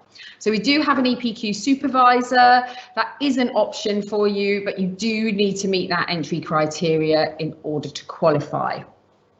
Okay, right. So on to enrolment. As you know, hopefully, the A-level results day is the 10th of August this year, and the GCSE results day is Thursday, the 12th of August. The way that this will work for us is that students who were on roll with us in year 11 will come in at 8 AM. Please don't worry, we will send this out to you in minute detail. Come in at 8 AM, collect their results, go up to a computer room, jump onto Admissions Plus, which I know you're all familiar with, and make your final course selection. So as I said to you this morning, whilst you have already put onto Admissions Plus what your preferred choices are, you can change your mind anytime between now and the 12th of August. And the work on the Transition Hub is designed to help you make that decision, as well as the sessions that you have attended today. On results day, you'll come in, you'll get your results. Obviously, your results will also determine whether you qualify for some of the courses, because it may well have been that back when you applied back in February, you were not predicted to meet the entry requirement for a particular subject, but actually you pick up your results on GCSE results day, and cue happy tears, you've done better than you expected, and you may have more choice than you thought you would have. So we get you into a computer room, you'll register onto Admissions Plus, and you will make your final selection. And then you'll be escorted by one of our prefects. We do have around 50 prefects. You've only met a small few of them today, but they will take you around to the main hall where you will meet a member of the extended leadership team or the leadership team, and they will confirm your enrolment. Now, students who have been on roll with us, we obviously have all of your details, your address, etc., because that's on the system already. Those students who are joining us from other schools, we will be inviting you in a little bit later. So it's likely to be around 11 AM, because we have to give you time to go to your own schools, collect your results, and then travel over to us. And then we will enrol you in the same way, but we will ask you to bring additional documentation, things like passport for proof of residency, and quite a formal passport photograph. I've really enjoyed looking at your pictures that you've uploaded onto Admissions Plus, because you're all young and everybody looks really friendly and really smiley. However, there have been a couple of Snapchat ones, and we have had people with like glasses and bunny ears, so we do need to have your formal image for your enrolment. Sorry about that, miss. Mr. Watkins is now back here. Anything else that, yes? No, just to say from me, it's been a huge pleasure to have 6 hours worth of live streaming going for everybody. It's been incredible to see so many people access, and still at the end of the day, there's 130 plus students still waiting. I hope you've enjoyed it. I hope it's been beneficial for everybody. I can't wait to meet everybody as head of Key Stage 5 in September and welcome you all. Please keep an eye on your inboxes because we're hoping to do more events before then. There's a great question about transition work. It isn't compulsory, but it's a great advantage for your teachers to get a head start of getting to know you, and for you to get a head start onto that subject course as well. Yeah, I'm just going to address the question underneath that. In regards, going back to the transition work question, actually, ultimately, and we hope we don't ever find ourselves in this position, but if we do get to a point where a class is full and we have to choose between one student who is holding an offer for a subject and another student who's holding an offer for a subject, and they both have the same grades, then obviously the engagement in transition work will be something that we will use to make that decision, because you will have already shown your commitment to the course, and you will already have shown that you've started to build a foundation of skills and knowledge ready to make a much smoother transition into that subject. So the transition work, it's multifunctional. It's to help you decide whether or not you're interested in the subject.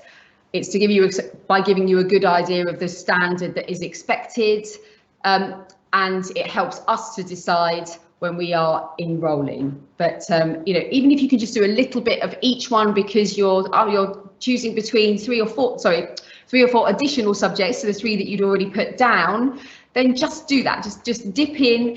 It's more about the fact that you have made that effort. There was a question about, okay, I can see something like what time do external students come in? Students that are enrolling with us from other schools, we are going to write to you. You will have a full programme of the time and the expectations. We'll send that to you before we break up for the summer. Please don't worry. It will be very clear, and you can stick it on your bedroom wall so you don't forget. Will the hub only let you select courses you're eligible for? No, you can do anything. You can do anything. How big is the cohort going to be? Is it possible you may have to turn people down? Yes, it is always possible. Sometimes it's not necessarily to do with the size of the cohort. Overall, it's to do with the subjects that you've chosen. If you choose 3 very, very popular subjects, then of course, you know, by the time we've filled all the classes and you know we've run to the capacity of the teachers, then we have to draw a line there. Right, Monet, you have asked the question that I wanted to discuss, so thank you so much. We would really love to get you in, because we completely appreciate that you are taking a leap of faith by applying to us, or applying to a school that you may never have set foot in. We have been really enjoyed interviewing you all, and I know that through the questioning, some of you may have come into one of our open days back when you were in year 6 because you were considering Langley as your year 7 option, but those numbers were really small, and the school has changed a lot as well since then.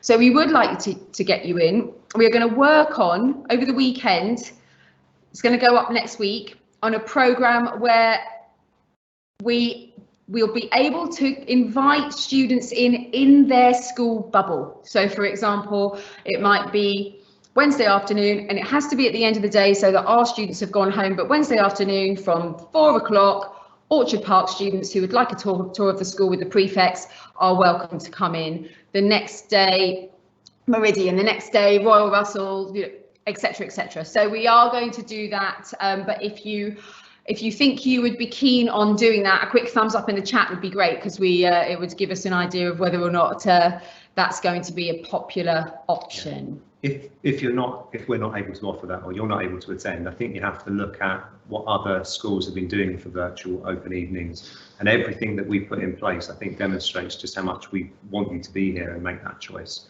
From the sessions that I've been watching that teachers have been putting on, they're incredible, and that's the amount of effort and time they put in for every lesson that you'll get at LPGS. So if you're not able to come, or we're not able to offer it, use the transition hub, use everything that we've put on to help make those decisions.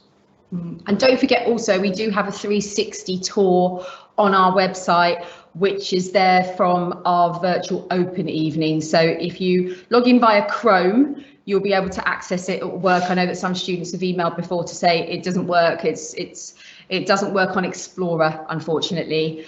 What have we not in the country for the time GCSE grades are picked up? That's a really good question. It happens every year. Miss Jupp, who is our admissions officer, on enrolment day, we certainly have very clearly defined roles on that day, as do various other members of staff. Miss Jupp will be based in her office and she will be taking those emails from students who are outside of the country, because of course the sooner she can receive an email from you or have a telephone conversation with you where you can say, these are my actual grades, I've just picked them up, or my school's just emailed them to me, these are the subjects that I want to do. She can put you through, which means that you start to populate the classes. The last thing we want to do is leave that to the end of the day and the classes have filled up with those who are here.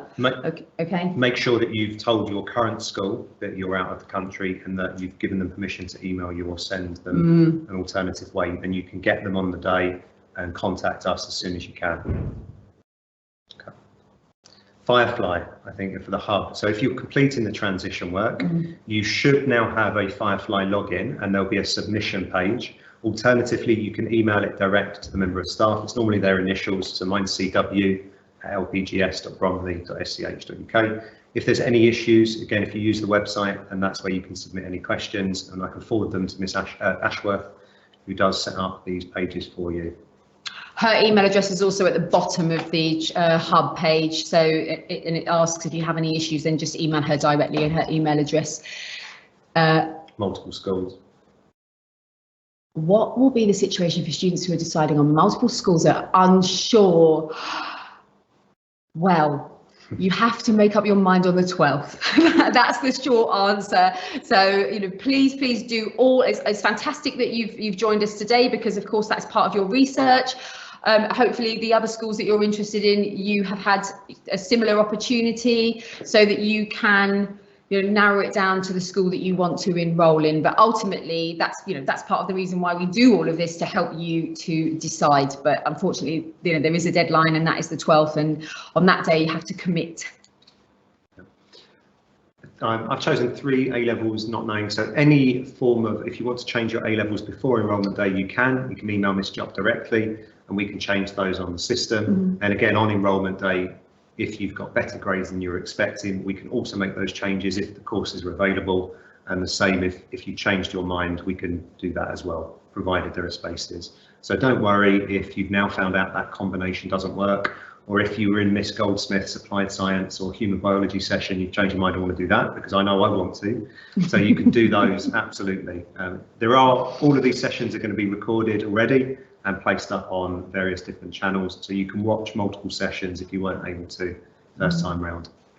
One other thing to say about choices is that it's a big commitment to make this decision. This is the most narrow your curriculum has ever been. When some of you will only study 2 courses because you are doing a BTEC that is the equivalent, a diploma that's the equivalent to 2 A-levels and another A-level. The artists amongst you who opt for the BTEC extended diploma in art and design will only do that because it's the equivalent to 3 A-levels. If you find within the first 2 weeks, tops, that you feel you have made a mistake, then we will renegotiate your programme of study with you, assuming that you have made the entry criteria for the subjects that you want to switch into, and of course assuming that there is space. So you do still have that little bit of wiggle room in the first 2 weeks. We don't allow it to run beyond that, because of course that's quite stressful. It's stressful enough to realise that you've enrolled into a course and perhaps it wasn't the right thing, and it's very brave to come forward and sort that out. However, you've got the additional pressure of having to catch up on those 2 weeks of teaching where you haven't physically been in the room. So it would be unfair on you and the teacher and the rest of the class to allow that to go further than the first 2 weeks. 4 A-levels, very few of our students will study 4 A-levels. It's not something we want to discourage, but it is only for the absolute sort of highest APS scores. There isn't a need to. There are very few universities that would ever look for 4 A-levels that you can get in with 3 very good A-levels. So don't worry about that. We don't let people start on 4 and make a choice. We'd much rather you make use of the transition work and all of these things that we've been doing to make that decision first time round. And as Nis has just said, the first couple of weeks with circumstances, we can change those.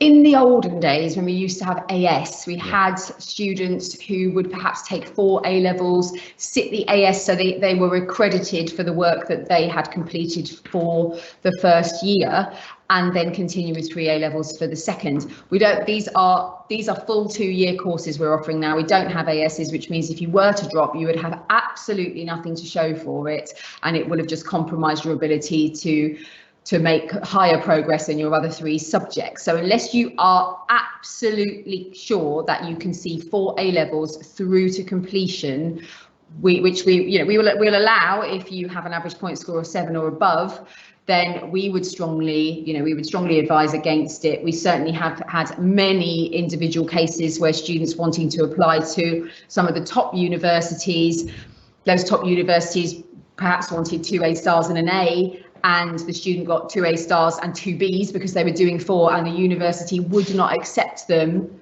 because they didn't see 2 Bs as being the equivalent to an A. So it's just something to have in mind. How do we apply for an EPQ? We sort of be directing students with those high APS average point scores for the EPQ. It's a great option, and of course it is a big commitment, but it's equally well respected by universities. Yes, you can. That one above. Yeah. Can you get in on the day without applying to the school? We have got over 700 applicants at the moment. So what we will do for those who have yet to apply is we will enrol the offer holders, Langley, and those who have applied and have been interviewed on the first day. And then at the end of the day, we'll make an assessment of which courses we still have places remaining on, and we will advertise that on our website, and then a few of us will be in school the next day to meet anybody who is interested in joining who hasn't made an application. However, it will only be that you're able to choose from the subjects that we still have capacity in, the ones that are advertised on the website. Yeah. Does a diploma in health and social care count as 2 A-levels? Yes. Diplomas are the equivalent to 2 A-levels. Yes. And do we need 4 for Oxbridge? No. Oxford, Cambridge are not looking for 4 A-levels. They take 3 A-levels and then a fantastic interview. It's more about how well-rounded you are as a student, so all of the extracurricular things that you do, how interested you are in the subject and how interesting you are, than just getting 3 A stars. It is not as easy as just getting 3 A stars, which is already incredibly difficult. And you have to sit an entrance exam. So yes, those again, 4 is it's about balancing whether or not that is really essential for you.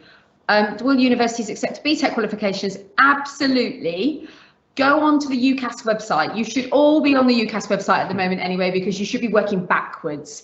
If I decided to go on to study this at university, what A-levels will I need? Of course, you all need to have asked that question now, because you need to make sure that you are choosing the right A-levels or the right BTECs for the courses. And you'll see when you scroll through ucas.com, when you scroll through, it will say entry criteria. And some universities will say 3 A-levels. 3 A-levels, and they have to be these grades. Some will say a combination of A-levels and BTECs, and they have to be certain grades. Some will say we will take a certain number of points. Now, each grade at A-level and each grade at BTEC is the equivalent to certain points, and they can be made up of a whole range of pass merit distinctions, A, B, C, D, E. It adds up in terms of, it's called the UCAS tariff. So I would Google that if I were you to see, a grade A at A-level and a distinction at BTEC is the same in terms of tariff points.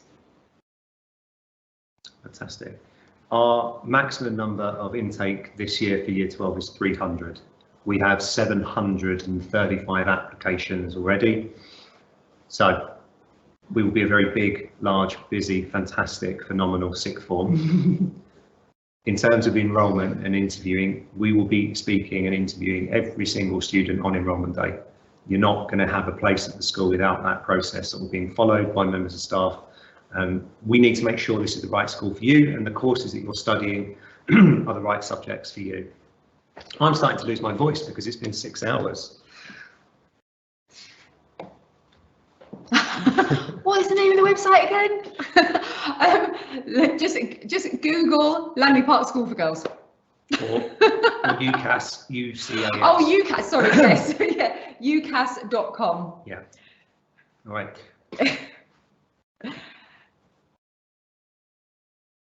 Oh, what courses are already oversubscribed?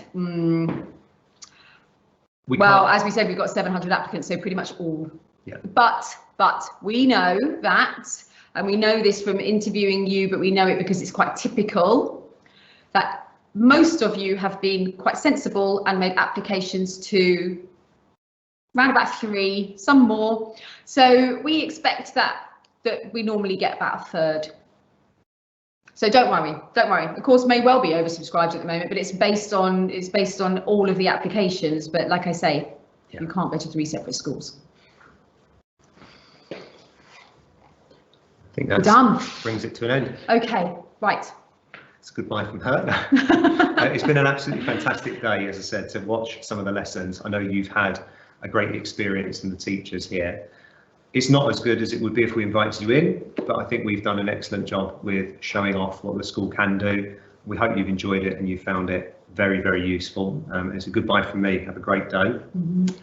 Yes, if you had have come into school, we would have been able to give you cupcakes, which I'm sure you would have appreciated. And in previous years, we've managed to negotiate a discount at Nando's in Beckenham, so that if you were to go down with your enrolment paperwork in your hand, they would give you a discount. And the idea behind that was so that you would make a new friend on that day, and the group of you could go down to Nando's and have lunch together.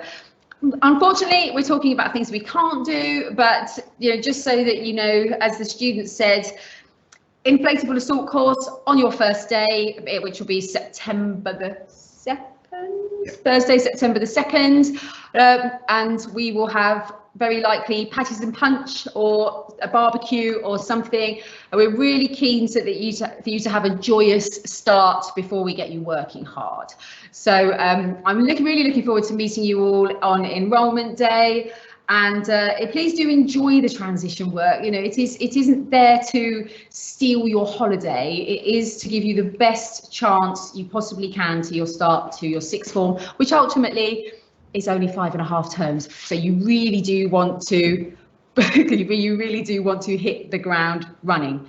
Okay, right. Thank you so much. We will see you soon. Have Bye-bye. a fantastic afternoon.